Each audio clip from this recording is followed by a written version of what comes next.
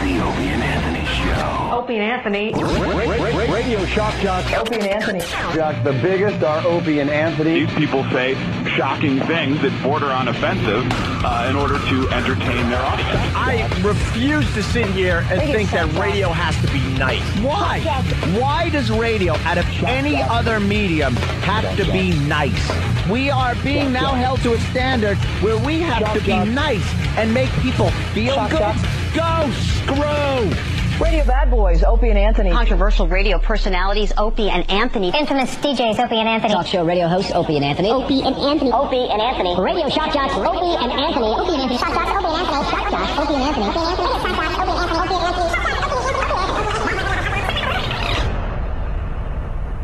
What? Hold on. Whose fault was that delay? No.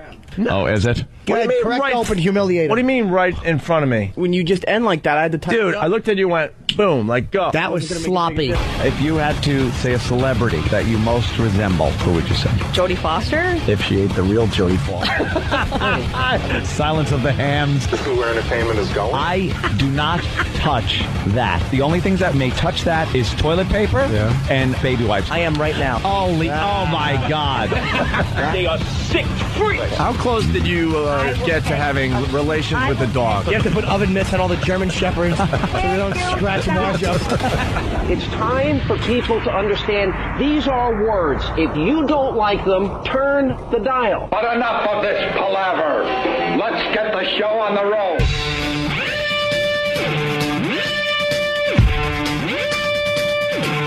Wakey, wakey. It's Opie.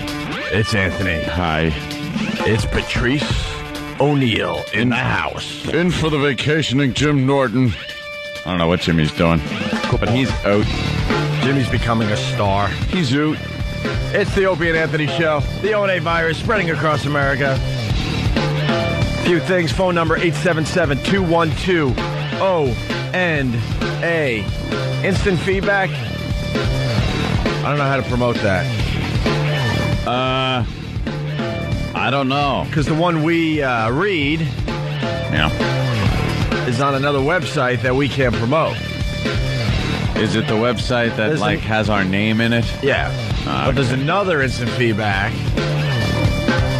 that is on onaradio.com, but we don't read that one.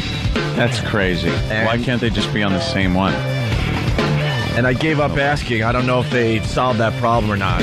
So, fix it.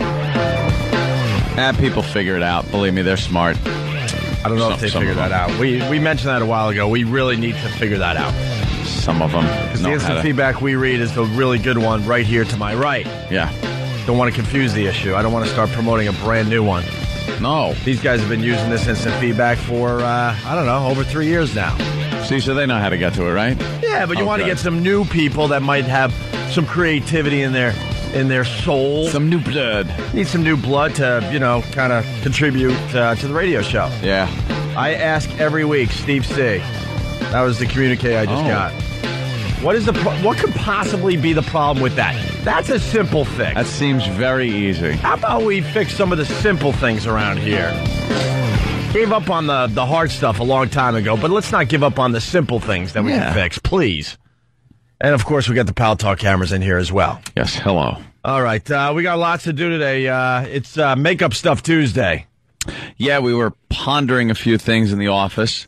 You know how Makeup Stuff Tuesday works. The first hour of the show, pretty much, we come up with something that's a complete fabrication. Yes. Completely fake. It's a lie. It's false. And we let you in on it, the people that are listening from 6 to 7 a.m. Eastern. And then after 7 o'clock, we just don't mention that it's fake. And we go on and present it as fact. That's right.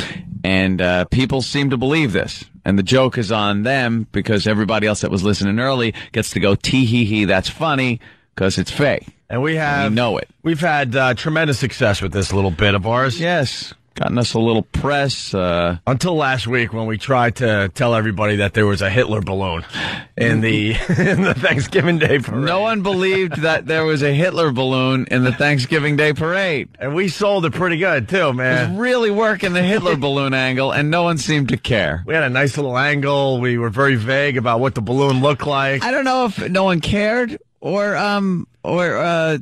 they didn't believe it. Like, I tend to think no one cared. Yeah. They would welcome the Hitler balloon. I think we went a little too outrageous last That was a little too out there. So now the challenge is fine line, isn't it? Now the challenge is on to come up with something that's a little more believable than the Hitler balloon. So, Patrice, if you have a fake news story, that would be nice. So just think it over. Just something that we could say, and people are gullible enough to start believing, and then they go to work and tell their friends, and that's where the joke happens. Because then the people at work that do listen to the show are like, you're just stupid. Believe in that crap. Yeah, something that people can really grab onto and chatter about at work. And we're at a loss today, so we might take one for the listeners. Yeah, sometimes the listeners come up with good ideas. I'm thinking maybe we tell everybody that Isaiah Thomas got fired, but that's an easy one. That's sort of niche, too. I mean, of course, basketball's pretty big, but you're not going to get everybody talking about it. We want a national story. We want like a national story, yeah. Something like Hulk Hogan is getting a divorce because he was caught having sex with the blue meanie. Something. Like that. Something, yeah. Maybe a Hulk Hogan divorce. Man-on-man sex gimmick with the blue meanie is causing the divorce with his wife. How about Don Imus says something racist again? Ooh, I like that. But he's not on the radio yet. Next week he starts. It's a lie. He is on the radio. Yeah, see? People don't know. On his first day back. Why stop with the little lies? Just the whole big lie. He's like, it's fact and it's lie. His first day back, he threw out the N-bomb 8 times in the first hour. Let's go to the phones. We got Jack in Ohio. Good afternoon to Cleveland. How are you, Jack? Hey, Owen. Hey. Not in Cleveland. I'm on XM. I'm listening to you live. All right, Cole. What do you got, man? I want to throw myself under the bus. You guys got me on the Hitler balloon. Oh, we got you on the Hitler balloon? You believe the Hitler balloon? Thanksgiving Day, we're watching the parade, my wife and family, and I'm telling them, there's going to be a Hitler balloon. You got to listen to the Hitler balloon. You got to wait for it. Here it comes, I think. Oh, no, a cat in the hat. That's great. I thought more people would go with the Hitler balloon thing. But yeah. Just because we I don't know, we sold it, I thought, just right. It could happen. It could happen. Because people like, is it going to be an Adolf Hitler, his face on a balloon? Like, I don't really know. We're not sure. We kept it vague. That would obviously be outrageous. There's got to be more to this than we know. Do you think we kept it too vague, or we should have actually described the balloon? It's a 50-foot high Adolf Hitler giving the Sieg Heil salute. Yeah. Like, really make it offensive. That might have worked. All right. 37 people died eating Purdue turkeys this past. You think that'll do it? Yeah, and then we'll have Tom Chisano run in and say, Purdue's a sponsor. Oh, my God, you went after another sponsor. What are you doing? Don't you know sponsors don't have senses of humor? I must say, speaking of that, yeah. Remember when Jimmy was going off about American Telephone and Telegraph? AT&T. Ah, yes. He was going off about that, and Tom came in and said, hey, they're a sponsor. Yeah. And then Jimmy said something like, well, I just had a problem with him, so I thought I'd voice it. Well, I got something to say about AT&T. Oh, boy. I got a phone call after that tirade of Jimmy Norton's from AT&T, and was explained, they explained everything to me. And changed around my billing plan, gave me a credit, and gave me a new plan that doesn't charge me extra for certain features that I have that they were charging me extra for because it wasn't in my plan. Totally hooked me up. I am completely satisfied with AT&T. How do they get your number? That was a little creepy. Is this Anthony Cumia from the Opie and Anthony Show? Yeah, no, it was a lovely young lady who called up, and she's a fan of the show, apparently. Oh, okay. Once they're a fan, they could just dig into their records and find you. Yeah. And, called me up and explained everything. She goes, I heard you had a problem. I just wanted to, and it would be the same thing if I called. Sure. Although when she called, I wish I would have had 80 buttons she had to push to get to a live person. That would have been funny. Ooh, I'm going to make a list of all the people I have problems with so they can call me personally. But everything got figured out. And that's pretty cool, man. I thank them. All right, let's say hi to Phil in Bayshore, Long Island. What's up, Phil? What's up, man? Phil? Hello. Hey. You got me? Yeah, we got you, Phil. You're on. All right. I got a good one for makeup stuff. All right. All right. Kanye West killed the doctor that killed his mother. I like it. That one's going to fly. I like it. That is Start writing, good. boys. Start writing. That's not bad. I like that one. All right? Because everyone's thinking that's what's going to happen. Hell yeah. Oh, that's a good one. That's national. It's topical. It's plausible. I like it. Yes. Let's writing. go with it. That's a good one. Let's go to Jay Big Cat. Jay Big Cat, what's up?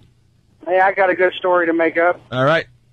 Hillary Clinton names Bill Clinton as her running mate for vice president. Something that people have wondered about. Mm-hmm. We can maybe throw that in as the like that'll the throw red herring. Yeah, that'll throw them off the scent a little bit. See, that's what we. Well, we don't want to explain all our tricks.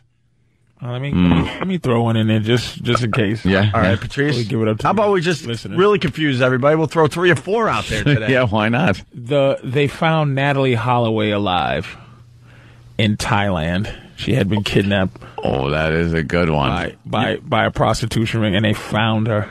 That's a good one. We got 3 now. Start writing. Look at that. He's like, they've released that Vandersloot guy. Yeah, make sure you got Vandersloot in there. Story. Oh boy, you guys are news writers today. Look at the newsroom. Look at them. I'm looking in the newsroom. Copy boy. We now go to the Opie and Anthony newsroom. That is a good one. Where's my news ticker, E-Rock? Tick, tick, tick. Tick, tick, tick, tick. Let's go to Chris in Jersey. Chris, what's up? Yeah, what's happening, guys? How's it going? Hey, we're doing all right, Chris. All right, cool. Hey, listen, here's one. Barry Bonds announces his retirement and tells all about his steroid use. Well, maybe the steroid thing we should steer away from. Yeah. All right, we'll cut that then. All right, thank you, sir. Let's say hi to Seth in Maine. Seth, what's up? Hey, what's going on, boys? Boys. What's going on? Boys, Patrice, what's going on? Hey, I got something maybe number 4 for your fake news today here. Okay. Maybe sometime back in college, there was a certain sort of African-American presidential candidate, Obama here. I heard he might have had some sort of a homosexual experience once back, and that might cast some doubt on his campaign. Well, I don't. I think I'd steer clear of that one too. But oh, come on! No, I personally love it. I love it, Seth. All right, we're in. We'll try to figure out how we can word that one. Possibly word that. Speaking of Obama, the Oprah factor. It's all over the papers today. Yeah. It's on the front page of our papers here in New York. Well, she's endorsing Obama officially. She's going along racial lines, I think. No surprise there. I think the community would be outraged if she didn't back Obama. And it says, can this woman change the face of politics forever? He ain't a book. Huh? I know she sells books, but I don't know if she could sell a president. So you think all those white housewives that buy the Oprah book aren't going to buy the... I don't think they're going to buy the black guy for president. I don't think they pick women, though. I'm very surprised she didn't pick women. Yeah, that, I'm sure it was very difficult for her decision. Where would I go? With the women? If she had to pick Hillary, I don't the think woman upset. Or Obama. The race. Yeah. I think gender is more powerful than race, personally. She should have picked Hillary, right? I don't know who she should have picked, but I mean, I wouldn't have been surprised if she picked Hillary. Either one, yeah. And I don't think anybody would have called her like... No, I don't think she'd have taken heat for that because it doesn't matter. A Republican is going to win anyway. Well, the latest poll is... The latest poll is saying that Hillary would lose to every single Republican candidate. Even a dude from Die Hard 2? Well, except for him. Yeah. He's great. I love him as an actor. I think he'd make a great president. He could play a president. I'm just upset. I don't want to see him as a president. I love him in Die Hard, too. He always plays the great boss of whatever he's supposed to be the boss of. Sure. Poll shows Hillary Clinton would lose to every Republican head-to-head. Wow. That's coming out today as How well. many people do they ask? 10 or 12. And how many people do they represent? Do polls work? Yeah, they seem to. So they represent like, what, 100,000 a person? Yeah. So they pretty much know who's going to be president 5 minutes after the voting begins. Yep. Just by they see the trends, yeah. Except for the year of the Al Gore. Well, that debacle. The year of the Al Gore. The hanging chads. Who met the president yesterday. Has any president ever made a human difference in this world? Like a real difference as a human being, other than that Petsky Lincoln? Budinsky. Are you saying he's the last president that actually did that you remember for doing something significant? It's significant on a human level. What about Kennedy? What did he do? Effing all those broads. That's pretty significant. That's not what he was doing. That's pretty significant. And Truman dropping a couple of giant mushrooms, but other than that, has any president done anything wonderful for this country where you, as a regular person, no. Well, I don't think it makes it. You notice there's just a fear from politicians now. They're too scared to do anything on a human level because too many other humans get upset by it. They're afraid to annoy anybody, so they don't do anything for anybody. They just sit there. Like, what's Bush done aside from the war? The war is a huge thing. That's his legacy, man. That is his legacy. Absolutely. He's done nothing but the war. And now he's in the home stretch of his presidency, and he's going to try to get a peace plan together between he's got Syria in there and Israel, and it's such a joke. He's brokering a peace plan as he's just bombing the hell out of a country. That's look, you gotta. Well, wherever you're at, you got to either, agree with the war thing or the peace thing. You can't be like juggling both at the same time. If you're into war, be war guy. If you're into peace, be peace guy. Like Jimmy Carter's peace guy. Yeah. Yeah, President Bush is war guy. War guy. His legacy is that idiot should have been war guy. He should have been just 100% war guy. No one is kidnapping any of Bush's citizens. Yeah. But it's just so war guy. As soon as I heard that he's like, negotiating some peace stuff, I'm like, oh, come on, stop already. Just because every president before you tried, you have to now try. He wants to get that picture of the guys shaking hands in front of him, right? So he could smile, and he holds up both of their fists in the middle. Yeah. That picture. How many times has that been done, and they're still blowing each other up over there? They're ridiculous. This girl told me why they wear burqas.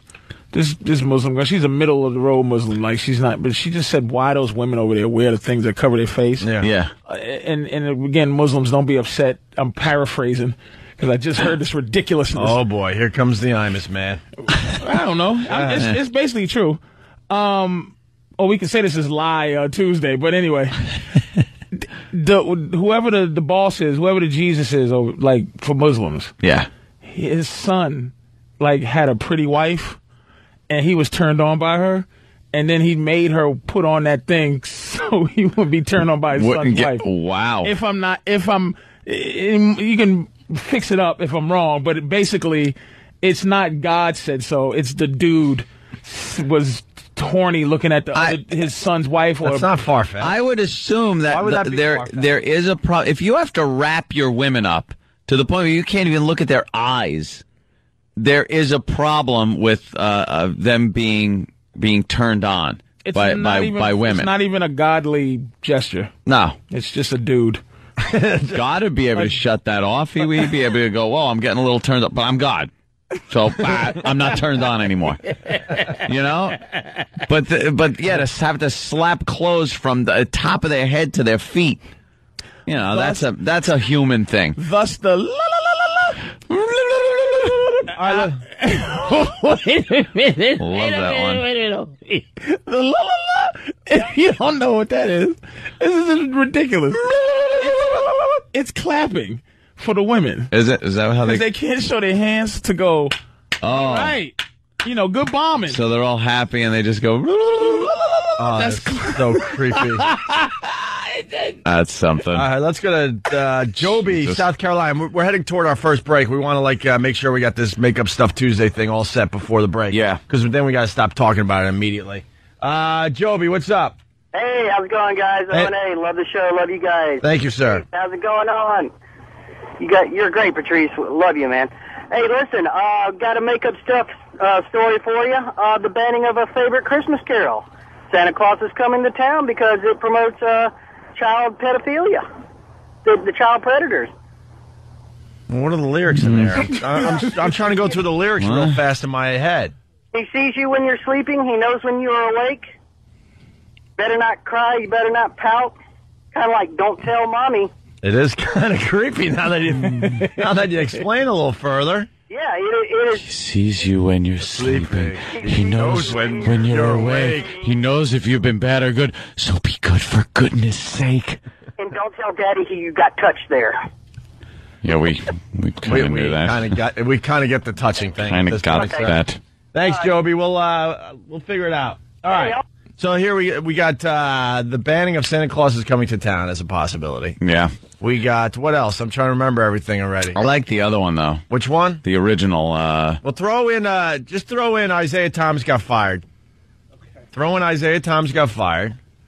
What was the other one? The shooting. Yeah, that, or killing. Kanye West. Kanye West, right. Killed the doctor that, that's big. Killed his mother. That's a biggie. And what else? What was the other one we told you? Natalie Holloway. Yeah, that's a good one. Was found. That's the newsroom's favorite right now. Oh, it is? Yeah. And you're going to have Vandersloot. Yeah. Vandersloot. I can't wait to say Vandersloot when I read the AP story. You get to use the word exonerated, too, I think. Exonerated, nice. And do we want to stick with the Bill Hillary one? Because... yeah, that'll throw everybody off because no one's going to buy that. Okay. You need one in there that throws everybody off. So if you're listening now, you're in on the gig. Even though we say we promote till 7, we're going to kind of start shutting up about it immediately. Yeah. All right. We have lots to do today. We got to talk about the Cougars in Kenya after the break. Unbelievable. We got to talk about the Cougars. Yeah, not quite the animal story you think. We're talking about desperate housewives. Oh, wow. Of Cougars, this is real desperation. And I don't know. It sounds like if you're an older chick, it's not that desperate at all. You're getting what you want. I think you're getting a little more than you want. All right, that's your tease. We'll get into that next. It's Opie and Anthony. Good morning. It's Opie and Anthony. E-Rock, you should be playing some Quiet Riot right here. Really? The music world is mourning the death of the Quiet Riot. On that. I know this song. On a past Opie and Anthony show. Let's say hi to Jeremy in Germany. It is a faraway phone call Tuesday. Let's see what Jeremy's all about. What's up, Jeremy? Hey, O&A, love you, love the show. You're in Germany. Bamberg, Germany. I just got here Saturday night. Ooh, what are you doing? Well, I'm in the Army. I'm assigned to 16FA. Ah, in Germany. Wow, we ought to pull our troops out of there. Out of Germany? Yeah, what are we doing over there? Our troops were over in Europe just so the Red Menace wouldn't invade countries. But, I mean, now, just pull everyone back.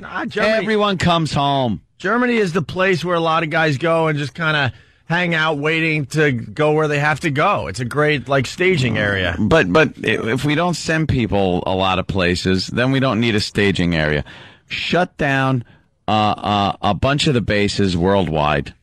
Pull all the soldiers back. I'm 19 years old. I can go into any bar in the country and order. Oh, okay, well, that's important to him. Okay, well, then stay. What can I tell you? He wants to drink He just wants to drink at 19. From those big steins. A stein and sing marching songs. You gotta get a throat check up there, buddy. You sound like an old man. Yeah, when you said you were 19. Jesus. 19. All our eyes went wide. Seen some action. I'm 19 years old. Oh, my God. That sounds like years of redneck. When did you start your redneck? Years of redneck. He started rednecking at 5. Where you originally from there, soldier? I just wanted to call and say hi. I got to go. It's like 50 cents a minute to call you. Ooh, that's expensive. All right, sir. You want to say hi to anybody at home? Yeah, I just want to say hi to my mom and dad. I'm sorry I missed you guys for Thanksgiving. Why would you blow off Thanksgiving if you were going to Germany? I had to take a plane, man. It's my job.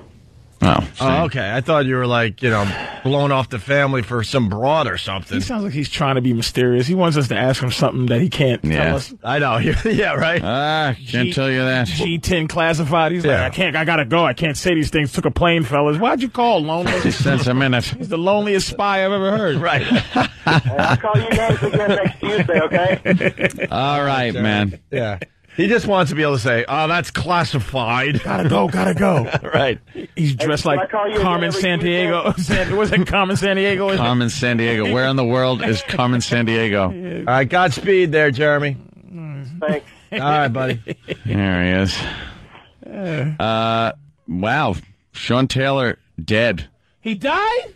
Yep. NFL's Sean Taylor, dead. Oh, my gosh. Redskins safety Sean Taylor died a day after he was shot in the leg. Oh, my gosh. They hit an artery, man. Yeah, shot high up in the leg, hit an artery, and caused a significant blood loss. Oh. When I first heard it on ESPN, I'm thinking he must have got shot right in the chest. And then I find out it was the leg, and it was in the artery. movies, you get shot in the leg, you're like, I could keep going. Yeah, but there's get all mad and stuff. Artery. You know, somebody left a knife in his bed a week early. They broke in his house and just left a knife in his bed. What the hell is that about? Like, that's personal, dude. Somebody was after this dude, man. Yeah. He didn't make it through the night, huh? And I bet when they shot him, I bet you it's something because no one shoots you in the leg. And just like you said, a lot of people with guns, they watch movies, so it's just like, yo, I want my money, or yo, you want my girl, or da-da-da, bow. Shoot him in the leg. He's okay. This is some type of warning, let you know I'm serious, but there's a nasty There's a major artery in there. So rethink your leg warning shot. Yeah, exactly. Now somebody's looking for the murderer of the starting Pro Bowl safety of the Washington Redskins. Yeah. This guy was a superstar, and he was in bed with his girl. You know? You know? Damn. They said he was They said he was one of the hardest hitters in the NFL, Sean too. Taylor, man, he was the fourth pick in the draft. Yeah. In 2004, 3? I don't know. He was good. The dude could play. I know he's been sitting out the last few games, but with an injury. Yeah, but the dude shot him in the... See what I'm saying? Man, what the hell? Yeah, if you watch too many movies, I'm going to shoot you in the leg as a little warning. Yeah, as a warning. You stay away from, oh, boy, he sure is bleeding. You know? Oh, hey, I'll shoot you in the leg. Oh, boy. That thing is spurting. Now they're saying he was shot in the groin area? In the leg. Upper leg, groin. Tony's helping us out saying it was the upper leg near the groin. Your femoral artery. I believe they call it the femoral artery. Is that the artery that fills up the balloon? No,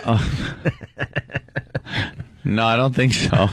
No? Damn. That's not the artery that's used to fill up the balloon? No. That's a big one, though. You got to have a big pipe there to carry the blood down to your foot. Wow. You know, it's got to start out pretty big. Well, that's breaking news because we got an update just before we went on the air. They didn't have anything on him. No, that just came in. Is that true? It's on CNN.com. Yeah, it's true. If it's on CNN. We tell the truth here, Patrice. What are you talking about? CNN.com. And there it is. Look for yourself. Sean Taylor dies in Miami. That's it. Wait a minute. Friend says. Well. Friend says. I mean, come on. Sean Taylor. I'll wait till I see. Can we get it on the sports channels here? Mm-hmm. Yeah. Jesus. All right. Moving on to other things there. We'll get more info. Well, there's not much there. I mean, he got shot and he bled to death, basically, right? Yeah, but it's not going to just be... I know it's not going to end up just being some random tiptoeing in your house and shooting. No, I know. They're talking about like burglary or some kind of robbery thing. That's personal. Yeah, which is the endorsement for you sleeping with your big pistols. That's right. You got to sleep with your guns. Sleep with your guns. And your cab partition on your in front of your doorway. Yeah, a cab one of those, what's that movie with Jodie Foster?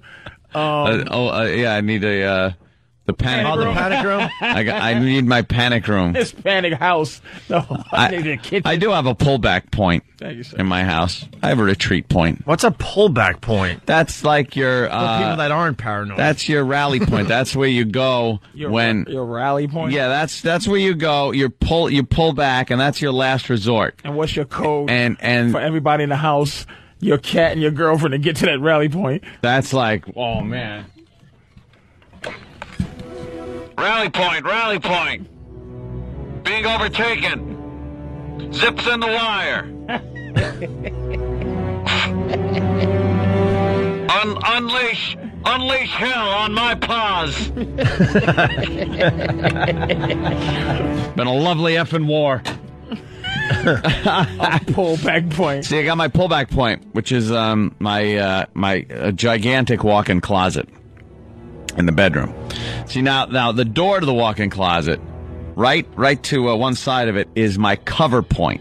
That's where I have a complete line of sight. He's figured all this out. Just listen to how crazy he is. Overlapping fields of fire into the door coming into the bedroom. No one can enter my bedroom when I am at this cover point. I have full cover.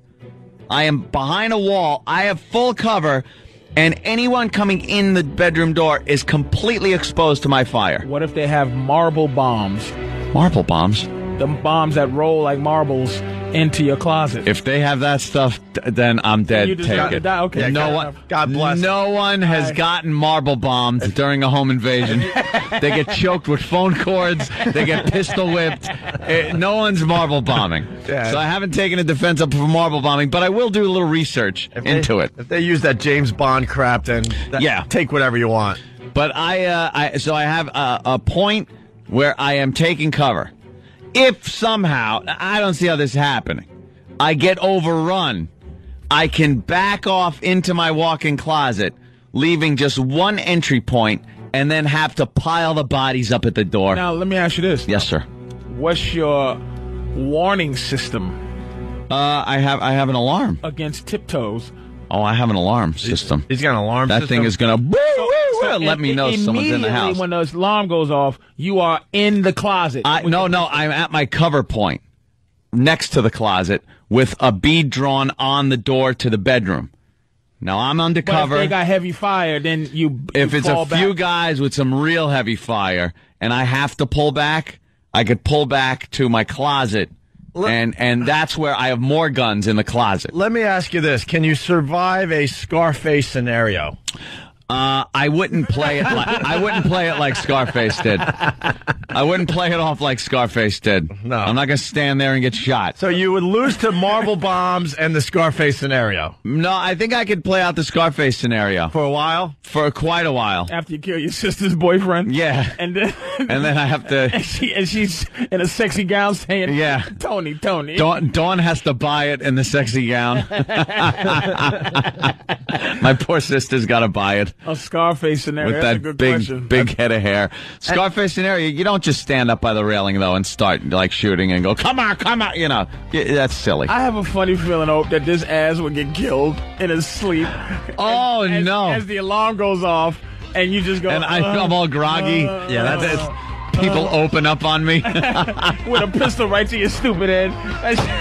All this preparation. I'm up. And there's nothing that'll save you. It's going to end up shooting someone close to him. They just want to come over with an apple pie. No. First of all, I will always identify my target. I would never. I have lights on my guns. I have night vision. Of course you do. I have holographic sights. Of course you do. I believe me. I have equipment. You have a silencer that's made out of a potato? No, I don't have the potato silencer. I want noise. To let them know. If I fire, let's say... What's your little friend? My little friend? What gun is your little friend? Say hello to your... All right, right now it's the gauge. The gauge, all right. That's your little friend? The 12 gauge is great for home invasion, especially with a door. He's figured all this out, Patrice. If I take cover by the door, someone's coming in the door, I'm hitting them. And I don't want a lot of collateral damage. If I pull out my AR-15, you know, there's going to be rounds flying through the walls. And it may hit your neighbors. Right. And then I got my AK. I got There's another one that could hit your neighbors. I got the AK-47. Yeah, that's another one. But those are in the closet. How about your 50-50 on top of the That's roof? That's my fallback point. Then there's no more rules. Then I can't worry about collateral damage. I'm shooting through the door with both of those guns. I will have the AK and the AR, one in each hand, and just firing through the door.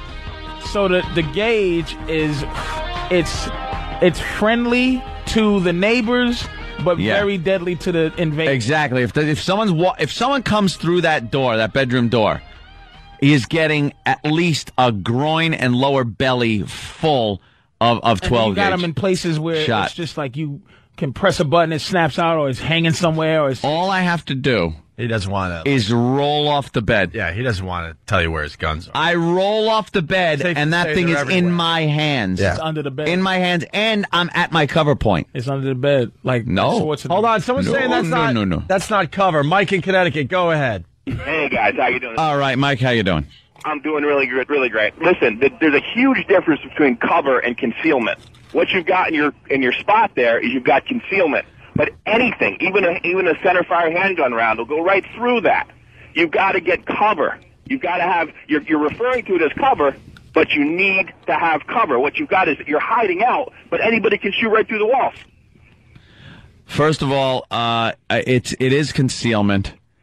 They won't be looking for me there. When they come in, I will have the element of surprise. I will be hidden, and they will be completely exposed walking through the bedroom door. Once they walk through that door and are identified as hostiles, I open fire. Now, where's your bed in relation to the door? Where's your head? It's the furthest point from the door. So to see your front door, you look down at your feet, you look over to the right, yeah, it's pretty much to the left. Straight ahead. Down. So down at your feet. Yeah.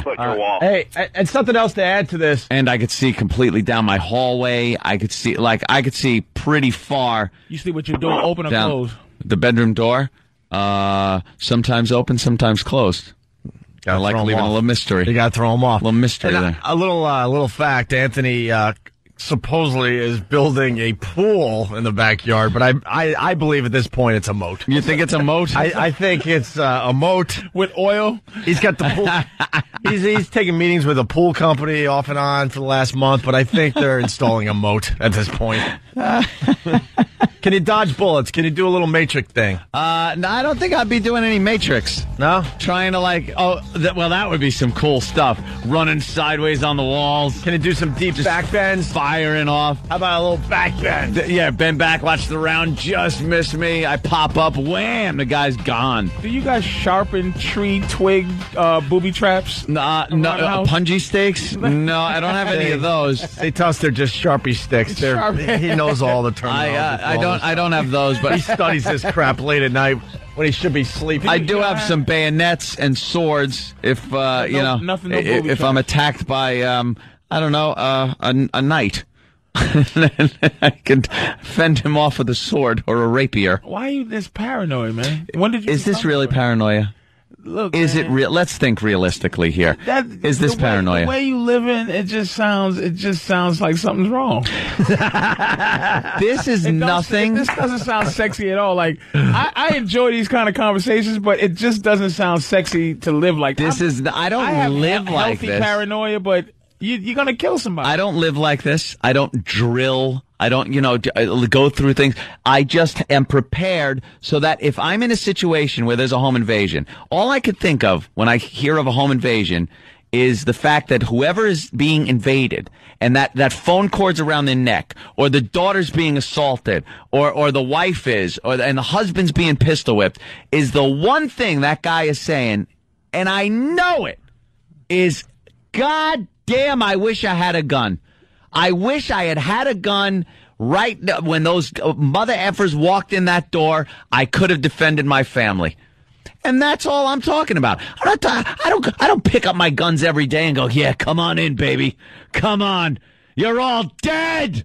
Are you feeling I don't okay? say that. Are you feeling okay I'm today? fine. Are you sure? Yeah, why?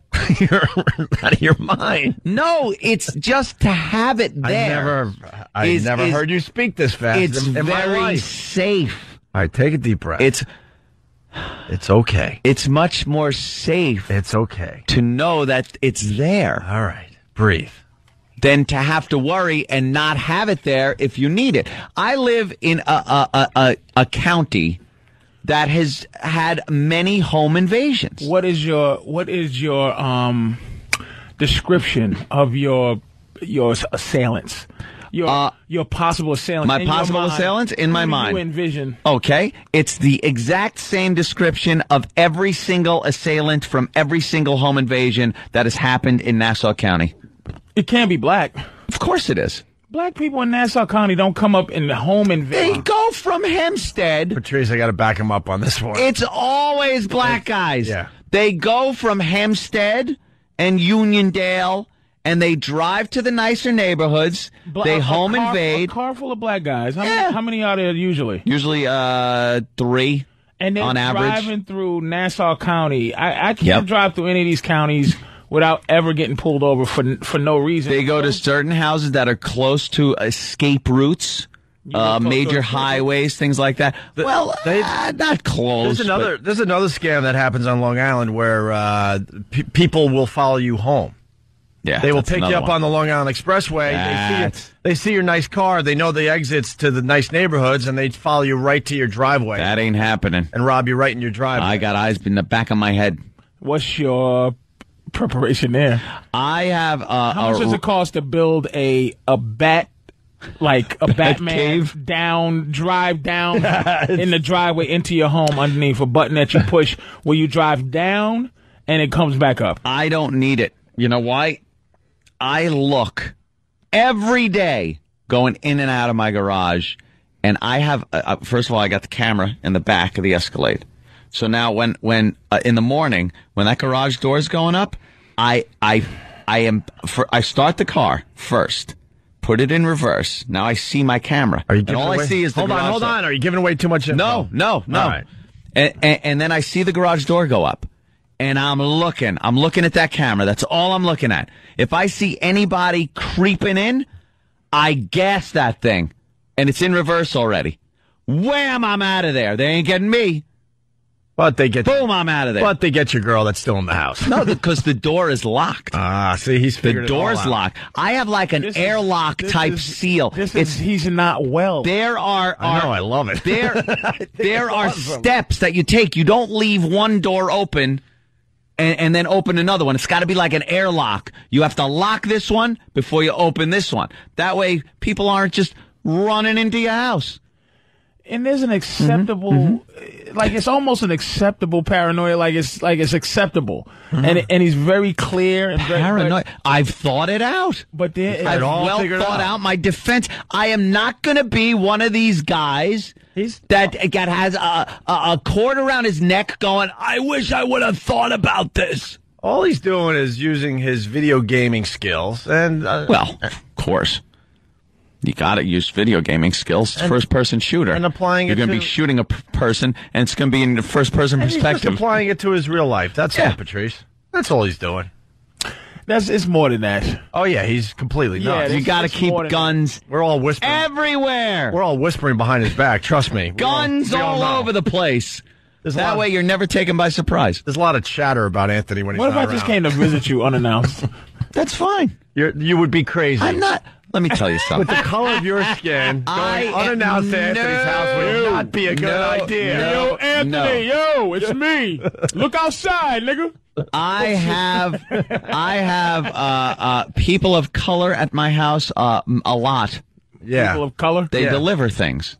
They deliver like furniture. I have Mexicans that come in and they clean the house on a weekly basis. What about the furniture deliverer that looks around your house and goes, "Yo, this is a nice house, man"? They've said that.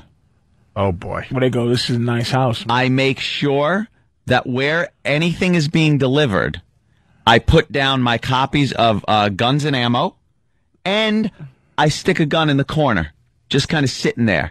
and go, yeah, it goes right there. So they know I am an armed citizen, and it's going to be a fight getting into my house. Well, I don't think that's the gun before you. Yeah, I think that makes them think, oh, we got a gun now. Right. We can get a gun. No. This dude got mad magazines. He got a lot of magazines. No. He got a lot of guns. He got a lot of Exactly. stuff. So and I'm going to steal the couch I just delivered. They would rather break into a house with some old people that are going to be cringing and bleeding than break into a house where they know somebody is an armed citizen.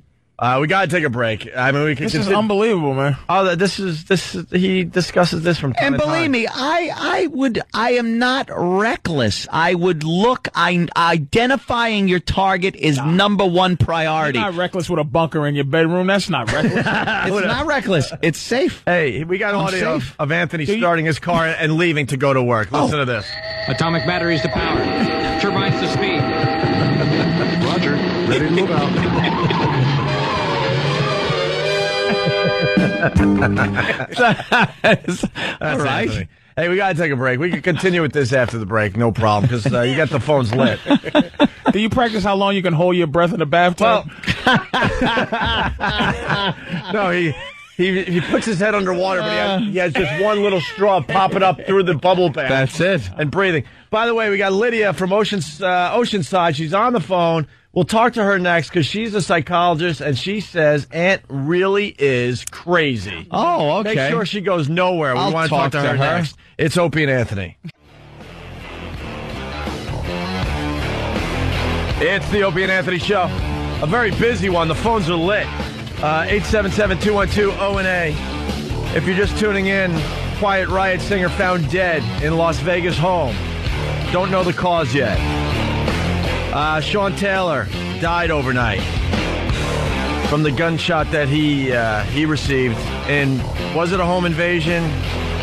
We don't know, right? We don't really know the details on that, but he did not survive the night. No. Also, we'll have more on Kanye West's arrest.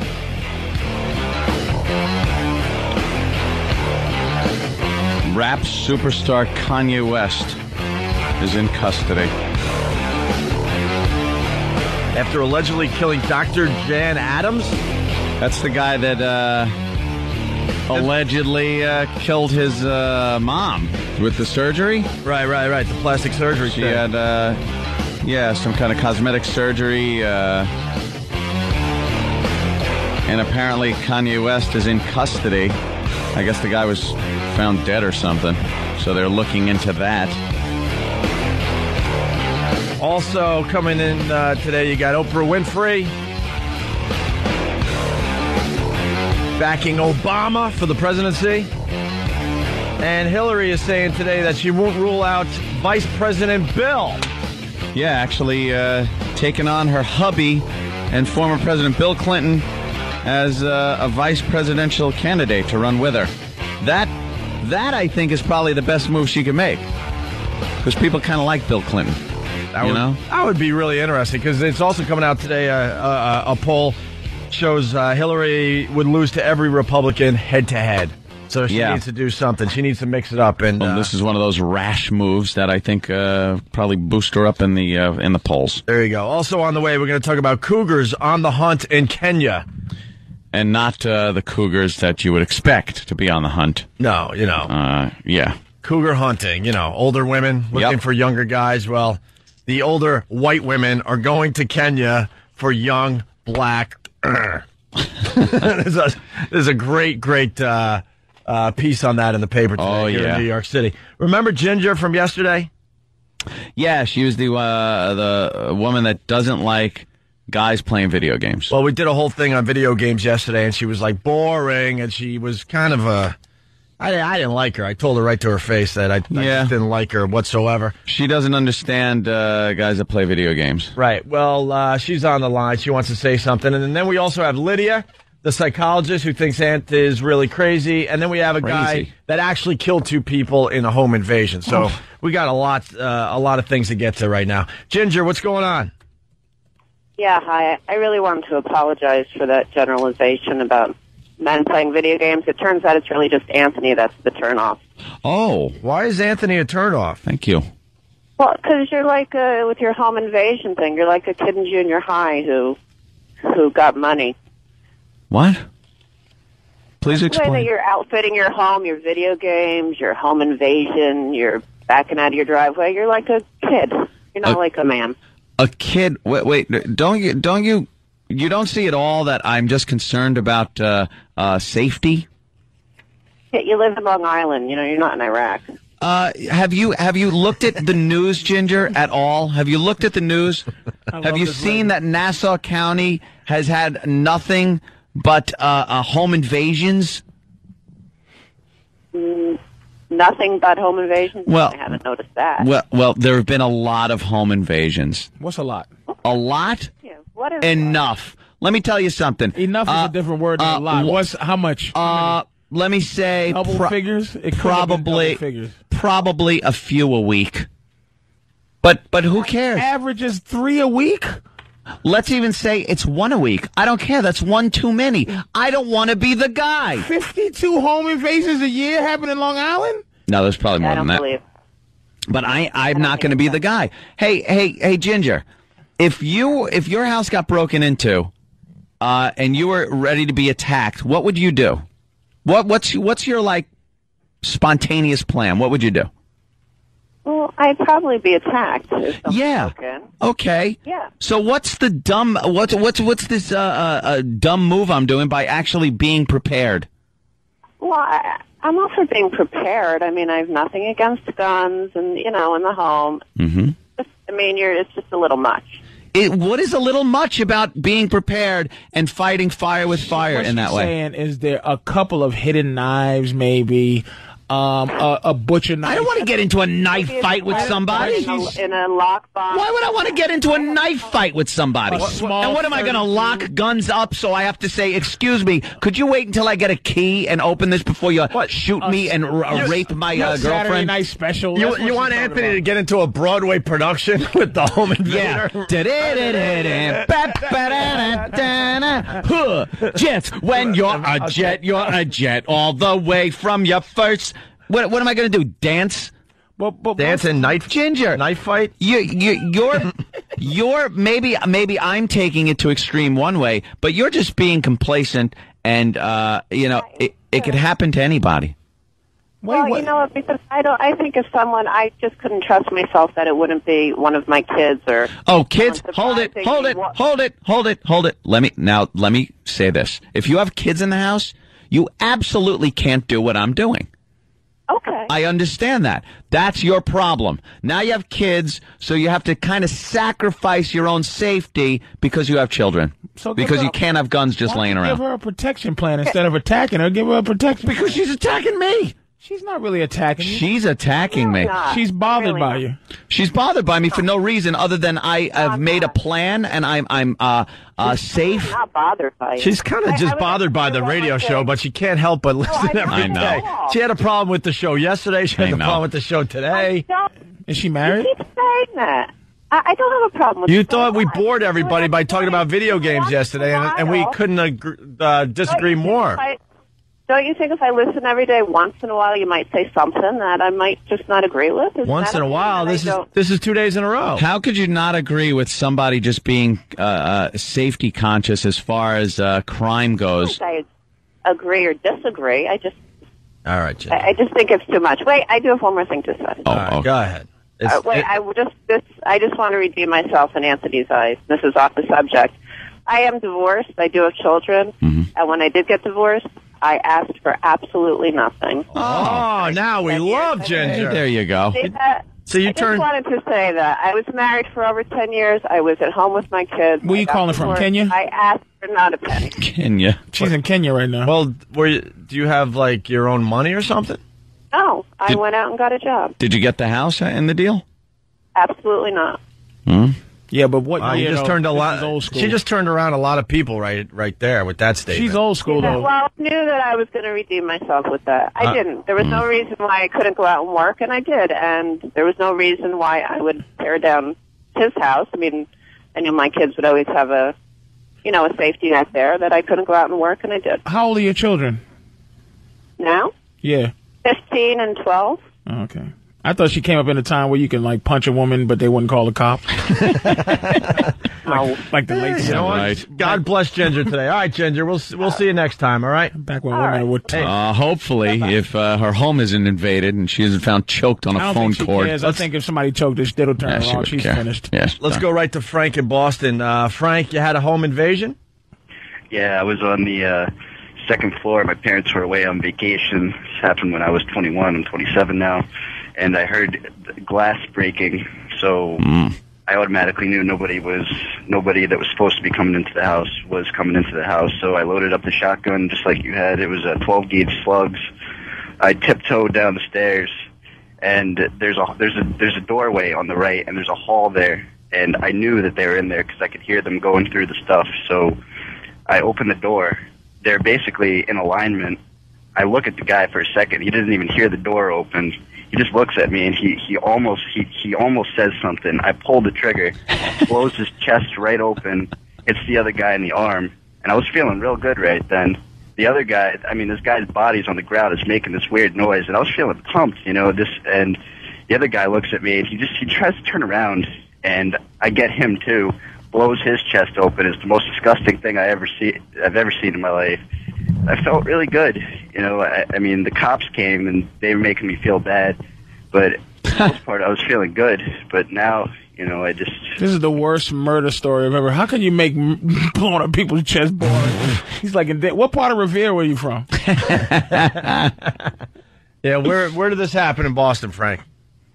I don't want to say where this happened, but you don't feel like a man after killing people, especially as the years go on. You just feel worse and worse, and I think I'm just going to do myself in any day. He's lying. I'm not buying it there. Not even a drop. 9/11 was an inside job. See ya! And you can tell. That was the worst I killed somebody story I've ever heard. Just said I watched his chest blow up and I was feeling really good. Then the other guy's chest blew up. The other guy's chest blew up and an alien came out. I don't want to tell you what part of Revere this is. All right, let's go to the psychologist finally. It's Lydia from Oceanside. Lydia, what's up? Hi, guys. Hey.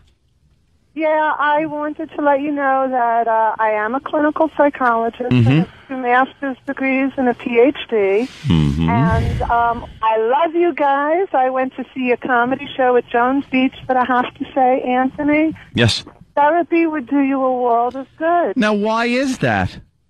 Well, I'm not saying you're right. What you were saying to Ginger is 100% correct. You do have to be safety conscious. But what Patrice is saying makes a lot of sense. I think it's just a little over the edge with you. I personally it's think taxi it all driver-ish. dates back to that. I'm sorry? It's taxi driver-ish.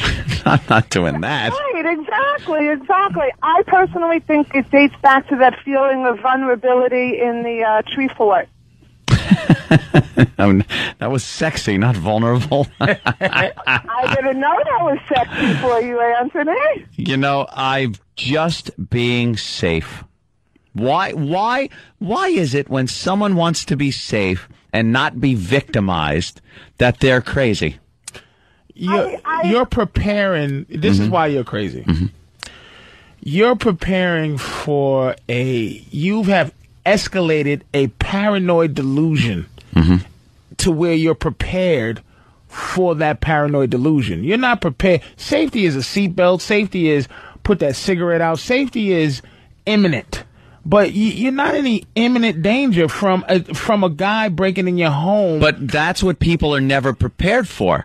Non-imminent danger. People are never prepared for it, and they are the worst. Being a victim like that would be the worst life-ruining, devastating thing that could happen to somebody. I want to know why she thinks you're crazy, though. Yeah. She's just touching... Oh, thank you. Because Anthony is prepared, and I agree with him that you have to be safety conscious. I live in Nassau County. I just said all that already. Why is Anthony crazy? Because he is more than prepared. He's obsessed. No, I'm just talking about it here on the air. But it isn't. I wouldn't say it isn't how I'd lead. But my, this is well thought out. Is but what I don't. she's getting at. At some point, I thought it out. I think just about every person But listening. I don't lead my life on a daily basis, going through drills and marching around the house with my guns. Actually, you have to be. I bet you to prepare your woman and your cat. I bet you he has rolled off his bed a few times. Like, He has to roll, practice. I have gun, never. cover. First of all, you're rolled off What my. are you, 58? You're 50. 58? You're 58 Jesus years old. Christ, I'm not even close to the 50. You have to practice some type of muscle memory to slide a 58-year-old body off the bed to grab his gun from out of the floor. Hey, Anthony's working out these days. Did you see? You want to see the guns? Let's see the guns. You want? Look at the guns. Look at the guns. Thurston Howell had the same arms on Gilligan's Island. Look at the guns. Why guns? Why plural? Why, Anthony, why do you need more than one gun? Because there's more than one room. He's showing off his muscles, dearie. What am I going to say if they break in downstairs? I'm going to say, could you excuse me while I go upstairs and get the gun to shoot you with? You gotta be prepared. But what is the lifestyle? Mm-hmm. How many times a day do you think on that level? Do you actually live your life? Oh, no, there are days, weeks go by where I don't even think about that. But if I'm asleep and I hear something, I'll kind of lift my head up, I look around, and then I know, I go, okay, the gun's there. If that sound develops into anything else, I know where everything is. So, yeah, you're crazy. I'm with you. No, but that doesn't happen for like weeks. You're overthinking it a little too much. No, I'm not. Why? What are you, crazy? We're with you on You a would certain be level. scared crapless if you were laying in bed and heard a window break downstairs and you hear some people going and then you'd be like, what do I do? What? You'd be looking around with grabbing a pencil that your hopes are jabbing the guy's that's eye. What the average citizen would do. The average citizen is a victim and an idiot. You know what? You're preparing for a war. Well, some weird war. No, it's not a weird war. It's been called a certain type of war, but that's the one I'm preparing for.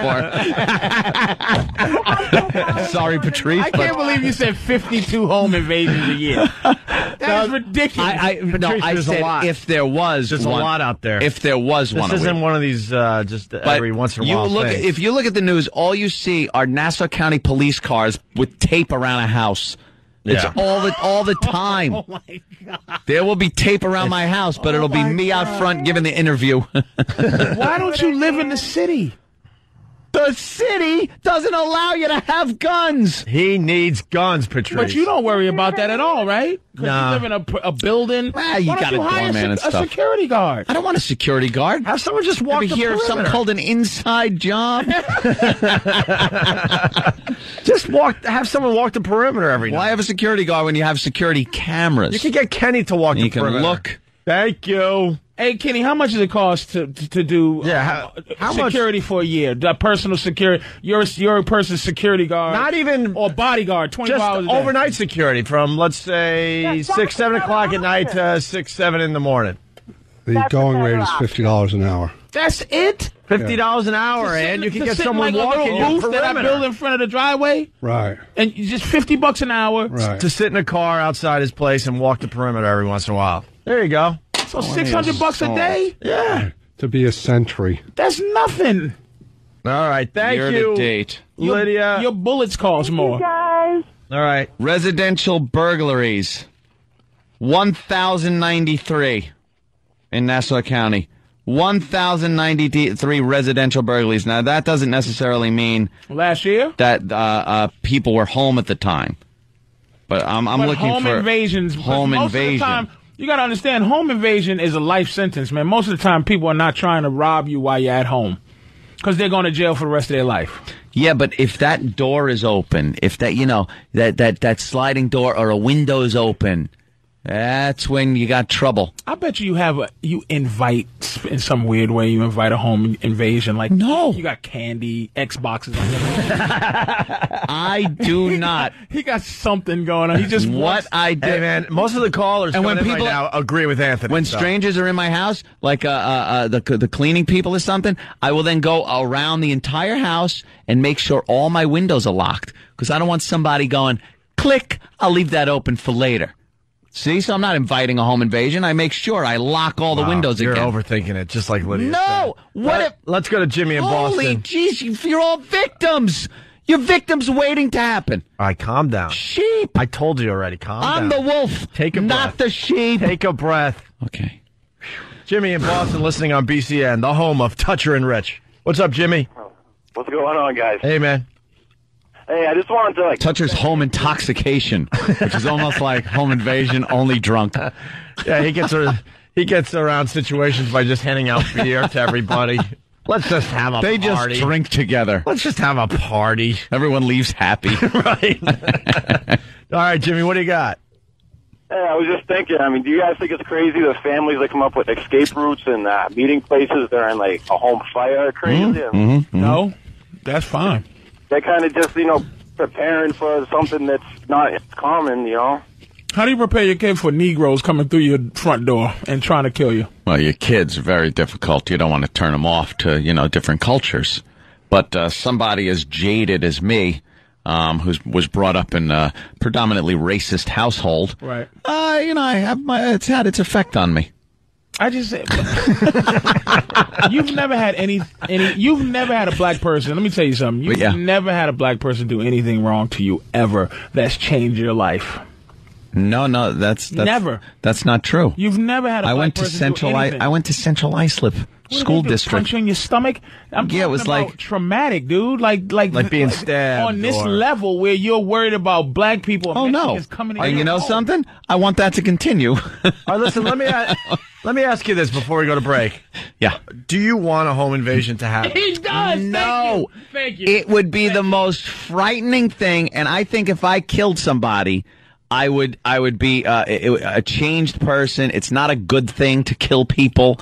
It would haunt you. It would just haunt me. I don't want it, but I am not going to. I think what's more traumatic than killing someone that is invaded your home is sitting there during those moments watching the horror that is ensuing as you and your loved ones are being tortured, perhaps killed, and you are powerless. That's the thing, is being powerless. I am not going to be a victim. I will fight it out till the end, till somebody's dead.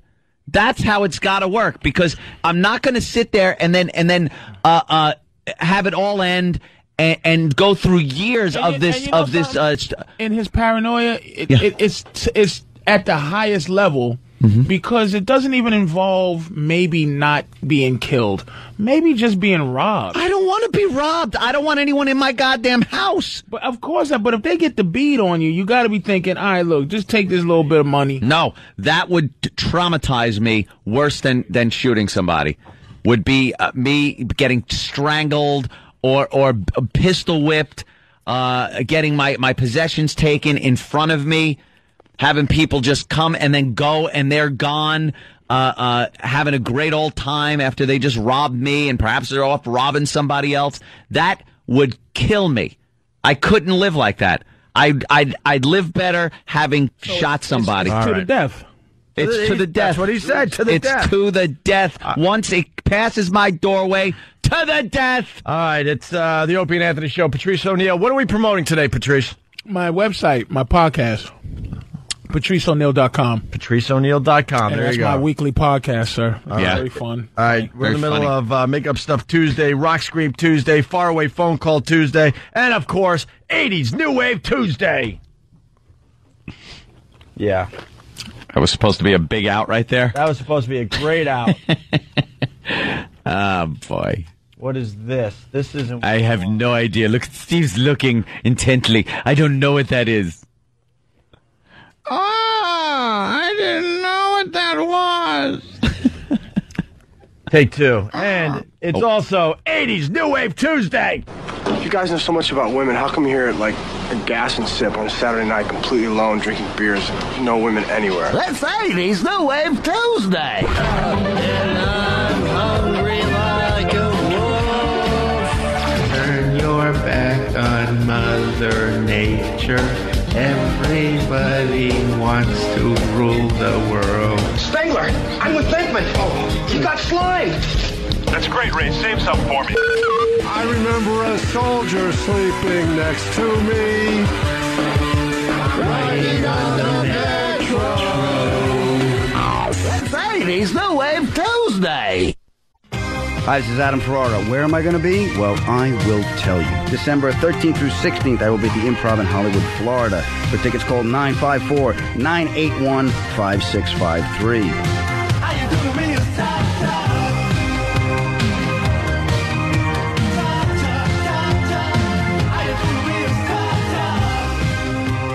Call Opie and Anthony, 866-WOW-WOW-WOW, 866-WOW-WOW-WOW. Opie and Anthony. Infamous DJs. Opie and Anthony.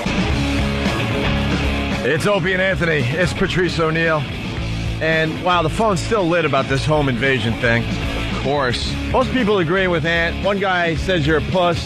Why? He thinks you should be fighting the invaders. What? Hand-to-hand combat. Yeah, that's what I'm doing. Yeah.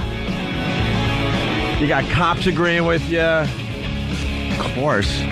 Just a lot of people in general agreeing with you. And it's funny, but this happened overnight. We got a fine little news story that helps out Ant's little cause here.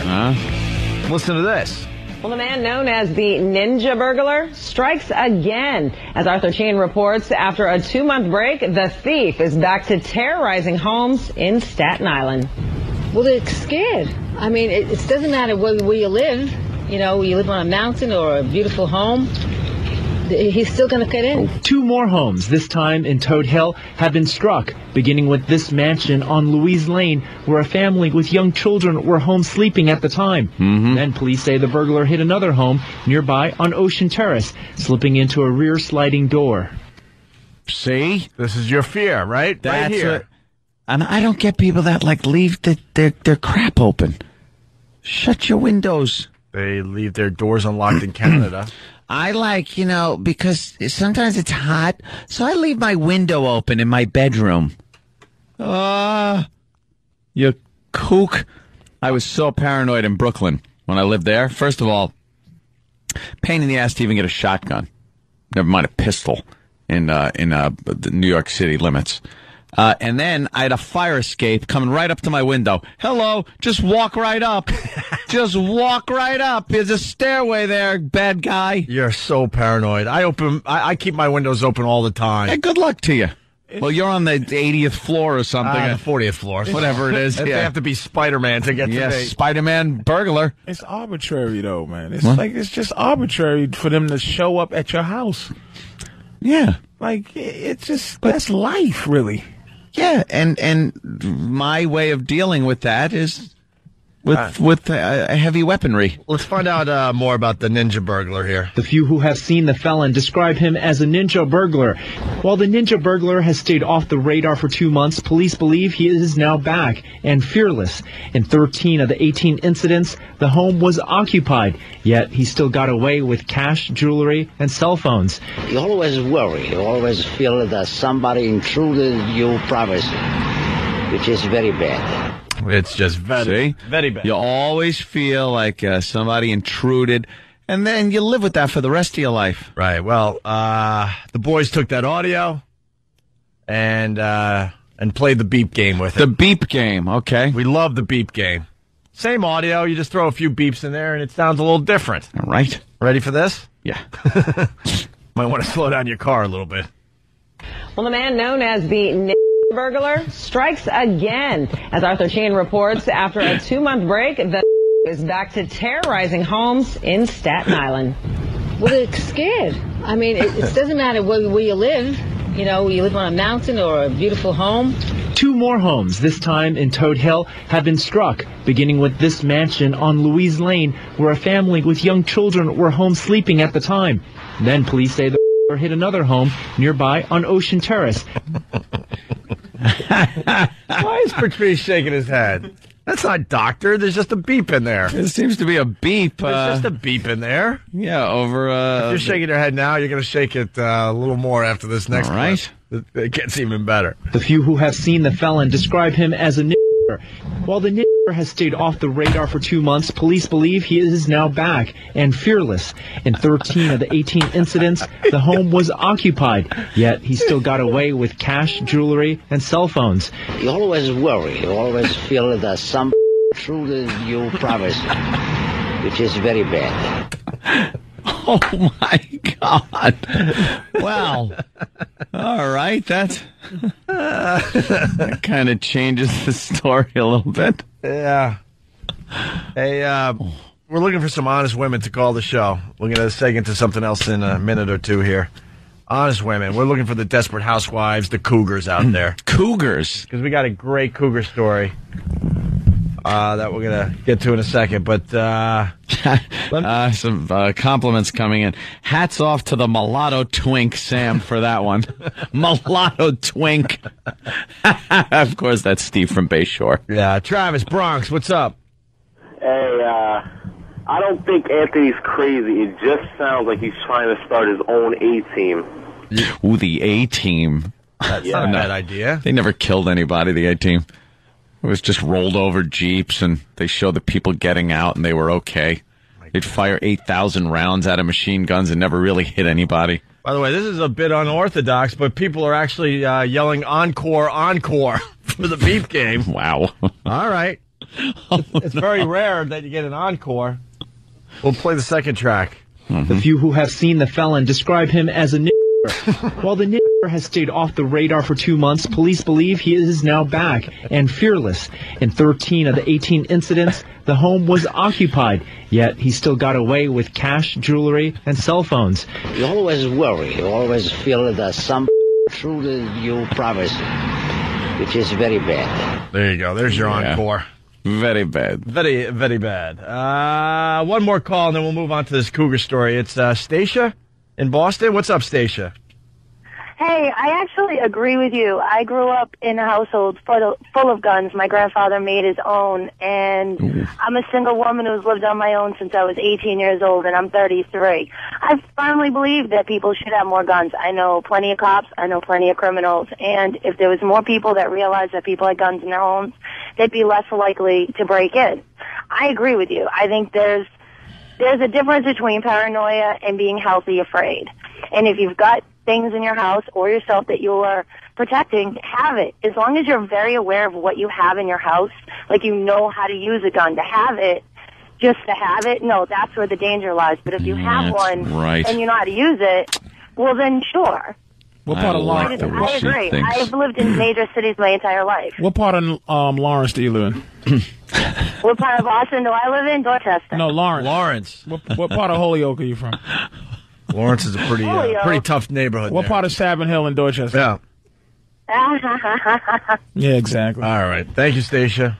There you go. Thank you. We're going to move on. I mean, we could talk about that all day long, but that topic comes up for discussion a lot on this show. It certainly does. We'll wait till next time, and we'll get a little more of Anthony's paranoia. Think of the break if I ever had a home invasion.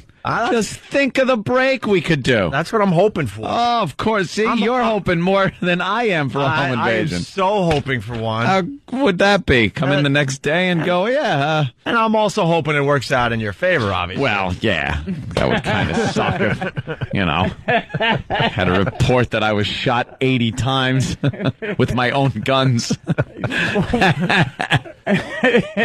Yeah, it would suck. All right, hey, we need Anthony, armed with nothing but a rapier, was shot with his own shotgun. Yeah. God, these phones. Oh, okay, we got cougars calling in. All right, cool. Allison, Jersey used to be a cougar. Used to be? Well, the New York paper. I forgot which paper, but there's something going on. I had no idea. Cougars on hunt in Kenya. Yep. When I read that headline, I'm like, what's up with the cougars in Kenya? Yeah. They're getting hungry or something. They're starting to eat humans, but that is the case. We're talking about the old ladies. Yeah, the cougars. They're known as women who are past their prime. To be honest.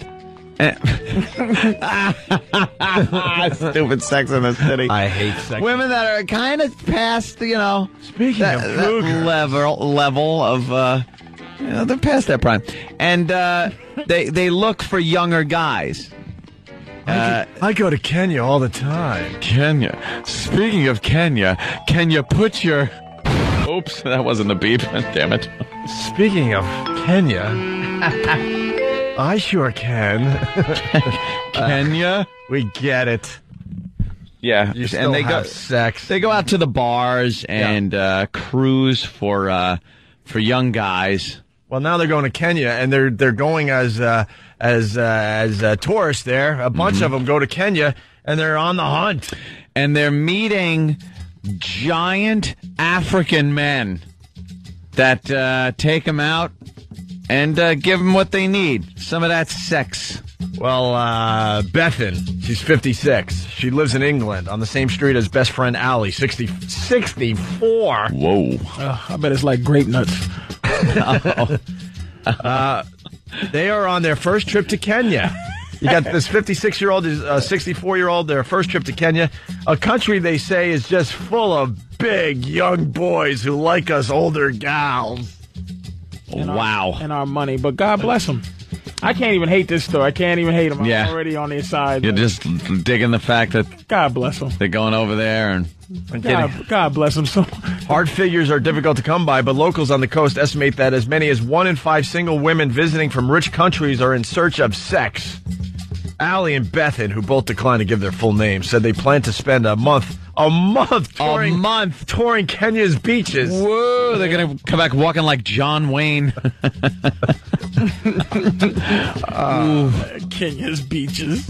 It's not evil, said Jake, blah, blah, blah, chairman of the Kenya Tours Board, when asked about older rich women traveling for sex with young Kenyan men. But it's certainly something we frown upon. Why? Well, the health risks, first of all. AIDS prevalence of 6.9% in the country. That's why there's condoms, dude. The beaches stretched before the friends as they walked arm in arm with young African men. Yeah. Allie rested her white-haired head on the shoulder of her companion, a 6'4", 23-year-old from the Maasai tribe. Oh, man. Hey, where are the white women at? I read a book about the Maasai tribe, dude. Oh. The Maasai tribe? Yeah, it was a book called Maasai Tribe. What are they about? Oh. What are they about? The name of the book is Maasai Tribe. Ouch.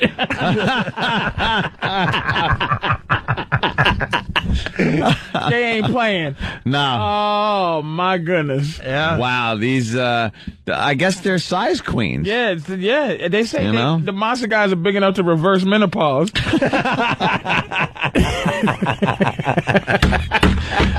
What is this guy doing with like a 64-year-old woon, though? What's in it for him? The money. The money? That's Yeah. obvious, yeah. She's handing over some money. Okay. Playing, So like prostitution, like gigolo? I'm paying some big basketball player from Africa to... Dude, we went on vacation together back in the day, and you know what this is all about. No, I don't know. They're just I don't remember us picking up black men. No, but but in all these tourist areas, there's guys, that's their whole gig. Yeah.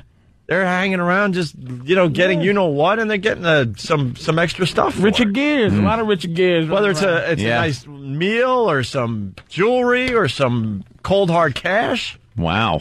That's what they're in it for. And they, like, what the hell? And they give the name. Oh, here it is. Best ones. Here it is. You asked the next line. He wore new sunglasses. He said were a gift from her. Absolutely. Ah, the sunglasses. So you bang the 64-year-old broad, and she goes home, and you got brand new sunglasses. She should go Gucci, deeper. Chanel sunglasses for that big African. She should just go deeper into the bush and get like, some kind of get the sex for like a lighter, where they all go, oh, Billy, Billy, Billy, Billy. They probably start scratching her with their necklace made out of real cougar foot. right. A real as they orangutan like teeth. We kill white women around here. They cook her up in a big pot. We're from the killer white woman tribe. Well, it gets better here. We both get something we want. Where's the negative? Allie asked in a bar later, nursing a cocktail. Oh, yeah, I bet she was. I thought the sentence was going to be, I mean, the obvious nursing a cocktail is pretty funny, but I thought I was going to say nursing a sore seat. Oh, can you imagine? I got to read that again because that's just comedy, people. We both get something we want. Where's the negative? Allie asked in a bar later, nursing a cocktail. Greaves cook and many hotel managers say they are doing all they can to discourage the practice. The head of a local hotel association told me they have begun taking measures like refusing guests who want to change from a single to a double room. Oh. Can you imagine the choices? Old white woman or oats being thrown out of a helicopter? It's like that's your choice. That's your choice. It's like I'm with the rest of the tribe where I got to catch giant bags of rice without water and eat that gruel out of that wooden bowl. Oh man! Or eat that gruel. Or eat that gruel out of a dry wooden bowl. You gotta think this is a no-brainer, man. Right. Either way. Oh man, it's probably like an alligator's stomach. Either way, it's gonna leave a bad taste in your mouth. Yeah. Oh man, those poor African men. Why couldn't see, this is what I'm saying. If I was a woman, man, I would sell my body until no one wanted me. Why do you have to have, see what a waste of time dignity is? Is that these women now go, why didn't I enjoy sex my whole life? Now I have to go to Africa, risk AIDS, getting attacked by something. Yeah. Getting eaten by a lion. To have sports sex. Right. Women now, women 20 to 40 or whatever, they're just dignity, integrity. And now it's like, it's these women flying from wherever they're from. Probably the Queen of England, too. She flies over there pretending this is...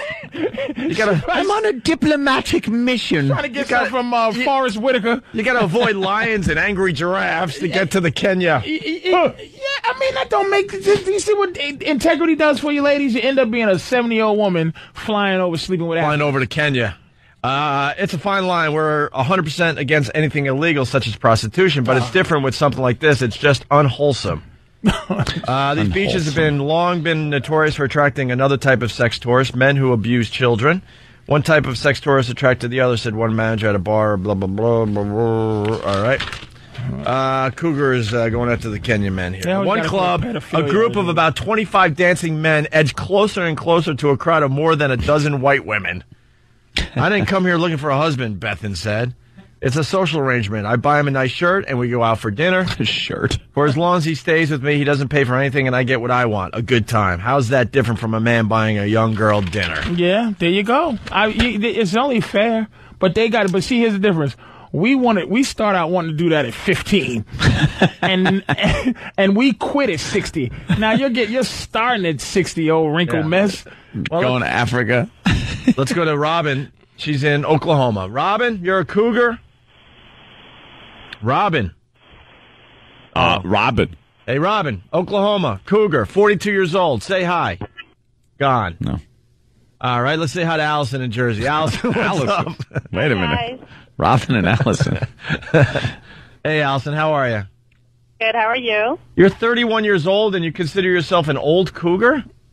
Not an old cougar, but... No, well, it says used to be a cougar. You're 31 years old. When were you cougaring? It's a cougar. Just a couple of years ago. I was married, and it was a pretty boring marriage. So when I got out of it, I just needed something fresh and new. So I was dating a 20-year-old. So there was almost a 10-year age difference. Now, did you wish you didn't waste all that time with integrity all those years? Oh, yeah, because I was with my... What's wrong? She's 31 years old. She's still young. Old. She's not. That's old. Yeah, but I've always been... Hey, I'm not old. Yeah, you're old. You're pretty old in the game. You're pretty old. That's 31? 31 is old. old. What is wrong with you? 20 to... I thought we were talking like a 40-something or whatever. 31 is not old. Reports coming in saying she's a MILF, not a cougar. Yeah. If you're a mom. Are you a mom? I am a mom now, Say you'd be a MILF. Now, you're more in the MILF category. She's a mooger. Mooger. I think you got to be... when does the cougar age start? 35? 40. 40? I'd say depending on the age of the guy that they're going for, probably would start at 40. You know, if you're 40 and you're going for a guy in his 30s, it's not really cougaring. What if it's but a if you're 35-year-old girl, 21-year-old guy? More millfish. Millfish? Yeah, I think once they hit 40, then you're cougaring if you're going for a guy in his 20s. If you wasted it, there's a lot of extenuating circumstances. Mm-hmm. There's some 40-year-old really hot women who aren't cougars. They're still sexual entities. Yeah. This lady wasted her time with the marriage and the kids and the this and the that. Right. There was a time frame where she should have been living her life. Now she's living it. I think she is a cougar because she's living. She missed out on a thing. You know what I mean? Right. She missed out on something. All right, let's thank you, Allison. We're going to go back to Robin. She's 42 years old. Robin, you there finally? Yeah, I'm sorry about that, guys. All right, so I'm 40. Go ahead. No, go. Oh, I'm 42. I've been married for a year now, but I love younger men. I wasted 10 years in a marriage, a sexless marriage, and when I got a divorce, I said, screw it. I'm going after the younger guys, and it can't be beat. I recommend it to women. There's better answers for men. Can I ask you a quick question, miss? Quick question. Why didn't you have all the sex with the guys who wanted to have all the sex with you at a certain time? Why is it when you miss the thing where your husband wasn't horny like he was when he was younger, now he doesn't want to sleep with you, but now you're oversexed? Why didn't you just want to sleep with the guy when he wanted to sleep with you? Why don't women sleep with guys when they're 20 and hot instead of these wrinkled up messes flying to Africa? Because I was a virgin when I got married. I bought into that crap, and I was married for a long time. And my husband, he never was real sexual, you know. I always was, and I missed it. And then when we got a divorce, I said, she just went wild. Yeah, she went nuts. So where'd you pick up the guys? I bartended for years, so that's all I had to do. If I wanted a guy, I had one right there, man. And then, sit on the other side if I wanted to, buy drinks. I mean, I'm married now to someone 10 years younger than me, and I did it for a while. I wouldn't want a long term, but it's worth it. Where else are we? Can I warn you about something real quick? In another 5 years, you'll be wondering why this guy doesn't sleep with you either. It doesn't change. It's not that you're not sexy. He's just going to get tired of you. We need different. Yeah, but good is good as long as you can get it, man. And I'll sit there yelling. All right. Hey, Robin, would you consider going to Kenya to get some young, you know what? No. Maybe Kenya a few years back, yeah. Maybe. I think if you have to go to Kenya, that's the real desperate cougars. That's the mangy cougars. Yeah. Are you that have no luck in the sports bars of America, so they're like, oh man, our last hope is to go to Kenya. And risk HIV. Is it with a white guy, Robin? Yes, I'm married to a white guy. Have you ever tested a little a Maasai Louisville Slugger? No. Not interested, huh? No. Not interested in a baby arm? Excuse me? Not interested in a Negro baby arm? No, I think that would be a little too much. So, no Kenya for me. Okay. All right, thank you. All righty, bye. All right. Let's go to Jay in Massachusetts. Jay, what's up? Hey, what's going on, guys? Hey, man. Yeah, I just broke up with a cougar, man. I'm actually out of my ass now. I lived in her house for about a year and a half. Wait, we laughed over that. Lived in a house for a year and a half, rent-free, right? Oh, yeah, but she got me a car, it was nice. She's good-looking, too, man. Viagra, my man, Viagra. No, it's hilarious. We usually when we go down this road, we talk to the cougars. Maybe the bit is to talk to the guys that got dumped by cougars when they were living the high life, man. And he stopped slinging it. He stopped slinging it. I bet you, Jay, that you were still banging other broads behind her back. Younger. She's probably listening. Yeah. She likes you guys. I mean, we're still friends. We just broke up recently, but it sucks, man. I'm homeless right now. So you were getting something out of it as well. Free rent, free dinners, gifts. It don't work out. Everything. It was 5-star restaurants all day long. It was great. I mean, she was loaded. She's a CFO. So one day you got comfortable and just walked around the house and didn't do your job. Is that correct? Yeah, I probably should have got down on my knees a little bit more. Yeah. I'm down and out now, man. It's bad. I'm missing her. She's the exact same age as my mother. They got along great. Oh, God. That's hilarious. We got another guy that got dumped. Thanks, man. Let's say hi to Dave in New York. Dave, what's up? Hey, what's up, guys? Hey. Hey, yeah, I was a victim of a cougar, too. I was 28, and she was 52. Cougar attack. 52. Yeah, but she was hot, man. She had the implants going and everything. So what, a pacemaker? Hey, how you know implant? You know how to ask the question, right? Ask him what 52-year-old is like. Yeah. How do you describe what it's like? There's like a difference. There's got to be a difference between 22 and 52, as far as let's just vaguely say the feeling goes. There is a mush factor, I call it. The mush factor. Oh, yeah. What's that? Oh. Well, as you know, it's not quite as firm as a 22-year-old, and Oh. Okay, so you're saying the skin's a little looser. So things are a little like shaky, a little looser, and it's like a turducken. Kind of, you know. The mush factor. You don't want to deal with the mush factor. Jesus, I never heard that before. Yeah, and then we need T-shirts. I've dealt with the mush factor. Yeah, it's kind of tough. The turducken was a great example because one time I walked into the bathroom when she was showering, and then what I saw from behind, you know, it was kind of like a little droopy. You asked her why she brought her luggage into the shower. It's like Nicholson walking into the hotel room in The Shining. The woman in the tub. When did we get a baby elephant as a pet? Right. Why are you washing your bat inside the shower? You a bat? I didn't know you had a pet bat. So, why did the relationship end there? Well, her kids didn't appreciate that I was younger than her youngest child. Oh, that's never good. And you were living with her and all that? No, I wasn't living with her. I didn't quite make that jump. After a few times in the mush factor, it kind of settled in. Unbelievable. My goodness. Now, was she the best? Was she the best you ever had? No, she wasn't. But from the neck up, she was beautiful. But was anything anything she did the best you ever had? Like, did she have any tricks that some young broad just didn't do? No, I think she was a little repressed, but not really. No. So nothing. All right, nothing. I think. No. I was hoping for some circus tricks, but nothing. I think she was worried about the age factor too. No purpose. All right, thank you, Dave. All right, guys, have a great day. We got to take a break. We got so many guys on hold. 19, 35-year-old. I'm 24. My girl's 45. Hate it, but I get money. It's just the calls are coming in like crazy.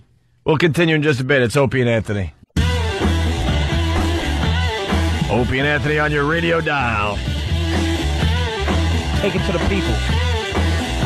Oh, boy, are we taking it to the people? Are we? Take it to the people. You're listening to the safest radio on the planet. No one gets hurt. Phone number 877-212-ONA. Where were we? Cougars? Yeah, Cougars. Jared in Jersey, what's going on, buddy? Yeah, man. I'm 24. My girlfriend's 42. And it's really no different because after a couple of years, it just totally goes away. But I actually met her. I worked at a chemotherapy facility, and she had breast cancer, and she was like really, really bad. And she started getting a little better. We started dating, whatever. It's been 4 years, and she's still around. But she pays. She gives me money. So you kind of hate it? It's horrible. I mean, she had I hope she's not listening. She had like a C-section back when C-sections weren't that easy to do. Oh, no. Did it with a hatchet. Wait, I gotta start. Hold on, I gotta start taking notes, man. The mushy factor we learned about? Yeah, the mushy factor. All right, I gotta write down mushy factor, and I gotta write down C-sections when they really didn't know what they were doing yet. Didn't know what they were doing yet. He makes a great point because now the C-sections are like itty bitty scars. Yeah, they figured it out. Back in the day, it was like just sawing away. There's nothing itty bitty about that scar. Oh, really? Okay, continue. But the problem was that when I met her, she had just gone through breast cancer, and to do it with someone who has 2 mastectomy scars down there, but the money is pretty good. How poor are you? I don't have to pay for anything. I mean, I get like, an allowance, quote unquote, but I do have access to the ATM, which is good. But I don't have to do anything at all. Except for that, which is a lot. Wow. All right. There you go. He's going through a lot to get his bills paid. Yeah. It's better than a job. I was just going to say, why don't you just get a job? That is a job. Horrible job. It's the worst job in the world. You're... Got to deal with the mushy factor and bad C-section scars. Let's go to Mark in Carolina. I don't know which one. North, south, where are you, Mark? South Carolina. South Carolina. What do you got?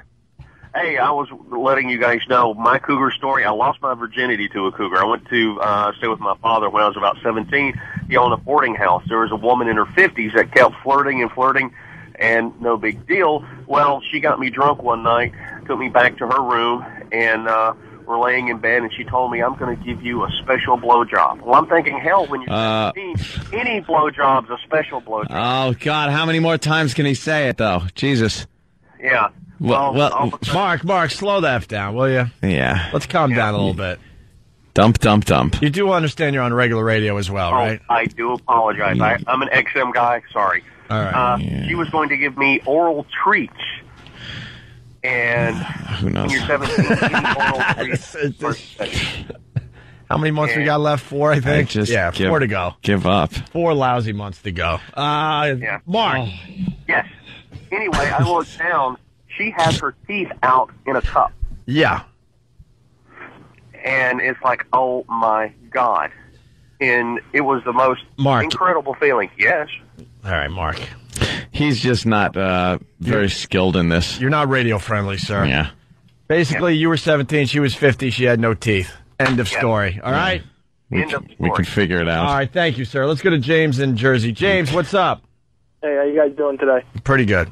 Good. When I was in college, toward the end of my college days, I was a personal trainer, and there was a couple of women there that I was 23, 22. They were in their mid-30s, a little bit older, and they were just, crazy for the young guys, especially being in my profession. I was around them all the time. When I changed careers, and I went over to more of a business environment, I was walking in the door as a 23-year-old guy into a business environment, and these women just took care of me in the sense that bought me anything I wanted, $500 attaché cases, suits, ties, you name it, and they took care of me as a 23-year-old guy. These girls are in their mid-30s. It was great. You're a whore. And they were hot. They were hot. You're a dirty whore. How you feel about that? Spectacular. I love the guys that are trying to convince us, and they were hot. I tell you, hot. Yeah, not hot. Listen, what was great was I personal trained them, so I kept them in shape. I stayed on top of them, make sure they ate well. It was a win-win Sweaty situation. old muscular women. All right, sir. Sounds delicious. Thank you. Let's go to Bronx Johnny, or Johnny from the Bronx. We know a Bronx Johnny. So, hey, Johnny, what's up? What's going on, Owen? Oh, it is Bronx Johnny. Yeah, man, what's up? What's up, bro? Nothing much. Oh, I'm running fast towards the 3 before I forget. All right, very good. When I was in college, we kind of my boy was going out with somebody's daughter. The chick was like 24. Her mom was like 47.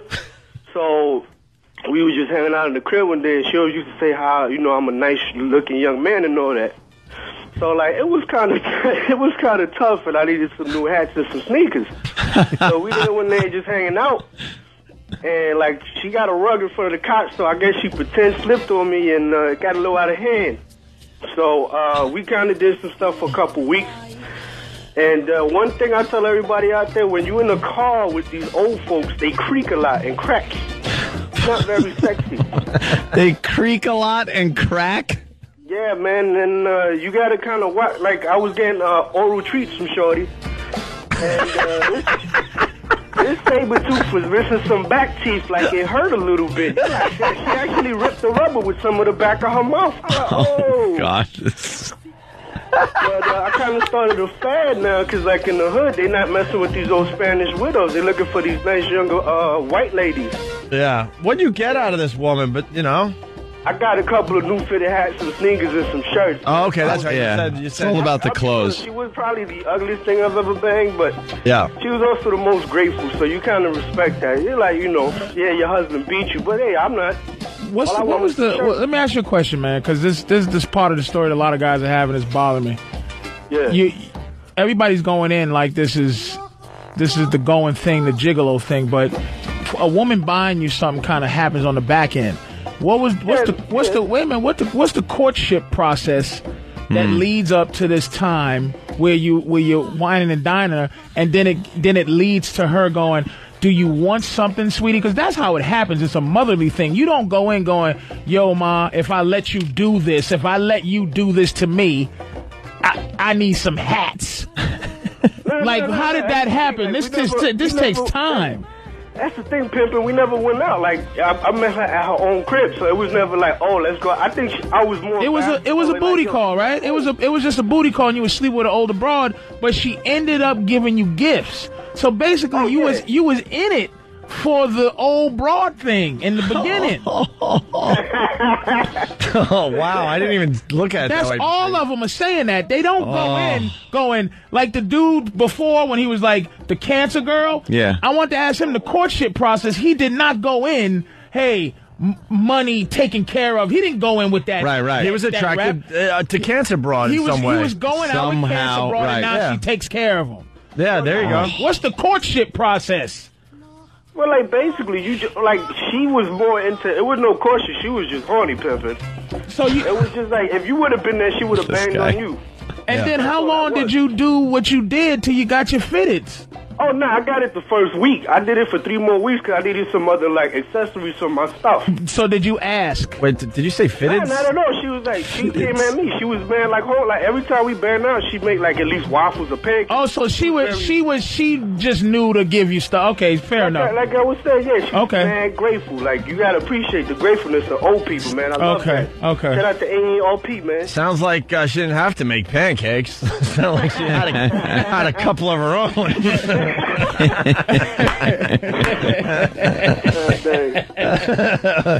Yuck. All right. Well, you got to do what you got to do. What is a fitted? Fitted. Fitted hat, man. New era caps. All right. Anthony has a not fitted. He probably has a strap on the back. Let me see the back of your hat. It's got a little. Yeah, it is a thing. I go with I try to go with the fitteds. Yeah, fitted. The fitted. Fitted. Damn. Our ratings just went way up in the ghetto. Keep talking, boys. All right, Bronx Johnny. I'll catch y'all later, man. Running fast 12 to 3. By the way, there you go. There's the plug. Bronx Johnny's the only listener that calls in and gets his own music. Yeah. If you want your own music, I guess you could request it, but you got to be as cool as Bronx Johnny. Yeah, but you got to prove your coolness, and then you get your own music the next time you call. Let's go to Bobo in New York. Bobo. Oh, what's going on, fellas? What's up, Bobo? I'm just gonna start off by saying I'm a bad boy. Yeah. So, look. You expected more out of that. No, don't start. I've been seeing this lady. We started off like as working together, this and that, and I've been hanging out like at her house, and like they took me in as their family, and just out of the blue, like a couple of weeks ago, me and her are just going at it like crazy. The thing about it is she's still married, lives with both her kids and her husband. The husband still treats me like a friggin' son. And you're living in the same house? We're not living in the same house. I live in my house, but I'm there like so many nights a week, and nobody has a clue. That's a hell of a way to live, man. I don't know. It's That's like, got to be like nerve-wracking. Yeah. What are you getting out of it? Yeah, what are you getting out of it? You know exactly what I'm getting out of it. That's that like older woman fantasy that all us young boys have, but it's out of this world. And it's just the sex for you. Period. No extra curricular. This guy doesn't care about any goods or services. No cars, no number 2 pencils. Nothing. Yeah. It started off as just that fantasy, but like once I like jumped into it, I jumped in head first, and I can't complain. You're in love, right? I'm not in love because, I got to stay with the younger girls because by the time, like, I'm 30 and... You care about her? 60, I don't want to mess with, like, colostomy bags. And, like, okay, so what you're doing, you care about her. You do care about her, though, right? Yeah, I care about her. So what's your fear is... The thing is, like, I love her family. And, like, they treat me like a brother and like a son. And you would betray them like this? Yeah, betrayal is, I don't care, man, but I want you to be honest with yourself. Yeah. You're debauchery. Don't try to jazz it up, you piece of garbage. All right, Bubba, I got to get to 2 more before the break. Let's say hi to Mike. Mike, go ahead. Hey, what's going on, guys? Hey, man. Yeah, so me and my buddies take a road trip to Virginia this weekend, and turns out I meet up with this cougar. She's 36, actually posed in a porno magazine back in 93, and I don't know, it's kind of like Bronx Johnny was saying. They use those incisors, man, because I kind of got cut up down there, too. It's pretty crazy, but I don't know, now it's like I'm being stalked by her. She's, like, calling me 24/7. She's already looking up flights to come up to Jersey. Like, I don't know, man, it's pretty crazy. Oh, boy. And what do you say when she says I'm buying a plane ticket to come see you? I'm just kind of brushing it off because I don't know what to do here, man. It's Tell her don't come here. Don't come here. I don't like you. See, he didn't. See, this is another one. These guys aren't being honest, man. Mm-hmm. They're messing around with these broads. He's keeping her hanging on as best as he can, but she's getting a little too serious. It was just popping old lady day. Now old ladies don't play the games. Like young broads don't have no money to circulate. They don't have no money to do certain things. These dudes are not men enough to mess with these old ladies, man, and keep them in check. That's why it's all falling apart. See, the thing is, too, though, when we were down there, I almost got jumped by her boyfriend's semi-pro hockey team. They were all at the bar that night, and they're all giving me looks. And shit. He's staying with her. He's staying with her, Opie, for the stories. He just likes having the stories. You're keeping her around. Yeah. You're not trying to get rid of her. All right, thanks. Let's go to Bellport. Mike, what's up? Hey, what's going on, man? Hey there, Mike. Hey, Mikey. What's up? I was 17 2 years ago. And I was going out with a 39-year-old. 17 and a 39-year-old, huh? It also says that it was your... my girlfriend's mother. Okay, it was. Oof. Did the girlfriend find out? Well, you know what? She used to drink with us. We would hang out in her backyard and stuff. And, one of the cool moms. She kind of came on to me, got her son to go to sleep, which was one of my friends at the time. Before I know it, I'm banging her in her backyard. And fucking after that, it was over. That's a sexy story, though, to just kind of... Your friend's inside asleep. Yeah, your girl's hot mom. Actually, How does the mother do that to her own daughter? That's the weird part of that. That's all. Yeah, there's some kind of resentment going on there. How do you do that to your own daughter? She's smoking, though, I'm telling you. And anyway, her son came outside that first time that happened. He caught us, kept it away from his dad for I don't know how long. And all of a sudden, we kept disappearing at the same times. And, eventually he kind of caught on. Mothers and daughters hate each other. You think they do? Oh, my God. My girl, without a doubt, would sleep with her daughter's boyfriend one day. Without a doubt. If she's 50 and her... it turned her on to see me hanging out with her daughter. She wanted it. Like, I didn't even know, she'd be laying on the couch telling me to, All right. to touch her and shit. I just kind of went from, from there to there. And then all of a sudden, I'm hanging out with her. Meanwhile, she's friends with my mother, Wow. There you go. Yeah. That's a good story. All right, Mike, tell thank the fellas. Keep that to yourself, though. Yeah, we got to step aside, take a quick break here. It's Opie and Anthony. PatriceO'Neal.com. Sitting in for Jimmy Norton. My podcast, sir. It's Opie and Anthony. Trying to move on, but the phone's still lit here. We'll talk to Annie. She's from Queens. Annie, what's up? Hi, how are you? Pretty good, man.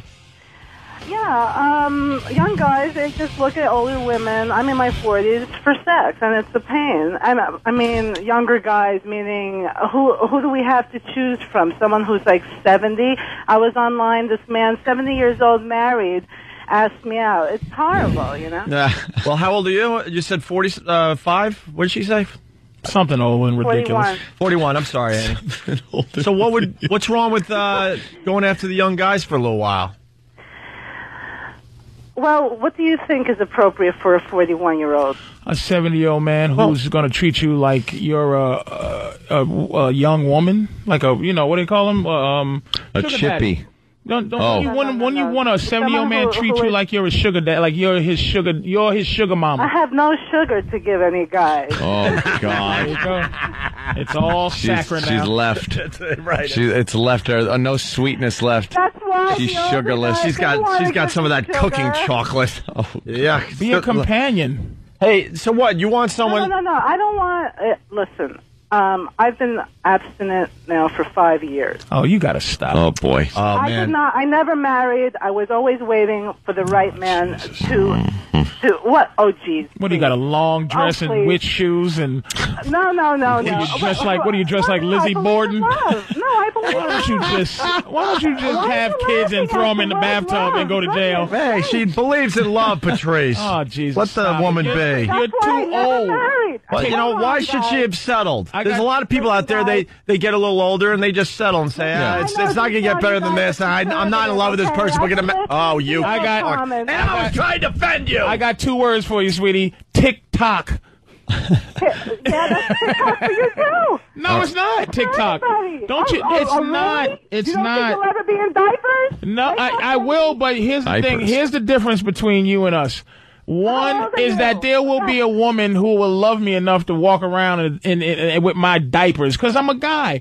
You're going to have trouble finding a guy that's going to do that for you. Change my diapers. You got to start giving it up. Why would you hold on to 45-year-old goods? 42.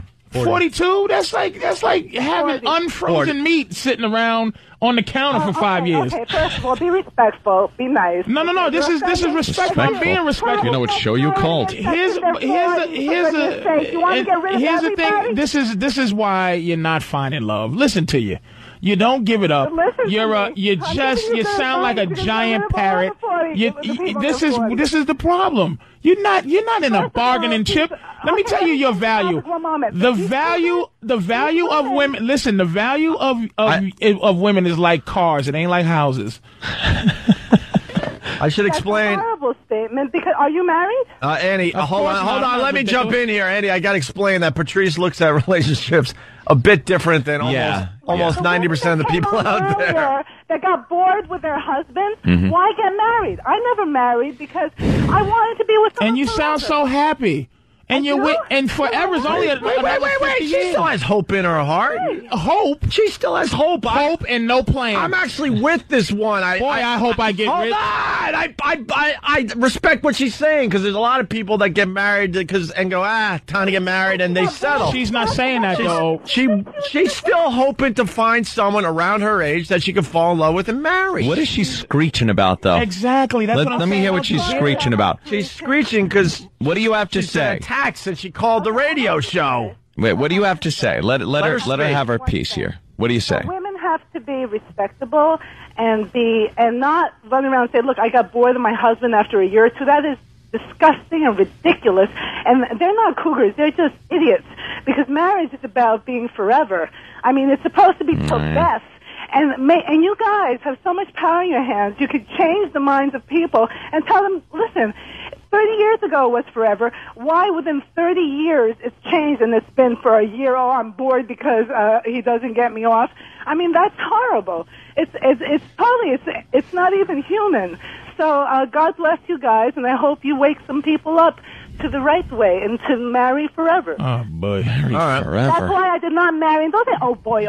And that's why I did not marry. What part of Pennsylvania you live in? Marriage should be forever. Or Utah. Which part of Utah do you live in? Utah. You don't live where regular people live. I'm born and raised in New York City. No way. Where do you live now? New Amsterdam. This is a location thing. This is worldwide, okay? It's worldwide. Look at the Muslims. We have our enemies. Our enemies, not our enemies. We can't. They cover everything up. Whatever they are, who knows? You were right. Our enemies. Look at the Muslims. They stay together forever. In the world market. All right, so we should start beating our women with sticks and victimizing rape victims and arresting them and doing. Are you insane? Were you just trying to equate Muslim marriages to our own? The fact that they stay together. She's a kook. They stay together because if the woman leaves, she gets killed.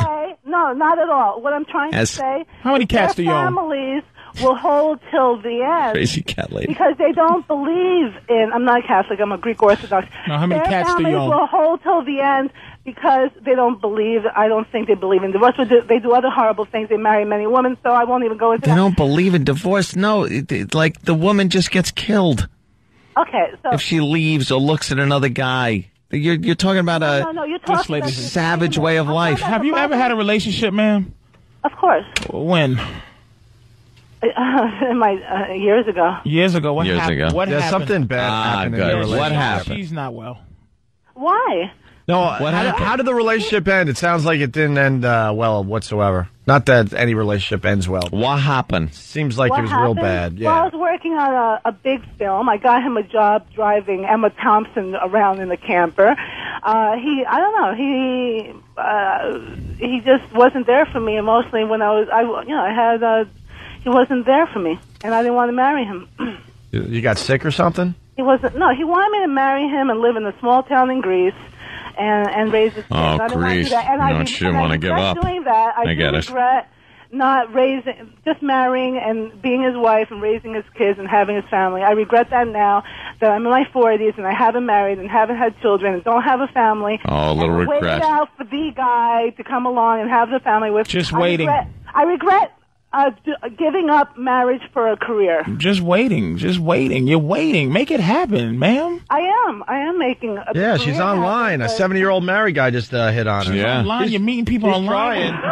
She's trying, man. Just go out and say hello to people. Touch people. Let people touch you. Yeah, that computer crap is, that ain't going to get the job done. Are you on Match.com or something? I tell you guys that a lot of people respect your opinions. No, they don't. And when yes, they do. And Not really. You can change the world. And I hope you change it to women don't leave their... If I could change the world, that would be last on my list. They leave their husbands because the sex isn't good. That's ridiculous. You're supposed to be... But you're a person who has not been satisfied sexually to even say that. You can't qualify that statement because you haven't had good sex. All right, hold on. We got Steve. All right, hold on, Annie. I'm going to try to set you up here. We got Steve in Westchester. Steve, you're on with Annie from Queens. We might have a love match here, believe it or not.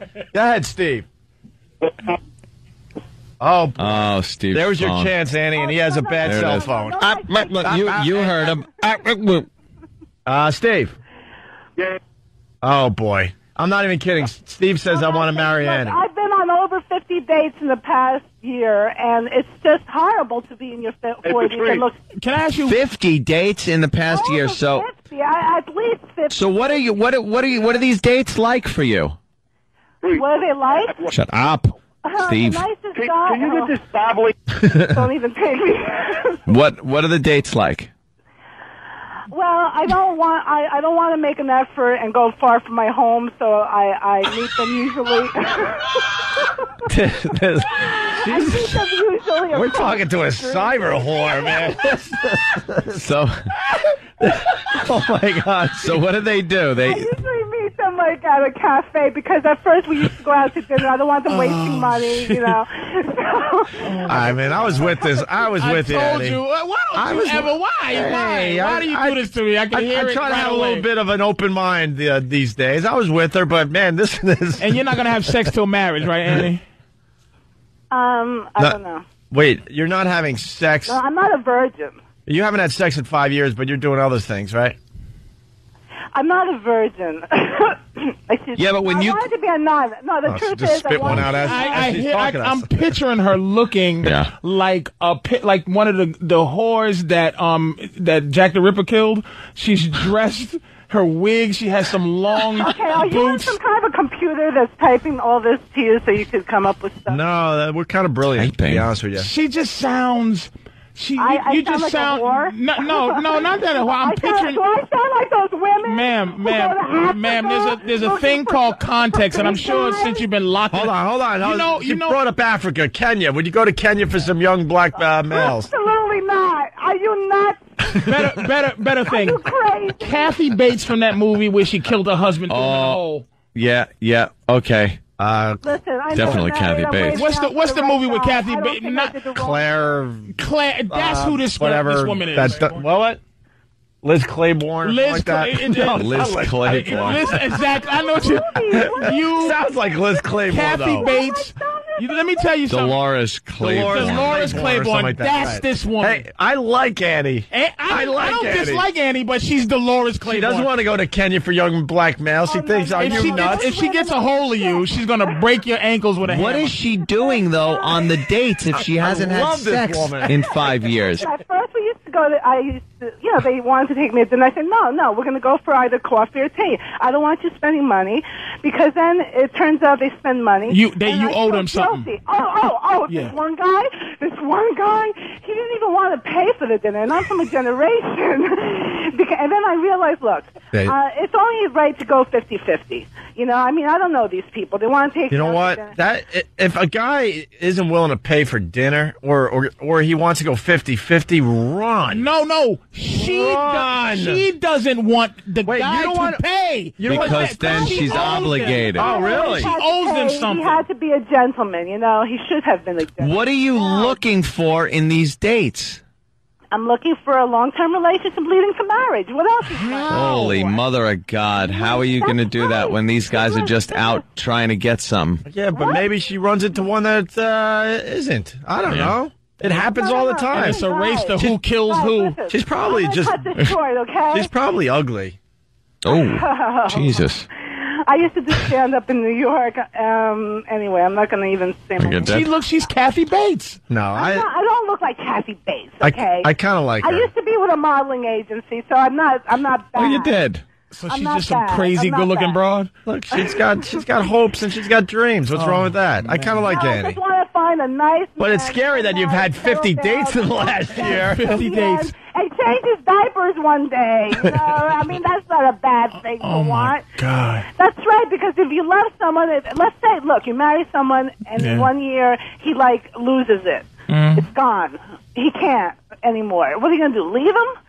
Oh, the sex isn't good anymore? Too bad, lady. You can stay with him. You can stay with him, but you can get some side. No, it's not about sex. I think sex is really important to a relationship. Not to her. I think so. And these women, these young women, especially for the first 20 or 30 years. Now, I'm really going to try to say this the right way. Uh-huh. Annie, have you had an orgasm in the last 5 years? This young lady that called earlier and said she left her husband because she married, she was a virgin and married, and after a year she got bored. Why did you hold on to your virginity? Annie. What did you think it was going to be? Annie, have you had an orgasm in the last 5 years? Or ever in your life? Of course. Hey, Annie, we want to set you up with Totally orgasmic, if that's your question. But anyway. Hold on, we got Mike in Brooklyn. My dream for Annie is to set her. Wait, no. She hung up. Oh, no. She's nuts. She is. There's some men tied up somewhere that said, please, God, help us. She's not. She's not nuts. She's not nuts. That's crazy. Are you serious? She's a dreamer. She's not nuts, I'm telling you. We've heard nuts on this show. That woman is crazy. She's not crazy, man. Crazy as a crap house rat. I like her. I want to have a cup of coffee with her. I want to get to know this. Go out on one of our 50 days. You could be one of the 50. I don't want to go out the few, the proud. I don't want to go out on a date or anything. She's just, there's something about her. I like her. She used to do stand-up. She's a dreamer. What did Mike want? I think Mike wanted to meet Annie. Mike, Brooklyn, what's up? Hey, what are you doing, Hope? Hey, man. Where exactly in New York City is Annie? She's in Queens, and she's Greek, so I'm thinking Astoria. Oh, okay. How old is she? 41 or 2, I think. 41, I think she said. Now go look for her. How old are you? I'm 48. Do you want to bang her or you want to get to know her? No, I'll get to know her first before I bang her. But you don't want to marry her or any of that crap, right? No, I've been there, done that twice. Yeah, you're just looking for some action. Yeah. All right, maybe she'll call back. Hell gets married twice. How about Annie calls back and we set her up on a date? I want to get her like a black dude from Brooklyn. What is it with the interracial hookups you want to do here? You want to send her to Kenya? She said no way to Kenya. That was hilarious. Yeah, to me. well. She goes, are you nuts? And we think she's nuts because she said 50 dates. That's one a week. That's one a week. Yeah. That didn't work out. So she's got to be, and she's meeting him online. She said a 70-year-old married guy hit on her the other night. And she has that awful chalkboard scratch voice. Oh, I know. And she's insane. She's Nah, not the worst voice of the day. She's unreasonable. Who was? The psychologist had. Yeah, that was a horrid voice. It was awful. We didn't acknowledge it after she hung up. She had the worst voice of the day. That lady's unreasonable too. That woman has no rationale. She's nuts. Who, Annie? Oh, I'm surprised. Yeah. There's not 50 rape cases out right now in Queens. She's not telling us everything. He touched me. Oh my God! He shake her hand. Yeah. And she runs down the street screaming for the cops. She's nuts. She stopped short of something. Whether I think she might have been sick. Something. Yeah, pills. She take pills. Nah. Mental pills. She pills. She has one of them conditions. Steve. Mental pills. Idaho. What's up, Steve? Hey, guys. I hate to call in and rat out my mother, but she's probably a little off like the last caller or whatever, but I don't know. She kind of went crazy after the third marriage, and she started dating young Mexican men, and the only reason I know, the only reason why I knew about it is she came over and to pick up some furniture with a small U-Haul, and here's this kid. He must be not even 18 years old, and he's helping. I go, oh, okay, cool. You got some help to move this stuff into your place and stuff, and then a little later, I see him off in the corner holding hands and kissing. Holy crap, what's going on here? Did he lick your mother's neck and then give you a wink and a finger gun? And another thing, too, the kid doesn't speak one bit of English, not one bit of English or whatever, so she's kind of interracial there and stuff. And at the time, she was 52, okay? She's 60 now. And I know that they were doing something, obviously, because I says, hold hands and kissing in the corner. Don't you want to see your mom happy, though? Yeah. That's what I would think. She's happy with a little Mexican guy. Little young Mexican guy. Maybe that's how young Mexican kid. Maybe that's how she pays for getting the pool clean. All intact. Hasn't had any of that religious stuff have to cut things off. Sure. She likes them like that, huh?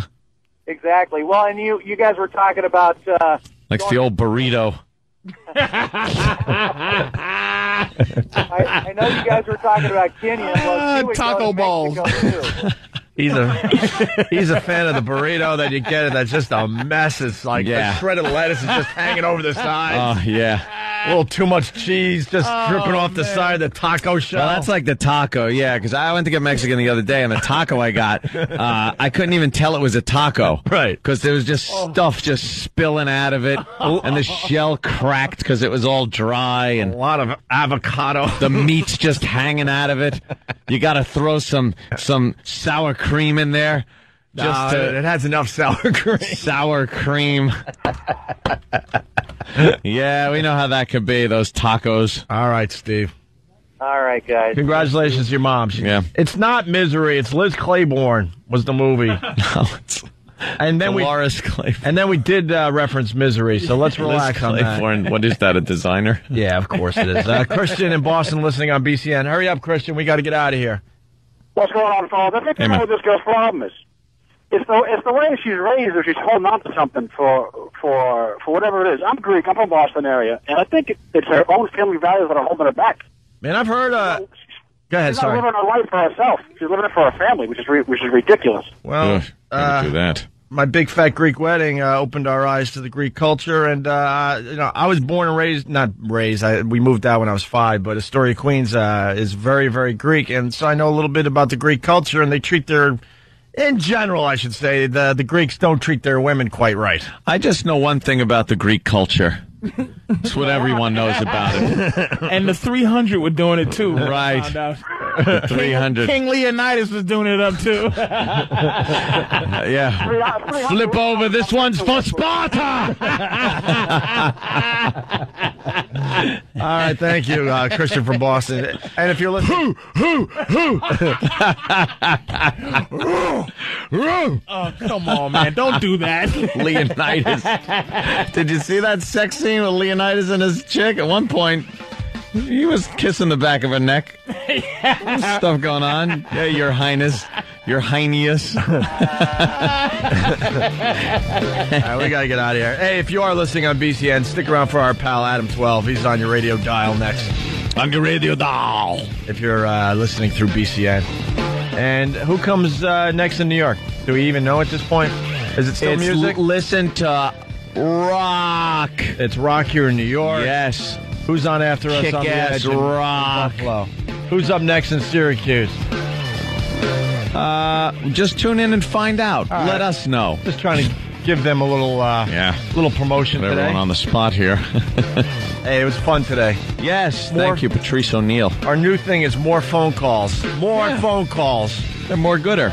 Yeah, we like the interaction with you freaks and creeps and psychos and Annie, who I like. Oh, there was something about her I liked. I don't know what it was. All right, guys, we're off to XM. Have a great day. Later.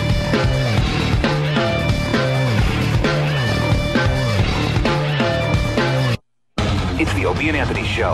Opie and Anthony.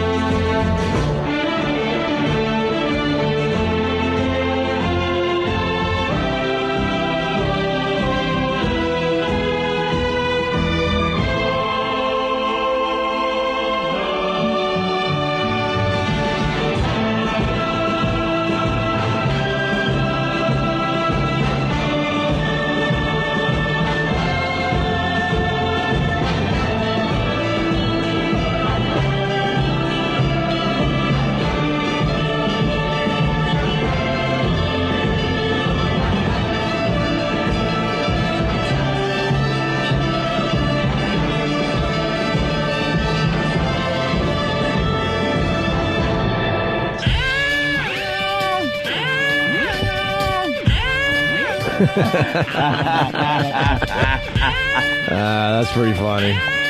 It's Opie and Anthony on XM Satellite Radio. Hello.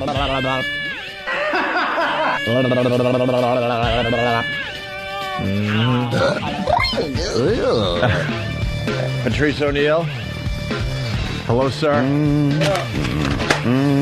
So what do you want to do? What do you want to do? You want to do some Loper and Schmitty or what? Oh, that was so fun yesterday. You think I forgot?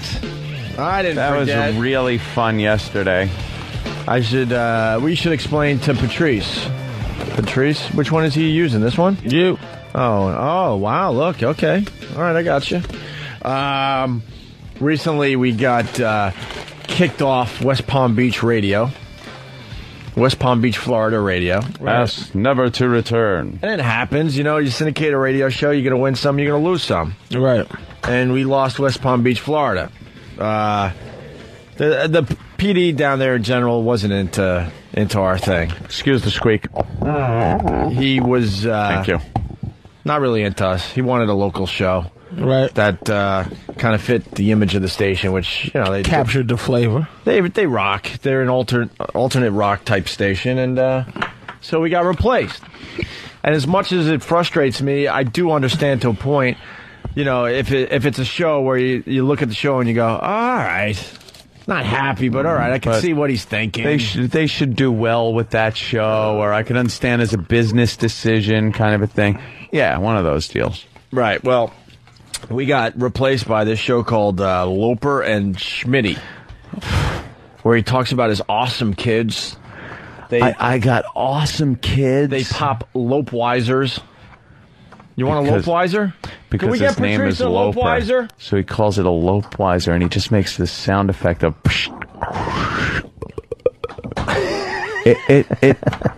It's beyond. Here's your awful. Lopeweiser. There you go, Patrice. Enjoy. There's your Lopeweiser. Oh yeah, isn't that great? Great radio. And we basically got replaced by hacks. So one hack and an intern. And an intern. A hack and an intern. That's what replaced the great Opie and Anthony show. There you go. There you have it. And we like to tell people that it's a virus spreading. Yeah, well, yeah. This virus was cured with a little NyQuil. I think they found a cure. And a good night's sleep. That's all it took. I think the fever broke. Yeah, the fever broke. The little... I was running at 100 degrees, and I feel better. Back down to 98.6. I think I might be able to go to work tomorrow. So we played some of their audio yesterday, Patrice, and the fans just ate it up. Loved it. They love the Loper and Schmitty stuff. Who wouldn't? All right. Well, we start with more audio. Thank God. I couldn't get enough yesterday. Sam's all excited. No, it sucks. Yeah, good stuff. Glad the TV shows I watch aren't 25 minutes late starting. Dude, we were in an intense meeting at the other joint. Give us a little chit-chat. I love that they think we're just kind of like... We're shopping on the walkover. Hey, that's a nice watch. Just like twiddling our thumbs. Yeah. Talking to the magazine stand guy. What do you think we're doing? I would like people to think logically. Yeah. That's what I try to do.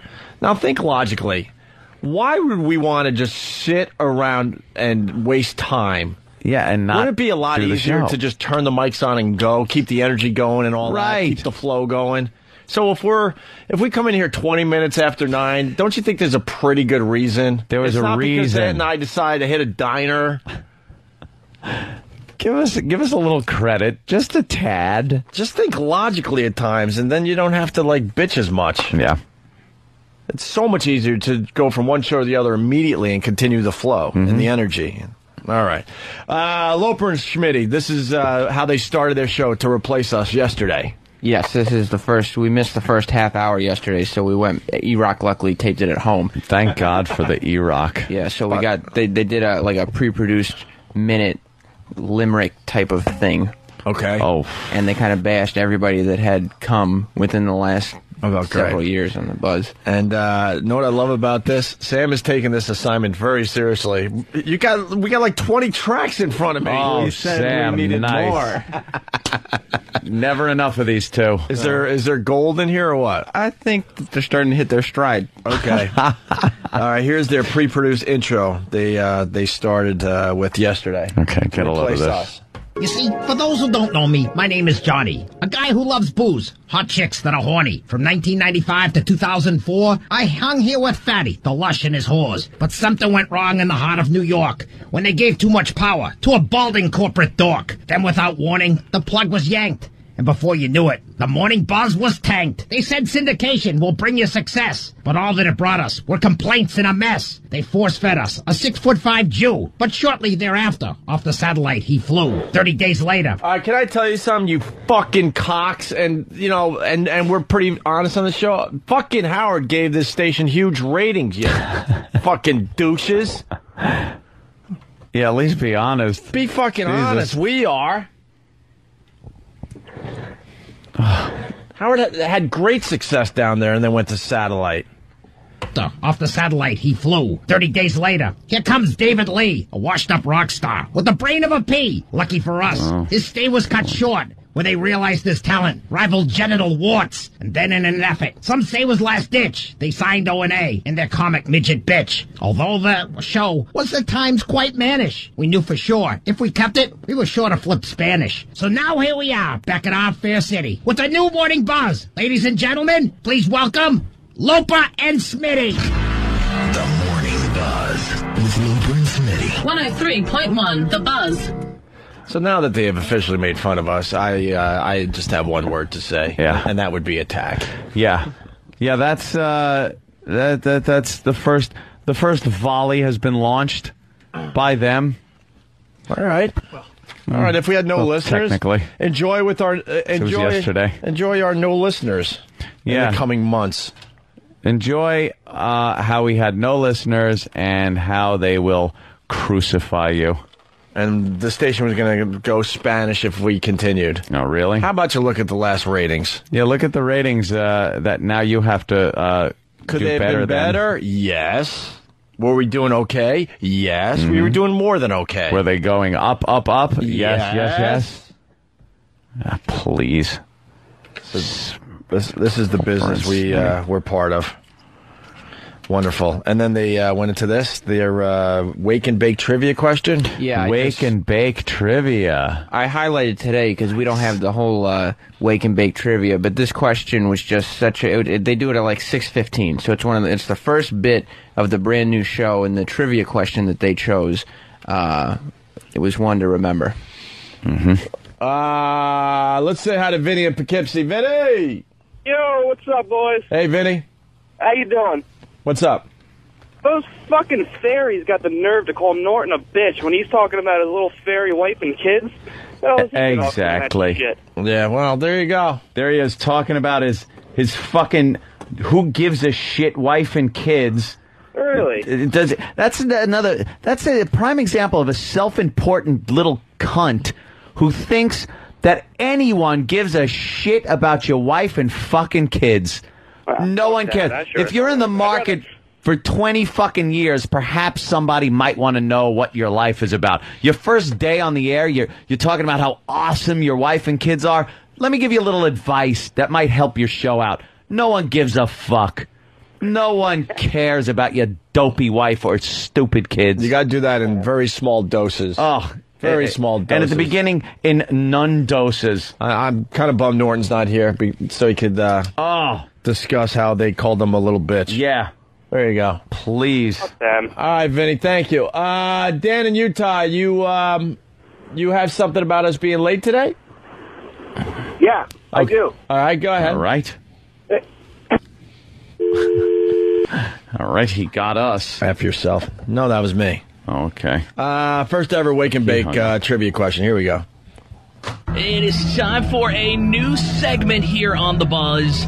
It is called Wake and Bake Trivia. It is your new hosts of The Morning Buzz, Loper and Smitty. Yes, Jeremy Loper and Smitty Balls, a.k.a. the artist formerly known as Whisker Biscuit. It is good to be home. Do you understand the outrage we're feeling, Patrice? It's This just is what we have to sit here. I'm going down slow right now, dude. Isn't it just? This is the business we're in. We got replaced by this. AKA the artist formerly known as Whisker Biscuit. It is good to be home, my friend. It is good to be home. I don't want to be replaced by Whisket Biscuit. Whisket Biscuit. Whatever. Well, it just seems like Whisker Biscuit. They're following the rules, man. They following the rhythm. They're kind of enjoyable right now. Like, actually, let me listen to The chair, dummy. All right, let's go to Oliver in Texas. Oliver. Hey, morning, boys. Hey. Thank you. Hey, I was listening to that poem, and I kind of made up one on the spot. I don't know how good it is, but here it goes. All right. It goes, Loper and Smitty, they are quite shitty. Walking around thinking their show's very witty. They walk around thinking they're very smart and thinking their jokes come with a knock. But when they open up their mouth, hey, here comes a cock. That's not bad. The guy only had a minute to Made come it up up on with the poem. spot. I give you credit for that. All right, let's get back to the Whisker Biscuit. It is good to be home, my friend. It is good to be home. And unlike the past 2 years, you can actually win things now in the morning. Yeah, so we have a Morning Buzz prize pack. Boy, is that another shot at us? I guess so. Was that a shot at us, Loper and Schmitty? You dopes. You weren't giving away prize packs. See, that's going to get the ratings flying. Giving away Linkin Park fucking CDs is going to get the ratings up. Was that another shot? Fuck. Well, this business fucking blows. Yeah. 2 years, you can actually win things now in the morning. Wow. Yeah, so we have a Morning Buzz prize pack. It's been a long time since the Morning Buzz prize pack is back. And if you can score today's Wake and Bake trivia question, we will set you up. So without any further ado, Mr. Smitty Balls, if you will, sir, give us our Wake and Bake trivia question. Yeah. What is I think that? it's a takeoff on like sweaty balls. Like you got Smitty balls. What a douche. Fuck.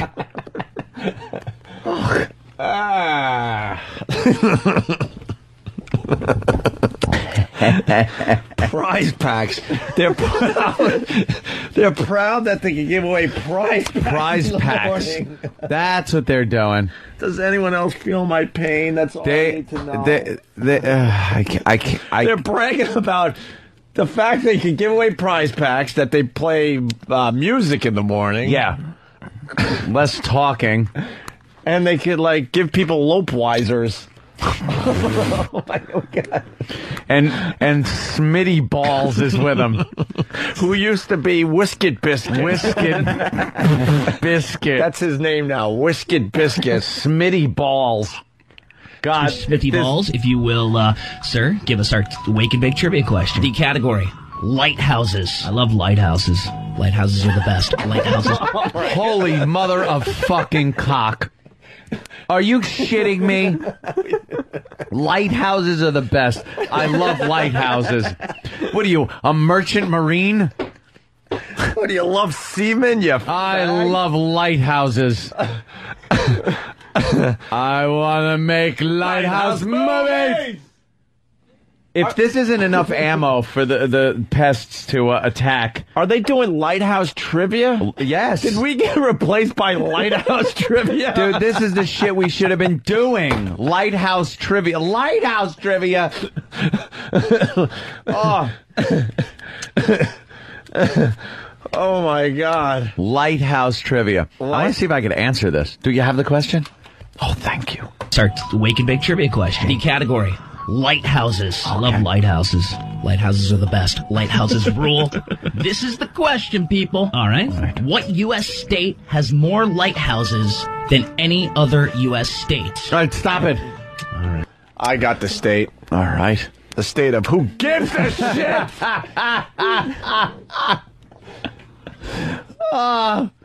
Holy mother. You gotta be kidding me. I'm gonna go with Nevada. Nevada. At least that would make for funny radio. Schmitty, right. I'm gonna say Nevada. Get it? We need something with a very long, rickety, rocky coastline. I am going to say Virginia. Have you lost your mind? I'm lighthouses rule. They're the best.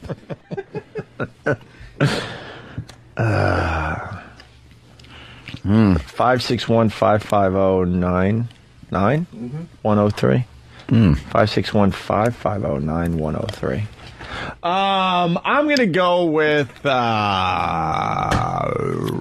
Maine. Maine? No, that's stupid. You're crazy. I'm gonna go. Aren't you a Lighthouse fan? I'm gonna go with.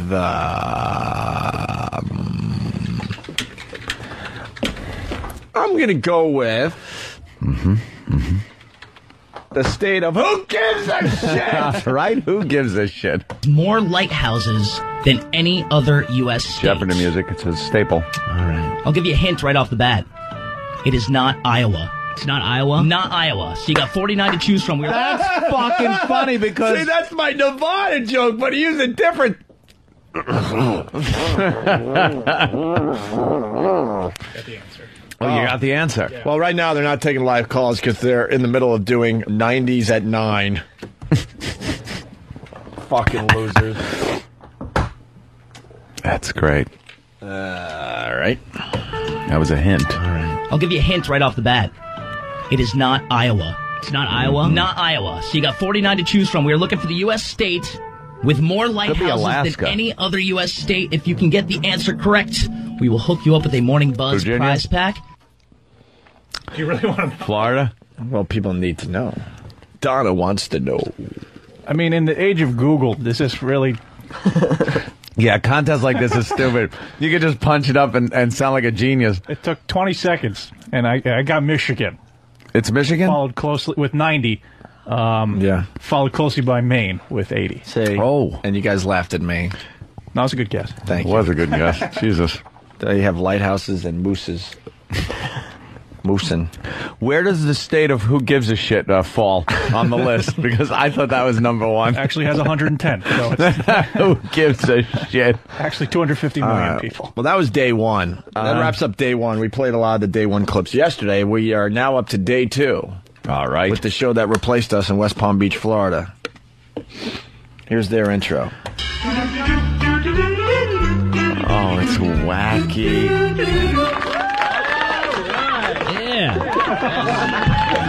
Holy shit, I can't. What's with the wacky music and the clapping? It's Patrice, go over there. And those people just hanging out. Those chairs are much better. Is this radio? Huh? Well, what's the matter? Oh, Patrice is falling out. Well, he had a burger at 3 a.m. I remember you said. Yeah, but I'm not shutting down. This thing is I'm not shutting down. Just yeah. Well, it's awful. All right, let's listen It's again. awful. Wow. Maybe we're just bitter. Yeah. Yeah. Okay. Let's listen with an open mind. All right, open mind. All right. Hold it. That's what they would say. They're just bitter. Let me get the mood here. Did they give y'all a reason? Like, what's the reason they said? They never talked to us. No, they never another really great thing told that us happens. anything. That's another great thing that happens in this business. You just stop communicating, even though it's the communication business. Yeah, we're in communications, except with people you have to communicate with. Right, and then they decide not to communicate. All right, let's all picture we're in our cars. We're driving to work. All right. You turn on the radio. We're waiting for your favorite show. No jealousy, no bitterness. And here's what comes on. I'm driving. I want to know I want to feel this. Okay. Like I would, not knowing that they're the show that replaced us. It's nothing like that. It's just a radio show. All right, I'm even going to give a little dead air. So let's just make believe you're turning on the radio for the first time, and this is what you hear. All right. Here comes the dead air. Here it is. And here's you getting ready to turn on the radio station. All right.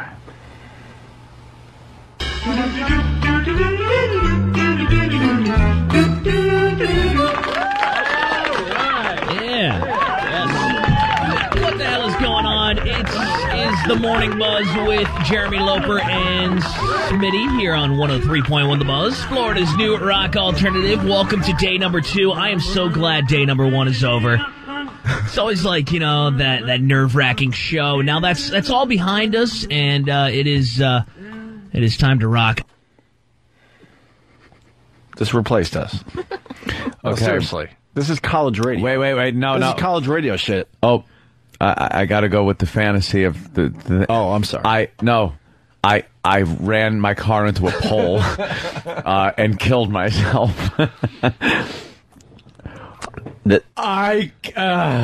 See what our fine what our fine listeners don't understand fully is the fact that behind the scenes, especially myself and certainly Anthony as well, we're taking a lot of phone calls from people, and they told us this was coming, that we were going to be replaced in West Palm Beach, Florida. Yeah.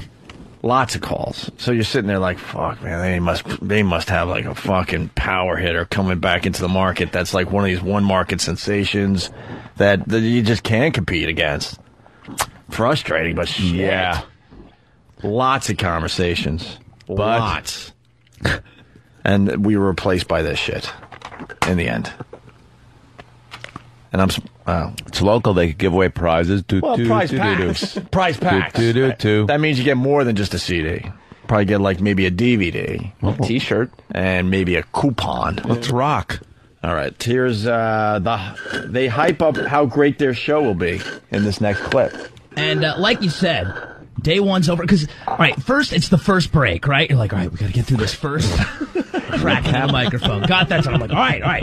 Just got to get through the show. Day one's over, and day two is going to kick ass. We got bake sale tickets to give away today. I believe we got some tattoo gift certificates. We got Wake and Bake trivia coming up next. A jam-packed show. Stay tuned, and we will let you know about everything going on today.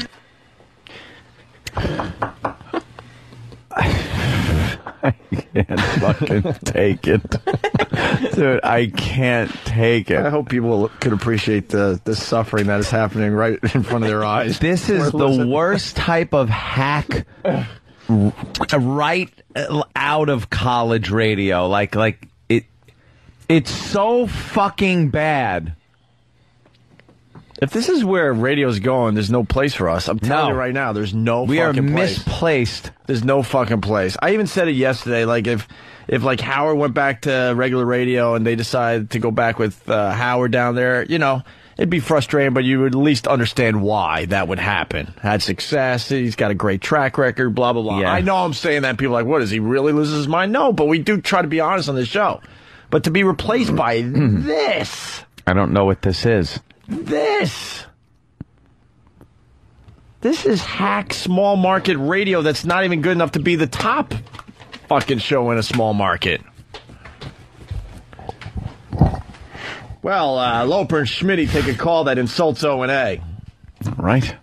It is 103.1 The Buzz, Florida's new rock alternative. It is the Morning Buzz.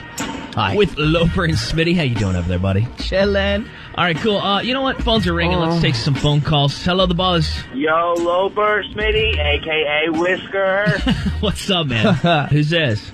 This is Super Dave, dude. I call, like, all the time. I've been hounding John O for the longest time. I talk to everyone. I've been talking to Mahoney, Trey, David, everybody. And I was like, you got to get these idiots O&A off the radio. You need to just bring back the old school, the way it was before. Y'all have the morning show, do a little bit of music in between. It's awesome, man. 561-550-9103. Yeah. Give him a call. We'll get in trouble for this, too. Trust me. Hey, if they're going to fucking bash us, you watch. Fair game, motherfucker. You watch. Fair game. Just kill. That's great. Take a call trashing us, and you haven't even done anything on your show yet. That's brilliant. Yeah. At least entertain your audience, and then, after a while, you can bash whoever you want. Oh, yes. Sorry to interrupt you, but day two, we're up to Wake and Bake trivia. Again? Oh, yeah. Well, every day? We played the one from yesterday, the Lighthouse trivia. Let's see what today's Wake and Bake trivia is. I hope it's caboose trivia. Hey, we got to do trivia, man. Thanks for the call, bro. All right, man. No problem. I'll be calling you guys a lot, man. Cool. All right, man. Take it easy. Keep it rocking. Wipe away the fog and cut through the haze with Wake and Bake trivia. That's a bong. All right, time for Wake and Bake trivia. Do appreciate the call from him, and it is 6:19. Wake and Bake Trivia time. Go ahead, dude. Very nice. The category today, presidents. The prize, a Morning Buzz prize pack. The question goes a little something like this. Who is the only U.S. president to ever been known to wear a Nazi uniform? A Nazi uniform? Yes. Hitler style. All right, cool, man. Wake and Bake Trivia. Holy God. Hitler style. What? What? I said a la Hitler. George W.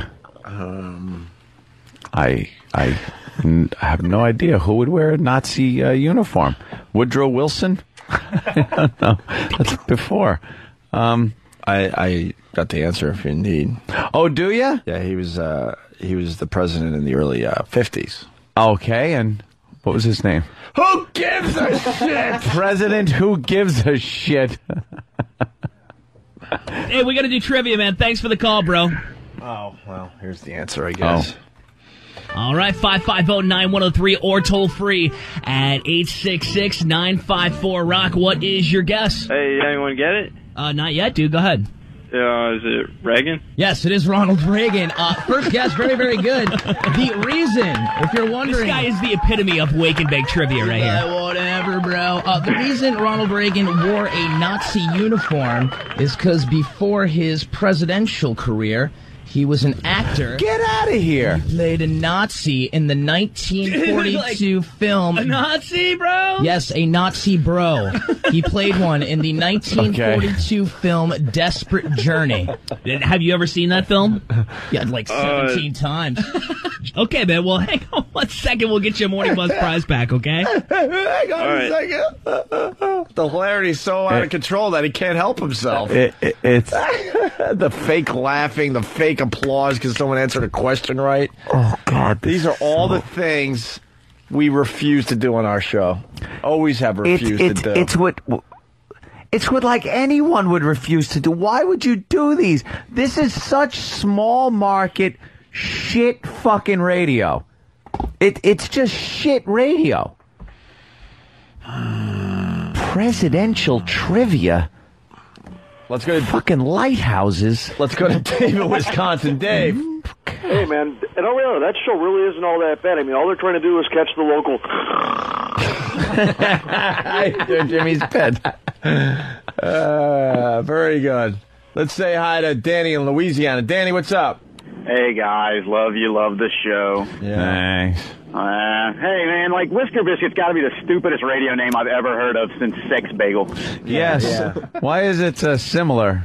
There's a biscuit. We got to do the top 10 and a bagel. Worst radio names of all time. Mine might be in there. Sex Bagel is mine tops. Was a nickname as a kid. I didn't make it for the radio. Sex Bagel. Sex Bagel's up there? Is the worst, I think. Number one. Bubba the Love Sponge is way up there. Yeah, that's a bad one. Whisker Biscuit. Whisker Biscuit or Schmitty Balls. Schmitty Balls. Free beer and hot wings got to be up there. Yeah, that's Free pretty beer and bad. hot wings is awful. All right, well, Schmitty does the sports smack. How come I'm getting a little thirsty? I haven't had Oh, you want a Lopeweiser? Hey, can we get Anthony a Lopeweiser? Hey, where's my Lopeweiser? E-Rock, wake the fuck up! Come on, E-Rock. He's writing something. He's... hope it's his last will and testament. Oh. Nice. Can Creamy. I point something out?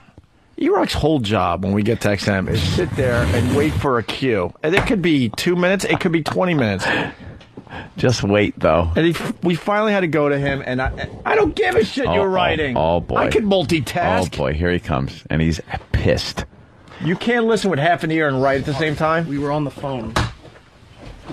What is this? This is different than what? The other phone number, they did something to it. You can't call the 561 number anymore, so you have to call this number now. What is it? 866-654-ROCK. Oh, okay. 6 or 9. What? I don't know what that is. I'm just trying to help. What is that? I think is that it's a 9. 6? I think I heard him say it. I think it's a 9. 954. Oh, my God. Shut up for 2 minutes! Oh, my God. 866-954-ROCK. All right. Well, let's get into some sports schmack with Schmitty. Shitty. The game sucked. It was super boring, super sloppy. It was 0-0 until 17 seconds left in the game when the Pittsburgh Steelers finally scored a field goal to win a riveting NFL game with the final score of 3-0. This now makes the Miami Dolphins 0-11. I mean, Yikes. you know, it's not even fun. It's not. It's just. It's pointless. Yeah, I'll give you that. That is fucking pointless. You said it. With the sports music bed behind them. You said it. They gotta pick the hacky beds for everything they do. Yeah, well. The hackiest, like... It's all about sounds, remember? Jody in Columbus, what's up? I just wondered if this was Torture the Listeners Tuesday. Yeah. Yep. Thanks. There it is. Good luck. Well, we got Enjoy. John in Albany. John, what's up? Hey, they were up here for a while, and those questions for the whatever buzz, I think they were afternoon or something up here, it's the same exact fucking questions they were asking up here about the Nazi uniforms and all that shit. Oh, really? Yeah, they're taking the same shit down there, obviously. Oh, brother. Well, that phone call we played yesterday. Whatever. Yeah, that was fake. Thank you, sir. Well, we move on to Schmitty tries to convince Loper to root against the Dolphins, then wraps up his sports smack. Yeah, so Miami's 0-11. I'm telling you, man, like a few of my friends who are Dolphins fans, you got to hop on the root for 0-16 bandwagon. I'm not hopping on that bandwagon, man. It's depressing enough, and that's... I'm going to root against my team every week? Is that what you're proposing? I don't know, but then I don't have anybody to root for. No, you're rooting for a draft pick.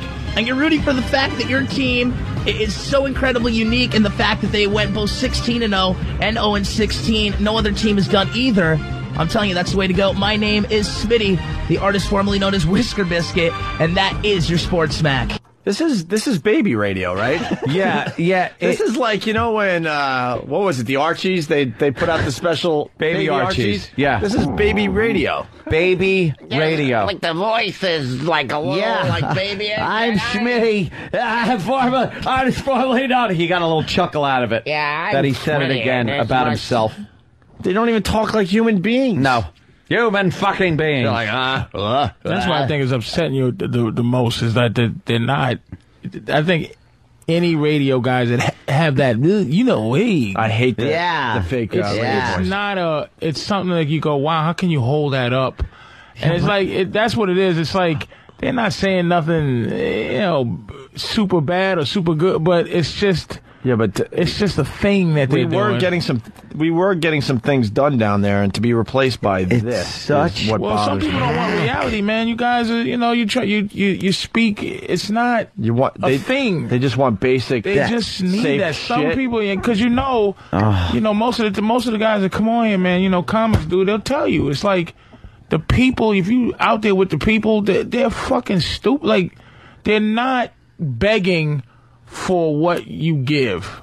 They're begging for two guys going, hey, Colin, it's comfortable. They don't want to go nowhere. They don't want to think, man. It's such hack. But it's scary business for some normal people to fucking listen normal. Hey. Well, we're on to later in the show. Loper and Schmitty take a spontaneous live phone call. Then we get a Lopeweiser. What's this about? A spontaneous. Something tells me he's being sarcastic. No, they're just hanging out in the studio, and they figure, well, go to the phones and see who's there.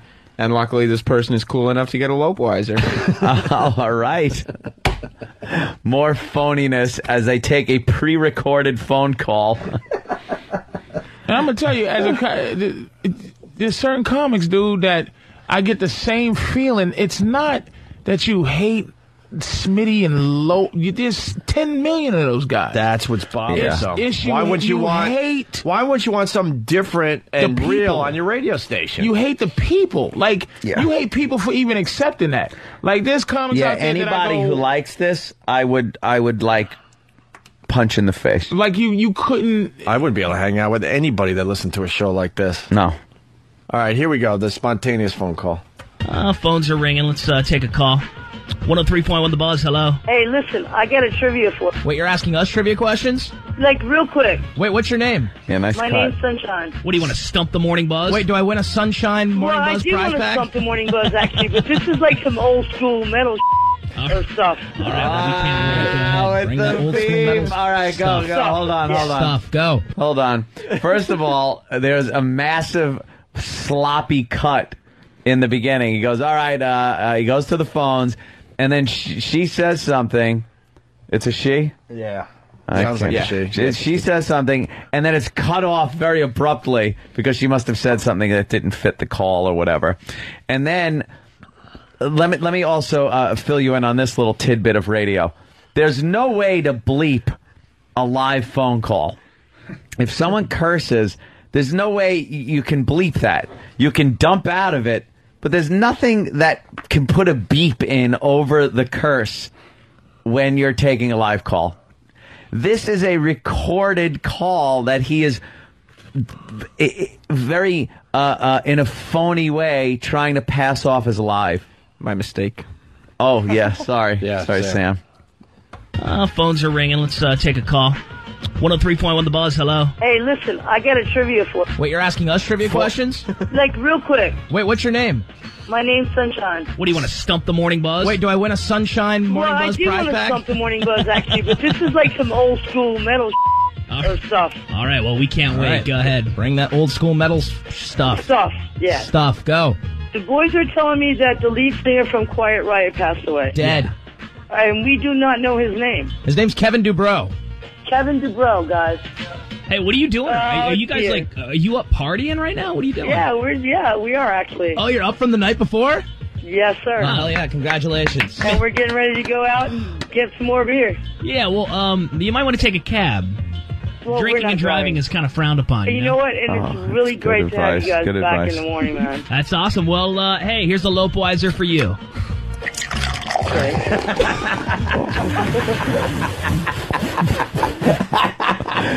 Oh, shit.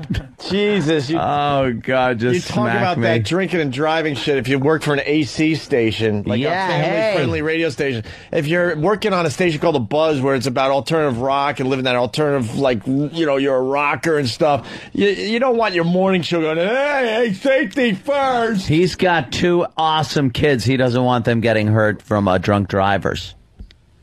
Oh, drink and drive. I don't give a shit. Yeah, I just don't think a Lopeweiser's worth that much. They give it out for anything. You're starting to think it really doesn't make much of a... There's no value to it? No, I'm disappointed. Oh, guys. A Lopeweiser? What the fuck? Well, it's time now for the dirty word spelling bee. Oh! Are you guys ready for the dirty word spelling bee out there on the bleachers? I hope Thumbs so, up. yeah. All right, here we go. Oh, man. Loper and Schmitty explain the rules and give the first word. What's this about, Sam? Okay. Well, it's they get a little edgy. Oh, wow. They kind of, I mean, this is where I kind of was like, you know what, maybe these guys do know what they're doing. All right. All right. Let's give him Sam. Let's give him a chance. Here we go.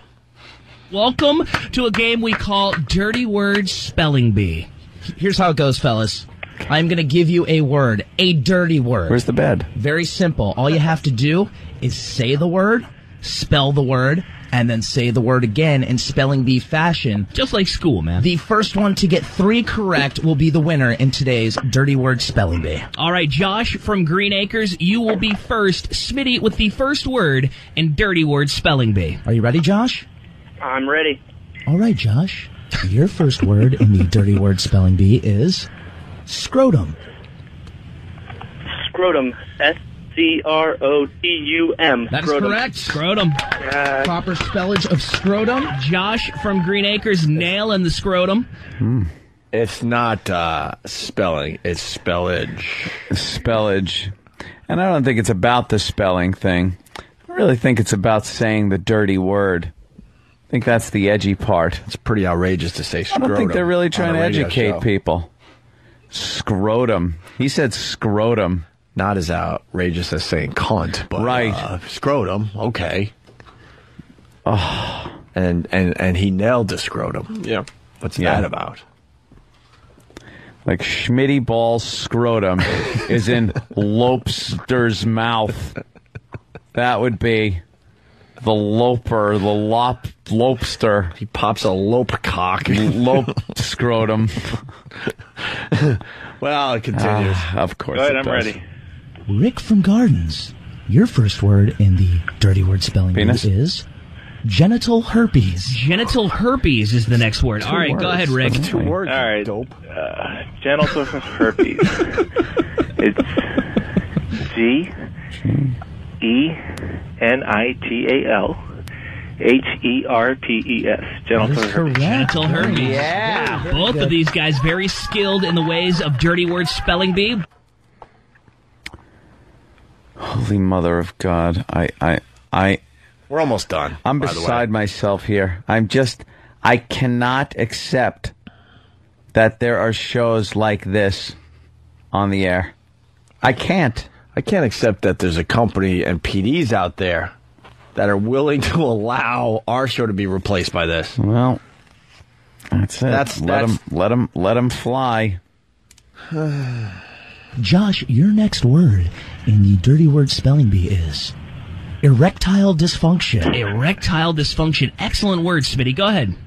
Erectile dysfunction. Just laugh at erectile dysfunction. RECTILEDISFUNCTION. Erectile dysfunction. You spelled dysfunction incorrect. Dysfunction is DYSFUNCTION. All right, to Rick in Gardens for the lead, man. Here you go, Rick. Your big chance here. Dirty word spelling bee. Smitty with the next word. All right, Rick, your next word in the dirty word spelling bee Like is how he does that with his voice. gonorrhea. Gonorrhea. Everybody loves it. That's a hard one. Why would you just say It's everybody loves gonorrhea. Hard one to get rid of. GONO. Right. RRHEA. Killed it. Very nice spelling of gonorrhea. All right. Okay, I gotta go. I can't take this. Sometimes you just let the audio play, and it says a lot. Oh, it's so easy just to yell and scream at this point, but why bother when you can just enjoy the awfulness yourself? This replaced us. Josh, your next word in dirty word spelling bee is fallopian tube. Fallopian tube. Go ahead, That's Josh. a dirty word? Hold on. Fallopian. That isn't even a dirty word. They should call this official medical term spelling words. Right. Like, it's not dirty. That's not dirt. Fallopian tube is dirty? Let me tell you something, man. Dirty. Yeah. Gaping is dirty. Yeah. Fucking right. Fist fuck is dirty. Fist fuck. Let's think of a few more dirty words here. Oh, man. You know Balls deep. Leaking vagina. Mm-hmm. Pussy cock. Oh. Stretched labia. Yes. Anything but fallopian tube. That's a fucking shit biology. Shit cavity. Hey, you know, I'm listening to this shit and I'm you know, bobbing in and out, you know, but these guys sound like motherfuckers that used to be officially like, hey, how are you? Hey, Greg, how are you? And how are you? And someone said you have to get edgier to come back on the air. Right. These guys are forcing edge.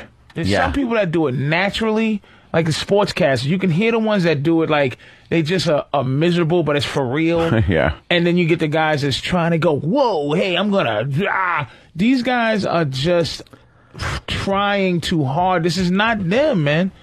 Somebody put them up. Matter of fact, y'all should talk to them. Somebody put them up to fucking with y'all and fucking with Howard Stern. Someone did that. Someone said this is right. They didn't want to do that. They do everything the program director says. They didn't That's wanna what do that shit. their job is. So the program director tells them what to do, and they will do it. They'll fucking jump in a Because if you notice, second. they said O and A, and then they go the comedy little bitch, which is in radio world. Norton really is the little bitch. Norton, his position is the little bitch. the comic guy.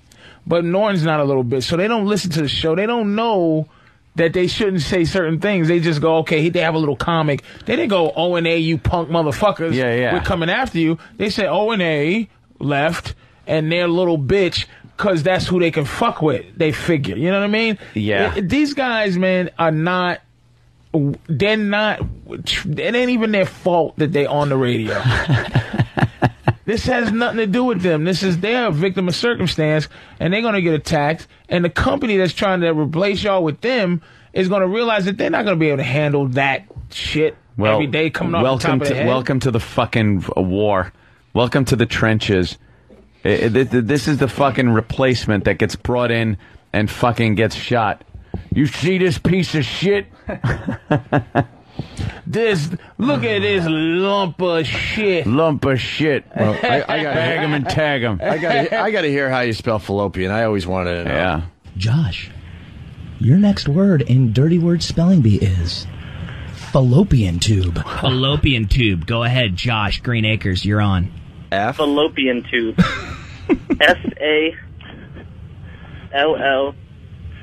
SALLOPEAN space TUBE. Fallopian tube.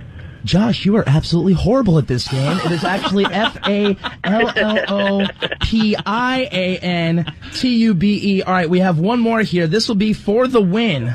Oh, thank God. I gotta pick a good one. Dirty word. I mean, make this the best because Rick from Gardens, dude, if you win, we're going to hook you up with a Beowulf IMAX experience, man. You're going to get to check out Beowulf in IMAX 3D. You go to the movies. They send you to the fucking movies. You save $10. That's the prizes that they were bragging about? You go to the fucking movie? And nobody... Maybe they throw in some popcorn. You never know. Nobody... And a large soda. Nobody would ever do this bit without sarcasm. Right. Who was really edgy. Yeah. Like, there's no way. Like, this is ridiculous, and this is dead serious. And here's the thing. Listen to the callers, man. This is... fucking simpletons are like, oh, fuck. And they're not even... Look at these motherfuckers. And they don't even have a dictionary in front of them or whatever to just spell it right. Like, this is great for them. It's unoffensive because... I'm gonna tell you something, dude, and I'm you know how I am about this type of shit. It's just ballless.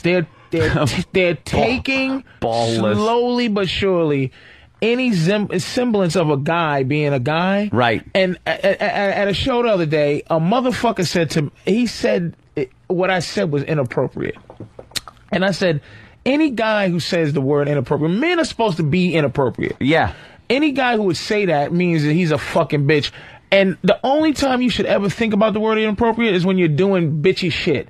Like if you ever think you had to take a shit, but you just had to piss, and you was just sitting there and with your dick between your legs pissing in the toilet, and you just looking around like, fuck me, I feel like a bitch. This is inappropriate. This is inappropriate right now. Bitches think the word inappropriate. Yeah. These guys, for them to do this, they're so company that there's no... Fellas, I'm telling you, you should just give these motherfuckers a pass. No, can't. No. Can't give them a pass. No, it's the way... I implore you to give these guys a pass. It's the way of... I implore you. They need to be spanked. And they are going to be. It's not even going to be It's not even going to be fun. You can hear it, dude. They don't want nothing. I want to see them under fire and see how they fucking react. They're going to be cowering little faggots. No chance. How can they get out of this? Let's talk about this. Ain't no way out. How can they get out? It's not even it's a much bigger issue. It's just bigger. Yeah. What's the big? I don't know the first thing about these hacks. What's the issue? The issue is that this is where the radio world's going, and we're going to fight right to the last fucking minute. They represent what radio what this is has become in this day and age. This business has become bitch shit. Safe. Who gives a shit? Radio. There's a trend to go back to local programming, and it's like, okay, if you're going to go local, then make it interesting. This isn't interesting local programming. Not to your local, but West Palm. This is not interesting to local fucking... It's 80 million-year-old white people. You are. Dude, what are they doing? Not listening to alternative rock. Here we go. Oh, that's alternative rock. That's right. This is the last clip, trust me. Let's see what amazing word they came up with as the final... and y'all, I will say this, that you are both officially thoroughly annoyed, too, because it's not even a drop of really joke. Oh, no. It's just disgust. Because you and a lot of people out there don't understand, like, I'm telling you, I'll say it again, the meetings, the phone calls, like, fuck. You know, we were warned over 6-8 months ago we're going to be replaced in West Palm Beach. And I kept, like, fighting for us, going, come on, man. And when does it happen? Well, they haven't really found anyone yet. But when they do, you guys are going to be replaced. I'm like, well, that fucking blows right there. We're being replaced by a show they don't even know about yet. So they finally make their decision. This is a long time coming, and I'm thinking... All right, they finally found some fucking really good show. Heavy hitter. Heavy hitters. And then you turn around and wake up and you have to hear this is what you were replaced by? It fucking isn't, it hurts. Let me ask you one more question. This is honest to the core question. Has there ever been in any situation where you guys were replaced and you thought that the people that replaced you were good? Oh, I swear to God, no. Trying to think. No. Not one. No. I mean, could there possibly be one that would be where you would go, no, he was okay? Not a one. I watched the radio stations that replace us, and they're doing nothing since we left. And they were, not that we were getting massive ratings, but we did just as good, if not better, than the shows that replaced us at this point. I study this shit, trust me. There's not a fucking show that comes to mind that replaced us. Not a one. The final word is blue balls. Blue balls. All right, Rick, Gardens. Nail it, bro. Blue balls. BLUEBALLS. And I believe we have a winner with the proper spelling of blue balls. Hard. Rick from Gardens, you are the winner today in Dirty Word Spelling Bee. Josh, I'll tell you what, man, we'll hook you up with the Morning Buzz prize pack. Everybody's a winner. You guys tell me who's rocking it with music and the new Morning Buzz. The listeners. Loper and Smitty on 102.1. The Morning Buzz with Loper and Smitty. The Morning Buzz. Blast it right over the guy on the phone. Who rocks? Let us know. Loper and the Morning Buzz. I was talking here. We gotta use the deep voice guy to make this show sound cool. Yeah. Ramon. More lasers to make these guys sound cool and edgy. Pew, pew, pew. Let's throw some echo in there as well. Oh, that was... let's say hi to Drew in Nashville. Good. Drew, what's up? Hey, what's going on, guys? Hey. Hey, man. I think these guys make a pretty good point. You know, they want to establish a base with their audience, talking about their kids, and... See, everyone's nodding off. Yeah, Louie in Texas. Speed round here. We got to take a break, get into other things. What's up, Louie? Well, Lope, I'm just barreling down a Texas highway with about 80,000 pounds with enjoying my morning Lopeweiser, trying not to kill anybody. Well, change the station. I just see a connection here, though, I hope, to the Opie and Anthony show. Is it just me, or do these two douches sound exactly the same, and they sound like Ralphie May? They sound exactly the same, and they sound like baby DJs. Like, there's a weird thing going on. Like baby versions of DJs. They're putting on that voice, but if you put on the fake voice, first of all, you're supposed to, go deep. I guess they can't go deep. Like, it's Opie and Anthony. Opie and Anthony, we're on XM Satellite Radio. Thanks for checking us out today. You go down to this level. I've been run out of 20 different interviews. Like you go to some town and you go to and I never have a good interview with those dudes. Yeah, what dudes? Like and at the deep voice guys with the always happens. Never fails. Ready? I say something that tries to be halfway comply with the fact I can't swear and halfway edgy, and they go, okay. Well, Patrice is going to be at the okay. Well, thank you, Patrice. He's going to be at the Chuckle Hut this weekend. The laugh cunt. Disgusting. disgusting. Well, we want to make believe we're edgy, but when someone actually is edgy on our show, then there's a real problem. We got to get rid of the guest right away. So coming up, we can bring in the fake edginess. We're going to do your mandatory Metallica. Want to thank Patrice O'Neill for stopping by. Make sure you check him out this weekend at the Chuckle Hut because they're a sponsor of our show, and they bring the comedians in every Friday to be edgy. But we don't want actual edgy material. Brian Springwater. Hey, what's up? Hey. Hey, I want to spell cunt on the air. Please spell it with a K just so we can all laugh. Okay, we can spell it with a K. Because that would be outrageous. That's crazy. All right. Opie. Oh, sorry, I didn't mean to do that. Sean, Michigan, what's up? You did, though. I swear Are I you didn't. sure there's two DJs there? Because it sounds like Jimmy Fallon and the man in the box. Hey, man of the box. Hey, we're black. Yeah, well, that's what we got replaced by, and it doesn't feel good today.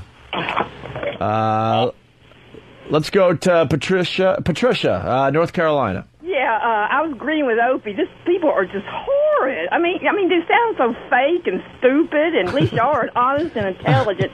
Y'all may be horrid at times, but I just discovered y'all about 2 weeks ago.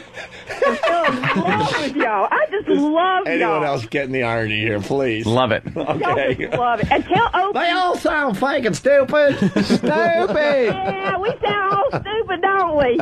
You sound fake and stupid yourself. Tell Opie to make sure he gets a GPS for that stalker lady. Oh, make her when he gets a restraining order right. for that stalker lady from yesterday. Yeah. Make sure they put a bracelet on her. Yeah, I don't know what's going on with that weirdo. Creepy, man. Right. Thank you, Patricia. Thank you. Bye-bye. All right, let's say that was so fun. Fake and stupid. Fake and stupid. Stupid. Shane, Kansas, what's up? Hey, I just want to know when Anthony became the Penn and Teller of radio. Let me tell you how this. Yeah. Let me. That was kind of funny. This is bullshit. All right, let me tell you what's going on here. There's a bad edit that's going to happen right in the You're going to hear the bad edit, which we and did here. the beep you're going to hear. I wonder if that was way too inside because we used to have to cut up phone calls. Yeah, they take all the calls. Every call you hear on that show is taken when the music is playing. Sometimes, as a matter of fact, you might even be able to hear the previous song in the background because which is hysterical. They weren't smart enough to turn down the monitor. To turn the monitor down, but all the calls are taken during the songs, and then they edit them during the songs, and then when they come out of songs and talk, they play it back as if it's a call. And he's actually acting when he goes, let's go to the phones. We got some here. Hey, blah blah blah. You're on the air. And then he hits the tape machine, and it's the person going, hi. Why are you looking at me and explaining it to me? Because you are the audience. Oh. You are my audience. All right, good. Well, let me do the audience then for you. Okay. He's making the universal sign for jerking off. I'm just fucking so taken by it. All right, people are still doing that. Let's go to Jeff in Tennessee. Jeff? Yeah, the reason why you guys are took off the air is because, and I don't think you guys realize it, you spend more than half your time whining and complaining. So-and-so said this, so-and-so did this, I'm upset with them. Who wants to turn on their radio, driving to work for an hour, Say Francus. nothing but whining little bitches, Say Francus. complaining all the fucking time? It gets old. We got you. Say really? Francus. Say Francus. Let me say Francus. Let me tell you where you made your mistake. No, I'm upset. Guess what? They said let me tell you where you made your mistake. You said who would want to turn on their radio to hear, and my answer would be you, Jeff in Tennessee. And then he hangs up. Let the jury see that he gave up. See, you're not going to mess with someone with OCD. Because he had nothing. I'm going to let you said Baba Booey for the next 40 minutes, you tool. That would have been fun. Just have him in the background, take other calls. You're not going to win the OCD battle ever. Jeff in Atlanta, what's up? Hey, not much. These guys must be filthy stinking rich because that voice I hear in every strip club I've ever been in. Wow. Yeah. That's right. Coming to the stage right now is the beautiful Portia. Give her a big hand. It's Portia coming to the stage. You missed the obvious thing, though. Yeah? Hey, this is Loper and Schmitty. Loper and Schmitty, we're hosting tonight. We don't get paid enough, so we got to do all these bar games. Here at the Titty Hut. We have a lot of Lopeweisers we're going to be opening up. Let me get an Lopewiser. And we got Schmitty balls. Can't give me one at the same time as the song, you faggot. Well, rest assured we're drinking Lopeweisers as Portia makes her way out on the stage. No truth to the rumor that Sean Taylor took the easy way out, huh?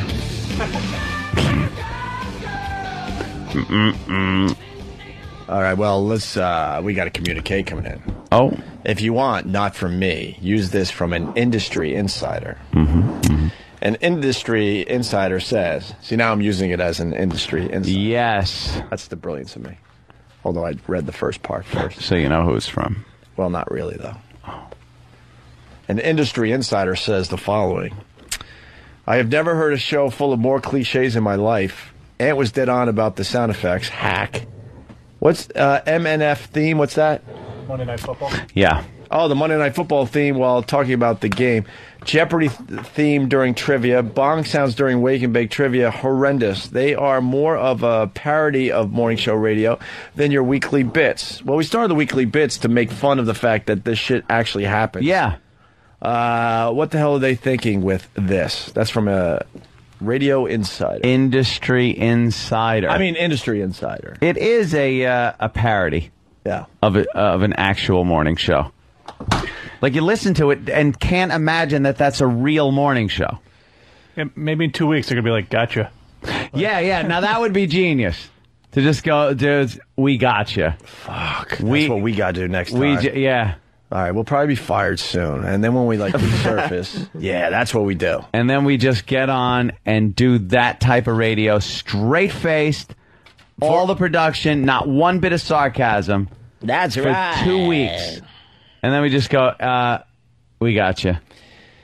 If you're listening to that and enjoyed it, get the fuck off our station. Go away.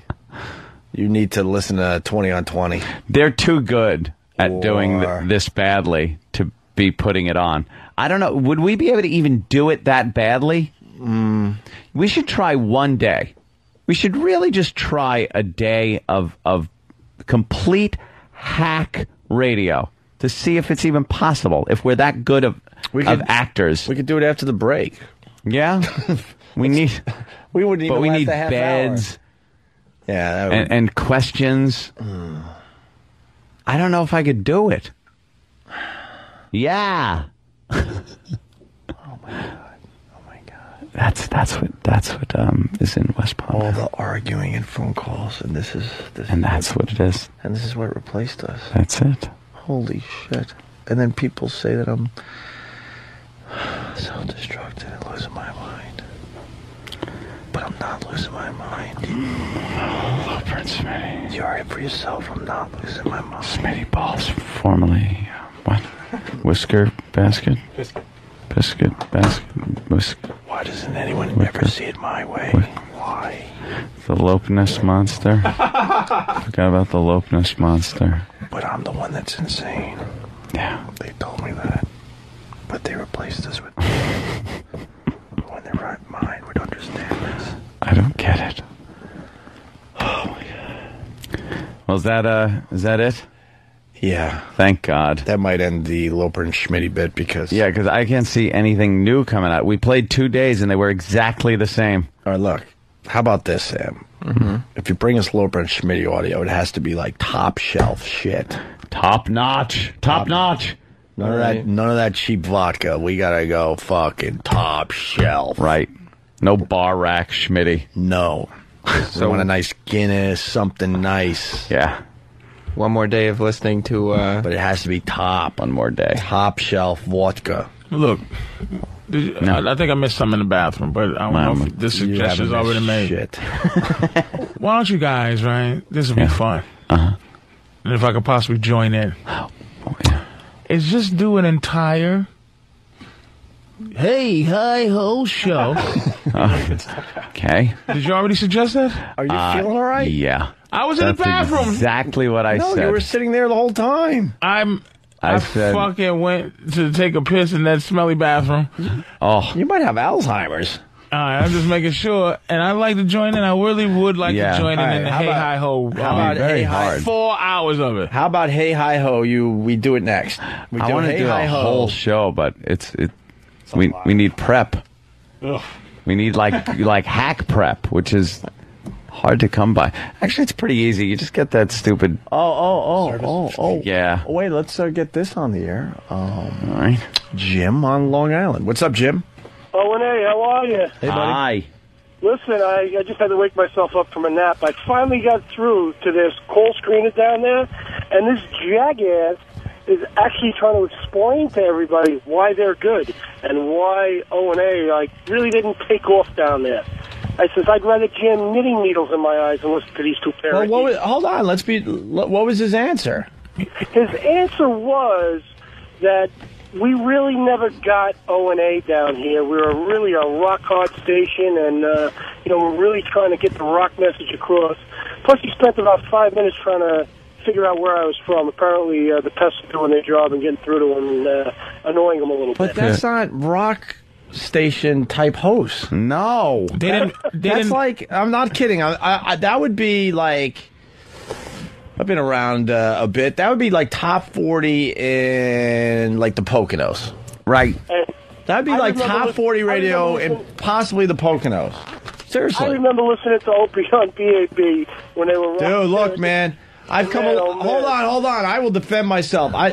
I've come a long way since BAB, absolutely, but I never fucking did this shit. No way, that's what I'm saying. These guys are a pair of assholes. I always try to be a bit edgy and try to be myself. You know, I was scared of PDs and stuff back then, so maybe I wasn't able to give it my all back in the day. But I never went down this fucking road like they're doing. Listen, guys, keep up the good work. You guys are the best, and the FDNY loves you, all right? All right. Hey, thanks, sir. Okay. Back in the day, I actually had a contest where the first person to kidnap a 7-Eleven foreign worker that didn't speak English got Grateful Dead tickets. And it wasn't fake, like, oh, all right, well, let's get some intern or some fucking receptionist to play the part. Fucking 2 people, I think they were 2 girls, I don't remember anymore, dragged a lady. She was in her 7-Eleven uniform and barely spoke English. Had no idea why she was there. Had no fucking idea. And I handed the dead tickets over to the girls, and we gave her a few bucks and said, get lost, get back to your job. But these are the people, look, man, these are the dudes that go like this. When you have discussions about things that bother you as a human being, these dudes go, hey, man, it's a paycheck. And what's bothering you right now is that you have some type of ethic, and it's fucking you up. Just don't give a fuck and go, hey there, hi there, ho there. Unless that's the case, you're going to be all fucked up. These dudes they're just going to go, hey, because there's somebody they may have pain in their heart. But they don't give a fuck. Can only hope. Dude, we're fighting the good fight because we're losing a lot of markets to shows like this right now because the trend is to go local. But the trend is to go pussy. That's what. But all I'm saying is, if you're gonna go local, don't replace us with shitty fucking shows and then expect me to understand and not call you out on it. But if they weren't local shows, who gives a shit? They just did a break on the Dolphins. The Dolphins are 0-11. Who gives a fuck? That's what I'm saying. They're not. There's no national fucking dudes. They're in fear because they know local dudes will just do what they're told. Yep. Local dudes will just go, hey, hi, ho. That's what they'll fucking do. They're not going to challenge the system. And you know what? Now we will get in trouble for talking about this over here. I will get calls now today. It's like, but what do you? Shame. And I would say, what do you expect from me? Do you understand our position? How frustrating this is to us? That we work our balls off to be a little different and interesting, and you replace us by hack shit? Hack shit? Why? All right, we'll move on to other things. Yeah, why don't we take a break so I can take a leak? Yeah, leakies. Paging Dr. Leaky. Dr. Leaky. Hit it. It's the Opie and Anthony Show. Your home for good, clean, wholesome family entertainment. Wow.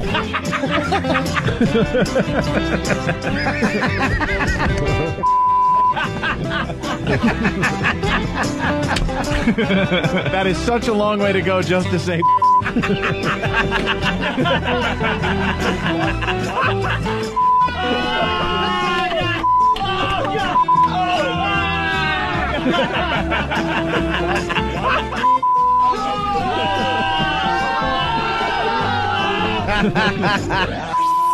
It's the Opie and Anthony. Hey everybody, we're back here. Don't throw me off the island. We're back here with Opie and Anthony in the morning.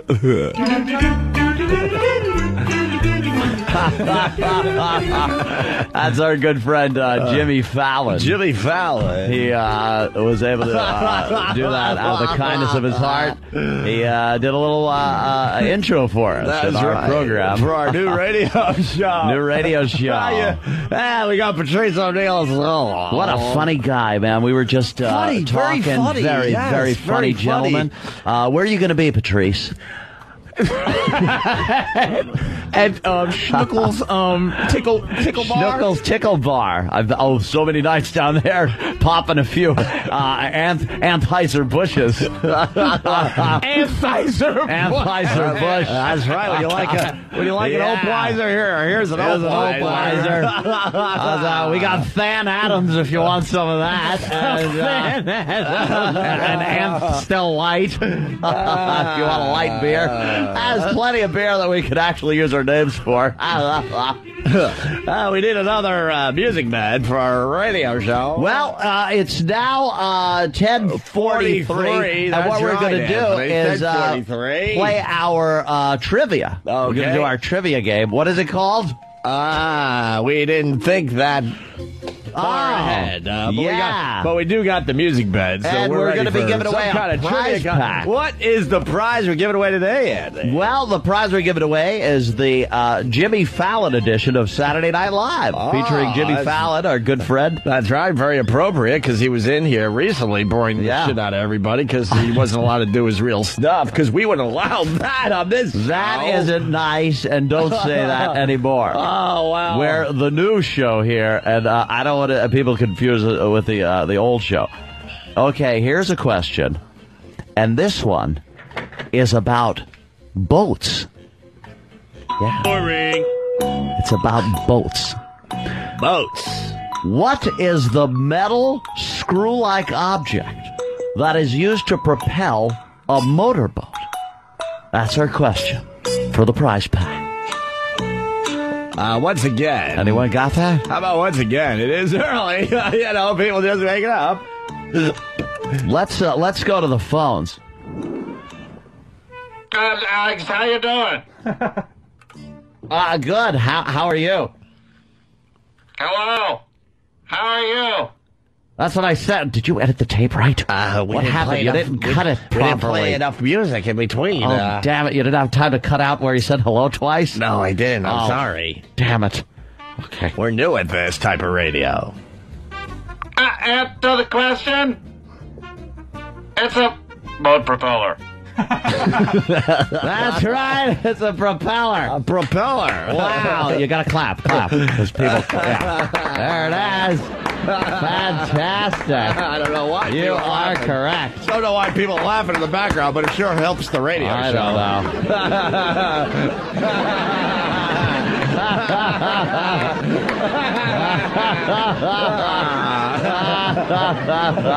Somebody is suggesting that we give out hepatitis as a prize. You want to give out the hep? That would be something Opie and Anthony would do. We're friendly here. Flan to a last to a wick. We're fake edgy. We're actually broadcasting to like more of a family audience. Anthony Balls with you. That's all I call myself, because balls is a funny word. It's dirty. Let's play some dirty word spelling. Dirty word spelling. All right, dirty word spelling. Dirty word spelling. Belly button. Ho, ho, whoa, whoa. Are they going to kick us off the air? I think we're going to get kicked off the air by the boss. You're outrageous. That's a big one. Belly button is the word. Belly button. All right. Well, we don't have any callers. Oh, well. It's BELLYBUTTON. Well, we can do our mandatory Metallica. Why don't we just rock? We can rock a little bit. We and then rock. We could, string some phone calls together, edit them, make them sound very smooth, and 1, 2, 3, and then we can give the prize away. Put beeps in them.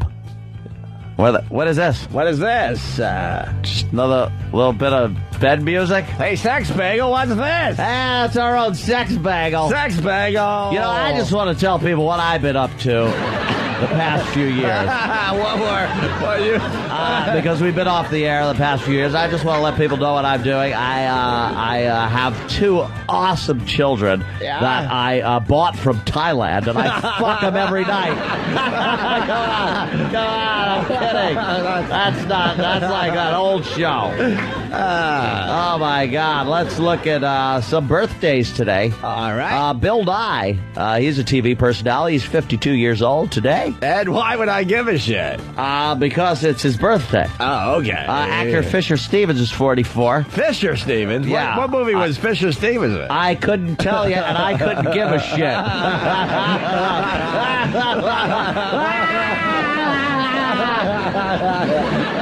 Oh, a fine actor, Jaleel White. You might remember him as Urkel. Sure. How old's Urkel? He's 52 years old today. You're kidding. Of course I am. He's 51. They had a kidney problem or something. Oh, that's great. Also on this date, Jimi Hendrix was born. He would have been 55 years, almost 65 years young. Oh, older than Urkel. He would, you know what him and Urkel have in common? They're both Oh, shit. I didn't say, did I? Oh, that's insane. Wow. Oh, are we going to get so fired for that one? Speaking of, we got Patrice. Holy. Don't call Patrice on. That's not appropriate. Oh, Patrice is going to punch you in the face. Patrice, we're not really Opie and Anthony right now, so don't hit him. But you can hit the guy he's playing. Reenact that high school scene, Opie, where you're with your basketball friend. But I didn't really. Oh, Jesus. My soda just exploded on me like a big cock full of jism. Fellas, I just wanted to plug my Patrice O'Neill in studio wants to plug a gig. The Ninja in studio. Where are you going to be? Where are you going to be? Yeah, I'm going to be at, That's fantastic. That's fantastic. Unbelievable. I just wanted to make sure people knew I was going to be at. That's great. Yeah, give your plug. Plug. Chuckle Hut. Oh, they're going to love you there. The Chuckle Hut. Patrice O'Neill, ladies and gentlemen. Yes, one show Wednesday, one show Thursday. And you can be white and get in, right? Is this true? I just want to know if this is one of those black shows where the white people have to sit there and go, oh, I'm the white guy that's getting made fun of. Oh, Jesus. I can't guarantee. White people are crazy. Yeah, white people. I'll sit up front, you'll pick on me and fuck my girl. I've seen it happen. I've seen it happen. What show have you seen a guy fuck your girl? I go there, and when there's a black guy on stage and the white guy sitting there with his girlfriend, he usually picks her up, and the white girl usually ends up leaving to get that big mandingo cock. That's right. Black guys sport. Usually you you got the big cocks. Usually the posse takes the boyfriend to the bar and gets him drunk while girlfriend's getting gang raped and in then the back. They pick his pockets and use the money to play dice out back. There's not going to be any gang rape at my show. No gang raping? Just jokes, man. Just scary wilding. Just fun. I know that you people like to wilding. Go wilding. Wilding? Yeah. What's that was in 1991. Is that what they call the kids are calling it these days? Wilding? Wilding. That's when you just all go crazy and you throw garbage pails through windshields. Fellas, I'm just I'm going to be a Chuckle Hut. Because you're outraged. Chuckle Hut. Outraged, scary. Oh, wow. Look out. Oh, wow. Oh, no, that's scary. Look out, Anthony. We got an angry Negro in the studio. Jesus Christ. You guys Yeah. Angry Negro. You guys mind plugging the show? Yes, of Where's course. our of course. Angry Negro alert system? I don't think we have that. Yeah, we do. Oh, E-Rock. I like this song. He's playing the soul music for our soul brother. Well, here just in the want to make him studio feel today. comfortable on the show. Yeah. See, we can relate to you, brother. Listen, how many more segments? I think I could keep this up. Damn it. Yeah. How many more segments are we doing here? Wait a minute. There it is. Oh. Hey, you want to get Patrice out of the studio? Yeah. Let's... There he goes. Look It's a siren. Look at him run. Look at this. He's scared. He's running. We got... Duck, everybody. Jesus. Yes, and scene. And punt. You guys are fucking terrible, man. Yeah. Thank you, Patrice O'Neill, for stopping in today. Thank you so much, Patrice. You know, it's all in good fun. What it's all fun? in good Is nobody having It's fucking all fun? in good fun. Yeah, just having fun. You know, it's it's like the Ebony and Ivory song. You know, we can we have our differences, but we can get along afterwards. We all get everything's along. a joke that we say. I didn't really mean, to drop the N-bomb when I said that. What N-bomb is that? Like, what, nigger? Oh, Jesus, girl. Oh, we're in trouble now. See? Here it is. This will bring everyone together. Let's sing the song. Ebony and ivory live together like white people and Oops, I can't use the word. Fake outrageousness. One thing though, you never see the black keys on the piano beating up the white keys. But that's what happens in real life, right, Patrice? Where are you going to be? Where are you going to be? Because that's what people want to know, where they can see your comedy. Look right there on the piano. Your brand of comedy. The white keys living right next to the black keys. Oh my God, where does that happen? Look, the other white keys don't care. What about this white key is dating this black key, and this white key is the father, and he's all upset. Is that hysterical, Patrice? You ought to put this in your comedy act. You ever think of putting this in your comedy act? Don't go put it on. I'll charge you. Don't make me charge you. I'll send you a bill. How do our listeners get tickets for the big comedy show? Yeah, the comedy show. Where is that? The Chuckle what? I think there's some tickets still available. All right, tickets are available. And what kind of comedy can the people expect? Is it going to be like Chris Rock? Are you like Chris Rock? No, I wouldn't. I like that. Chris Rock. No. Chris Rock. I like that guy. He's black too, isn't he? How about Bill Cosby? Sure. A little Bill Cosby, Bill maybe? Cosby. He sits down on a stool and he waxes fantastic about the old days. Yeah. Something like that, like Bill Cosby. Bill Cosby? Not necessarily, no. I'm trying to think of what comic. Can I give out the numbers? 212-555-0860. All right. 0860. That's great. And what a guest he's been today. What a sport. He's been terrific. What a sport. He really is. Fantastic. I like playing a sound effect. Oh, no, you didn't. Chocolate right in the studio. I did. Oh, God. Can't take I can't take it anymore. Oh, God. Shoot me. Shoot me. Oosh. Yeah, it's kind of fun to do, though. That only took up 10 minutes. That was it. Imagine having to do that 4 hours. 4 hours? No. Line of the day time. Hey, where is that Puerto Rican? Hey, Puerto Rican, can you get my truck? Try not to steal the hubcaps. You know how they are with hubcaps. I don't know what they do with them. Oh, fantastic. He's probably too busy playing dominoes. They sure like that. I hope there are no chickens in the back when I'm trying to drive home with the feathers going. Oh, Master Puerto Rican. That's what I call him. Dominoes. Dominoes and chickens. That's all we know about the Spanish. That's great. Master Puerto Rican. That's great. I love those people. I love the Hispanics. I love it. in the delivery room when a baby girl comes out and they pierce those ears before the umbilical cord's cut. What is it with the pierced ears on the little Hispanic children? And instead of handing out cigars, they hand out knives to everybody. They like stabbing people. Name engraved on the side. I understand. Oh, good gravy. Wow. Fantastic. Fantastic. We screw the XMers. All right. Back to us. Scott, Tennessee. Scott. Yeah, let's be honest, guys. This last 10 minutes, it's not even funny. It's annoying to the point where my ears hurt listening to this shit. Yeah, that's okay. That's what we were going for, annoying.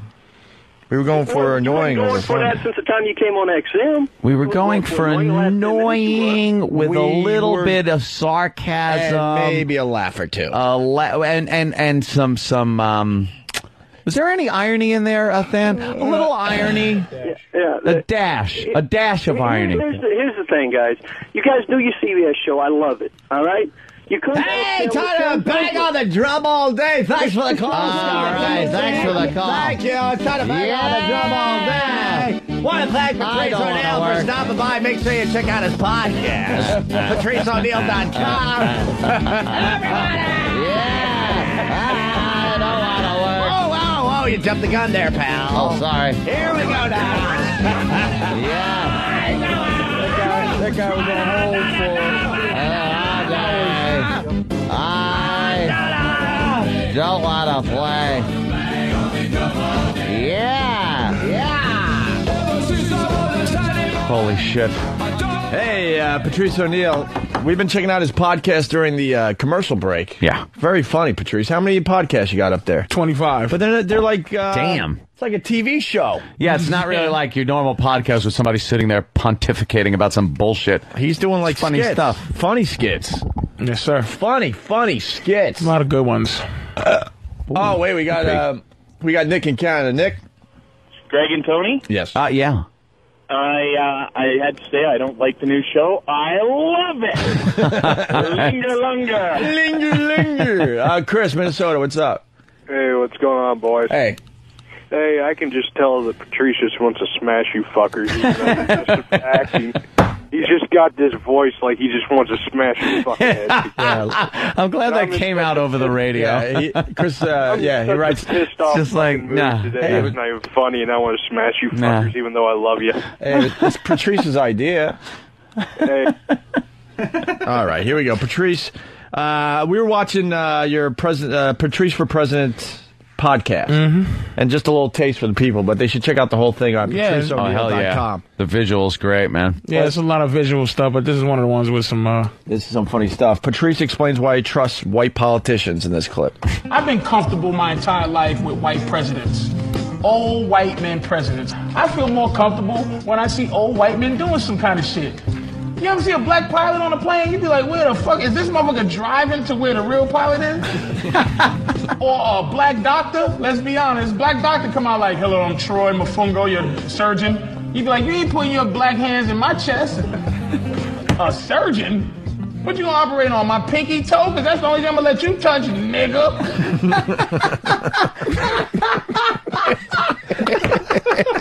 Holy shit. But the whole damn, you speak the truth. The whole point of that is to let you know that, look, there's some white things I feel comfortable with too, but presidents is one of those things that tricked us over the years, and they haven't done a fucking thing. Oh, fuck, that is the truth. Wow. All right. Patrice for president. He talks about gay marriage in this clip. It's quick. How come being gay is a preference, but tying a bitch up and peeing on her is a fetish?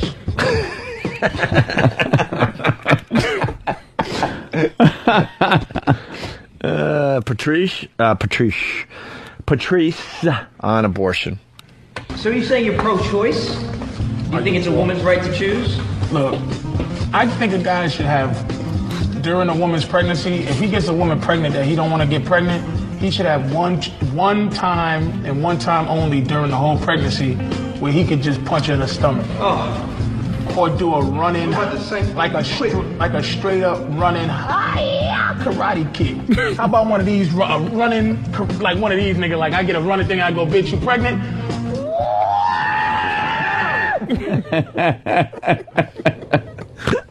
What is wrong with you? Oh, it's nothing else. It's nowhere else you can even think about doing anything. Right. Kicking a woman in the stomach, and I'm just joking. Somehow I'm just joking.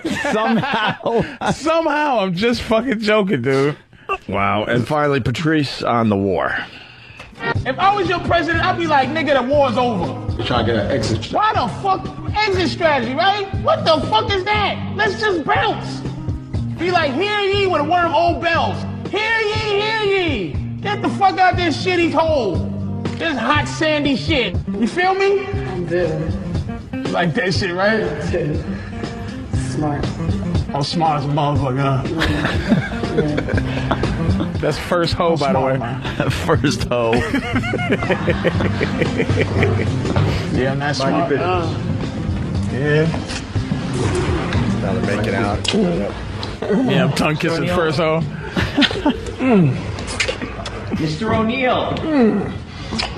Oh, nigga. Oh, let me get back to my speech, bitch. Yeah, damn. That was me slapping her ass. How about AIDS statistics? Yeah, that's what I'm doing these days, fellas, until the next thing. But there's 25 of them. There's some cool ones up there. Some are dead, some are great, some are middle. It's all right. I liked your motherfucker. Can we just play the first part of that? Yeah, they're done very well. Can we get it real fast? I could play it real fast. I don't know. Yes, I know. Okay. I think he was talking about the word fag or something, but it starts off with the word motherfucker. Faggots. Yeah, the many uses of the word motherfucker, though, is really...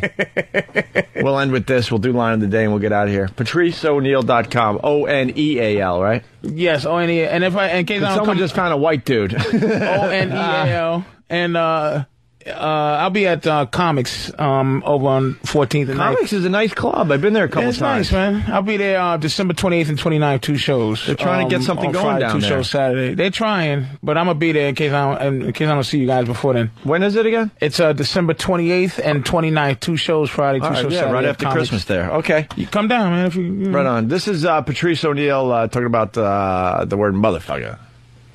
Great. Oh, this one? Yeah. Go. Better reload it. You know what I'm getting tired of? I'm getting tired of motherfuckers always taking words literally. Like the word motherfucker, for example. You can use that word to describe a potpourri of emotions. Hey, motherfucker! Motherfucker. Ow! I stubbed my toe! Motherfucker! Oh shit, I'm late! Motherfucker! So look, we're gonna be taking some other... No, keep going. offensive words and showing you that the meaning shouldn't always be taken so little. Like this word, for instance. Faggot. Yeah, you had the right out, but you can see the rest on PatriceO'Neill.com. It's long, that's the only reason. Yeah, no. Motherfucker. Thanks for playing a couple, man. Fuck, it's good, man. Yeah, I'm going to go home and check out more of that shit. Line of the day is brought to you by BodogFantasy.net. Free life scoring, stats, bios, and news that will help you win big this season in fantasy football. All at BodogFantasy.net. Here is a runner-up line of the day. Can you imagine the choices? Old white woman or oats being thrown out of a helicopter?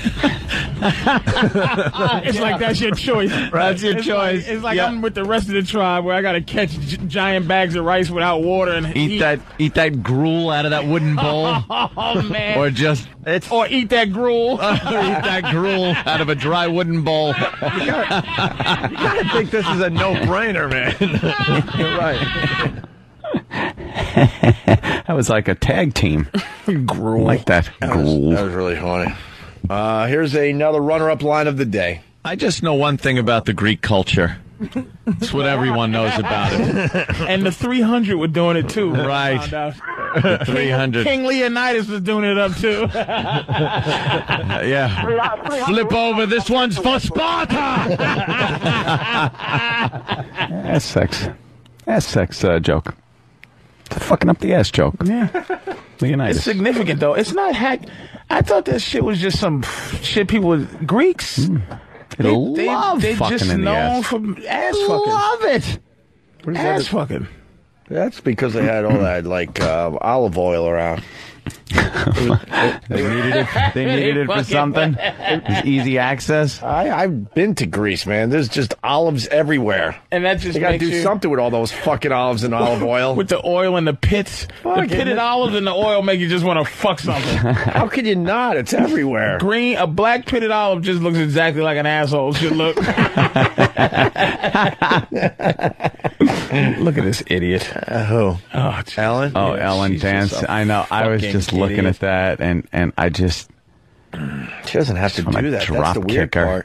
part. No, it's sponsored now or something. You know, this is what Look at it. What is she But doing? this is why I think we'll never, like, I don't know. Maybe I should Because shut up. dyke bitches are taking over men's places. No, that's all right. I actually find her funny. I really do. But I'm like, why would you do this? Yeah. Why would you dance every day? It started out as a goof bit, and now like she's known for that. She has to do that. She has to And do if it. you're a guest and you don't come out dancing, you're an asshole. But it goes back. As I found out. But it goes right. Hey, you it's didn't the wanna web jump dance? guy, and it's like she's coochie cooing. I'm like, get out of here, you fucking dyke. I have no chance of making this sexual, so what's the You point? should have come out tap dancing or something really bad, like in 1930s attire. And it just goes back to what we were talking about earlier. Fucking America eats this shit up. Yes, but I don't know if they really do. I mean, I look at this and go, "Wow, are women that dumb? This is what they find entertaining? A older lesbian dancing every day." Ones for in the them? audience seem to because they're clapping and dancing. And I think I truly believe, even though it's common knowledge at this point, that half the people that go to Ellen's show and are dancing in the audience as Ellen's dancing have no clue that she licks pussy.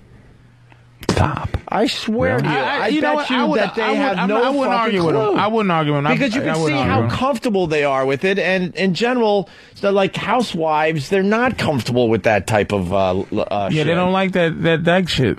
They have. I bet you they have no idea, even though it's common knowledge at this point. They're Yeah, I dancing, guess. and Ellen's like getting fucking wet in her pants. Like, oh my god, I get to dance and rub up against women every day. You're not lying, dude. It's something. I bet you. There's an bet you there's underbelly of something that I just don't understand. I just don't think people are looking for that, but they are, man. Tyra Banks and this show and The View. I watched Tim. My mother came to visit me for Thanksgiving. She was watching The View. I watched like 5 minutes of it. I said, this shit, literally. Dude, I watch it in front of my mother. This shit is fucking awful. Dude, I watch it religiously because it's so bad. Right, and I'm like that I'm too. a big fan of watching stuff that is so awful. I'm like I that have too. to watch I'm it. the same way. But that was and not I good. yell bad. at the screen because I've met Joy Behar a few times. You guys know her pretty well, or a bunch of the guys that come in here, and she's not that person that's on The View. Joey Behar was an old school. She would like cunt, like but in a good way. Like one of the dude comics, like dude. She was one of the few women that like dudes was like, oh shit, like Joey's a fucking soldier. But I don't know why she's not in movies. She's a great actress. She is playing a part on that show. That's it's not a paycheck, her. nigga. It's not a her. paycheck. Every once in a while, she'll let her claws come out a little bit, but that fucking. She been in the trenches so long. Somebody gave her fucking 6 figures one week.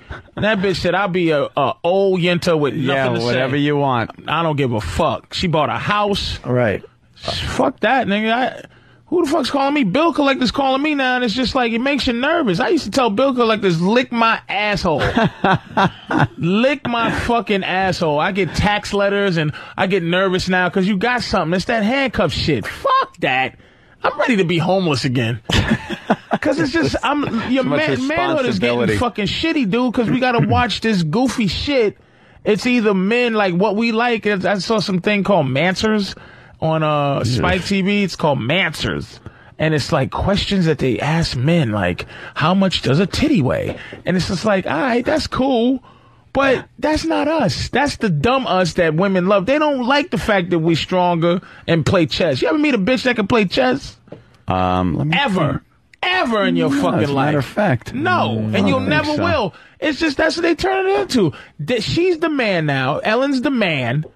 of the relationship. That we're just fucking done. Where is there one motherfucking man on TV? One. Well, I mean, a dude, like a fucking dude with where there can't be dudes on this time of the day. Why? They're all working. Where the fuck can you find a dude except for UFC? But TV, they're punching each other in the face. I joke, but TV's still old school. They're catering to women that are at home. That's soap opera mentality. Yeah, there's no fucking dude watching Ellen for the most part. There's no dude watching The View. This is all programming for women that stay home. Anywhere. Even at night. Other than wrestling, boxing. You got your Jay Leno and David Letterman. I don't do you got your Jay Lenos and David Lettermans. There's only one of each. So you got Jay Leno, you got David Letterman and Kimmel and all those guys. They're doing their thing because there's more like dudes that are watching at that time. All right. There's no dudes watching TV during the day unless you like do a radio show and you have nothing else to do after you get home. That's the only reason.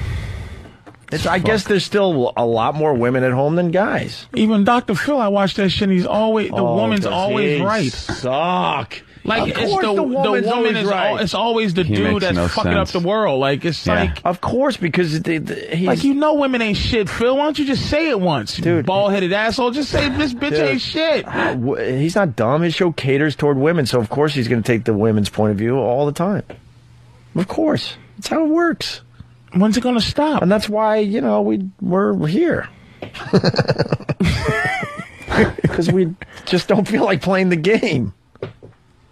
Goes back to the Loper and Schmitty and all that other shit. Don't want to play the fucking That's why I don't game. even. Let me tell you something. That's why Nickelodeon asked me to do something years ago, and I knew I had the propensity in my life to possibly get caught jerking off in a movie theater.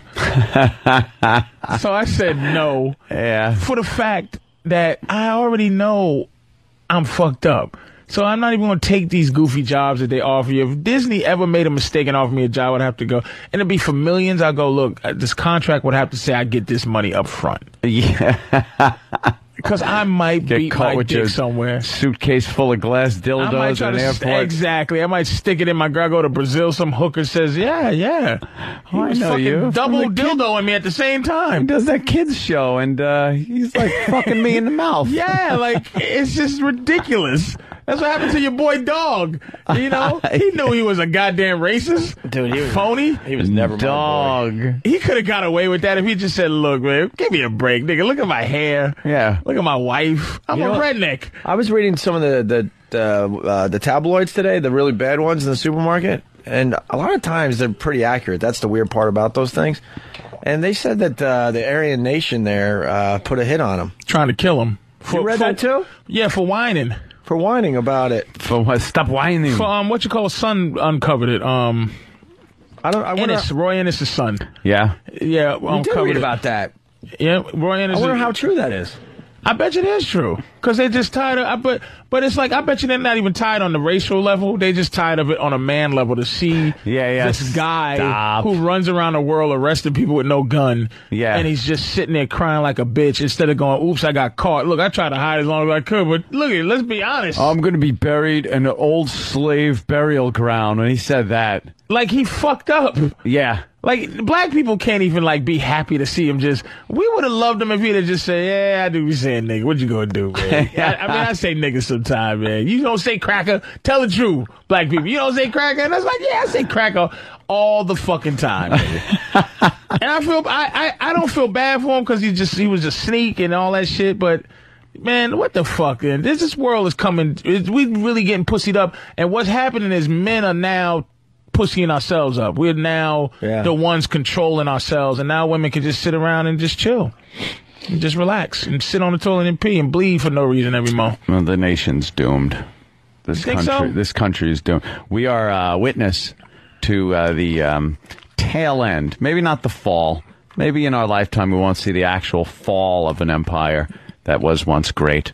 But you had a short run too. You will see. Yeah. It's only been what? How long has this run? Since 1945? The candle that burns twice as bright burns half as long, my friend. 1945, we started running shit? 45. Ever since that big mushroom came along, we started running shit. But I would say the beginning of the industrial age. We really, the early 1900s, we really started We were doing pretty good. And then, after So 100 the years? war, I gave us like, about 100 years of running things. But, you know, We a couple can't even get a hundred Ming years Dynasty run. We can't get 5,000 from up in this beginning bitch. to end. I'm talking 5,000. 5,000. We are headed down the road to ruin. And what is the main reason why you think? Of all people, Pat Buchanan put out a book, and he talks about the things that are just ruining this country. The jobs going overseas, the devaluation of the dollar to the point where foreign countries aren't even going to be on the dollar anymore. They want to go switch to the euro, or some other denomination. Like everything in the old days used to be the dollar. It was always the dollar. You know, everything was based on it. The stock market, other countries would base their money on the dollar. Now they don't want to anymore. It's like, go fuck you. What is it, the we war? got the European. The war is a part of it. Just the economy, the influx of immigrants, illegal immigrants coming into the country. There's just a lot of things that are happening that are all pretty much based around this political correctness that's going on. No one has the balls to really crack a whip and say, this is what we have to do to really get the country back in the right direction. No one wants to do it because they're afraid of making enemies, and they want this and that. They want to please everybody. You don't get anyone anymore like a leader like Reagan, who didn't give a flying fuck what his opposition said. He said, no, I'm doing this. Go fuck yourself. And then he'd do it. Well, Bush you need is a leader like that. Bush is a douche. He isn't like that. So you waiting for Giuliani to be the president? He's like, I think we might be beyond the point of no return here.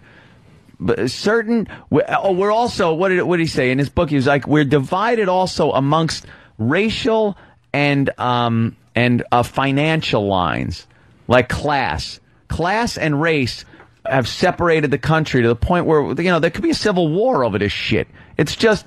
We don't like each other, basically. Yeah. Basically speaking, authentically, and definitely we don't like. We just don't like each other as a people. You say it's something bad about them. You say something bad about us. We say something bad about you. We say something bad about Puerto Ricans or Asians or something, and everyone flies off the fucking handle. How is a country supposed to be like united when everyone fucking hates each other in the country? And it's just getting worse. And then it's also getting to the point where the Southwest will be annexed by Mexico at some point. There's just going to be so many Mexicans that are going to go, we owned this shit a few hundred years ago. We're taking it back. And who the fuck's going to stop them? They're running everything down there. How come we don't make a deal and just go, look, we'll make Mexico the 51st state. Oh, we don't hook that up, hook Mexico up like it's America, so they want to stay. And then, I think that's would take way too many resources. Some major it's like taking over, because they there. do have some oil down there, though. But I'm just saying, build a bunch of McDonald's, just Americanize it. You know what I mean? So that you put a couple of, bunch of Mickey D's and this, that, and that. I would imagine financially we just can't get it done, and that's why we haven't done it. I bet you that's all. It comes down to money. It ain't like they don't have workers. They come over here to work for nothing. There's such poverty, man. That's true. That would take There's also so much corruption. Like, you ever see the police force down there? Forget about it. That's what I'm saying. You got to throw those guys a couple of bucks. Take over Mexico. Take over. You know what, though? Donkey shows. Yeah, that's a moneymaker. Right there is a big moneymaker. Franchising opportunity right there. Right? It's very interesting. It stinks because I'm trying to make a little fucking money, man, and it's just nowhere for me to be. Dude, that's an interesting thought there, but I don't know. I bet you it's a financial thing. Just make Mexico the fucking 51st state. I don't think Mexico really wants to be, is what the problem is. That's the biggest problem. They're not just sitting here going, could you please? Yeah, but like the people in charge over there are doing just fine. And I don't think they want to give it up. But I don't think that many Mexicans are coming here fucking shit up. They're coming here doing jobs that no American wants to do. But they live like a third world country. They come here and they live in a lot of these shack towns. You ever see down in the Southwest, there's like just shanties that they're living in. They work in the fields or wherever. Yeah. They come back to it, and they're making this third world estate. There's third world conditions everywhere. There's poor people in this country. Yeah, but you don't want to import more third world country. If we have them on our own, then we got to fix it. Our poor. I've never seen a poor anybody being a delivery person, cleaning up a fucking hotel. I've never seen any Mexicans have cornered the market on horse shit employment. But that's why, and that's why we allow it to happen. You don't think we could stop that if we wanted to? I don't think we could. Absolutely. Cleaning up Walmart from 12 to 8. Like, who the fuck else does that besides them? Do you absolutely think that Walmart wouldn't get clean then? If there were no fucking illegal immigrants, you'd walk into a Walmart and go, holy shit, no one's here to clean. There is someone that would take the fucking job. No, it's more than that. It's cheap labor. It's you don't have to worry about health insurance, none of that crap. Still cheap labor. It's all money under the table, my friend. I'll tell you what. No accountability for your employees. From the time I was probably 15 until my early 20s, I did fucking Mexicans jobs. I did all the illegal immigrant jobs. Dishwashing, fucking landscaping, all the shit jobs. That's what I fucking did. And I wasn't saying I want $19 a fucking hour. I was just hoping for a little Jack Daniels beer and cigarette money. You want to say N-work. What? Yeah. No, it was Mexican work. Yeah, but you adjusted for... You wanted to say nigga work? I didn't say I wanted to go into a life of crime. For our friend. Did you want to say nigga work? No. I think he did. Did you want to say coon jobs? No. I had a feeling that he kind of adjusted that. Let me ask you this one last question, man. I was nigga rich after I did Mexican work. Let me ask you one last question. This is, I know, just all drifted into seriousness. I'm going to ask you this. Yeah. Me and my man was having a conversation about this.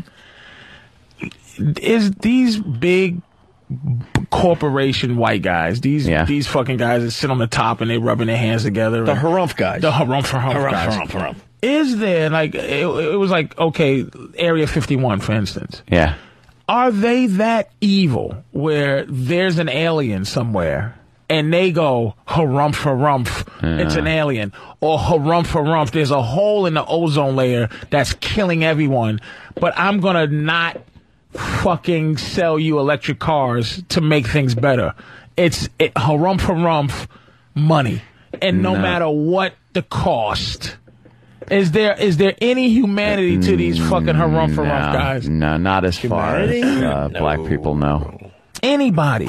No. Like a fucking alien is somewhere in a bunker, and he's going harumph. We have to figure out There's no the evil cigarette angle. smoking man. There's no harumph guy. There's just no. Those guys that sit up in the corporations that make a lot of money, they're part of the problem too, with the country. There's a lot of greed up top that isn't, getting the money down to the bottom.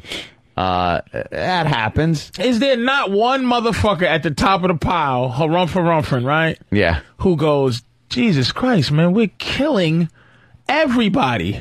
No, they don't care. They just it's greed. It's not this big conspiracy or anything. It's just 50 million collateral damage. Yeah. Cancer. We got the cure for AIDS, but having the cure won't make money. So we'll just have something that makes you feel better. I don't think they got the cure for AIDS. They got it somewhere. You think so? Yeah, your people. I don't think that. Where is it, Opie? Where is it? What's the cure for AIDS? I just know about the Department of Liquor Stores in black neighborhoods. I know about that division of white people. I have a problem with that. I have a problem with that. It's like I just sometimes to be individual and be black it's tough. When you stand alone or you want to, it's like, okay, is it black people or is it me? Right. Now when somebody says, and again I'm ignorant on this, but when somebody goes, yo, motherfucker, guns in the community, black community. We ain't Smith and Wesson, nigga. Black people don't make guns. Smith and Wesson. Black people don't make guns. And I'm like, well, is that why you shot me? That's why you shot me? Because we don't make guns? Yo, nigga, I ain't got no motherfucking poppy feel. Is that why you sell me coke? I I don't understand that logic. What about the liquor one? You got to have one for There's the liquor. a liquor store in every neighborhood. Is that why I'm an alcoholic? Is because there's a liquor store in every neighborhood. I understand the plot to kill us. Right. But don't drink. Solve your own problems. Like, don't shoot me. Right. Would solve the problem of guns in the community. Yeah. Don't shoot me. All we are saying. I gotta agree with you on that one, Patrice. Yeah. That's a damn valid point. And with that, here is your line of the day. Oh. Here comes Line of the day, line of the day.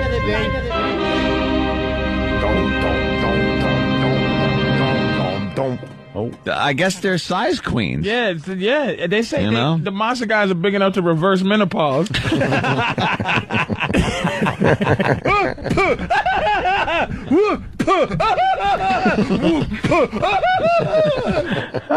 I like the ending. That's the Tiger Woods crotch shot. Thanks, guys. That's nice. The cold fish.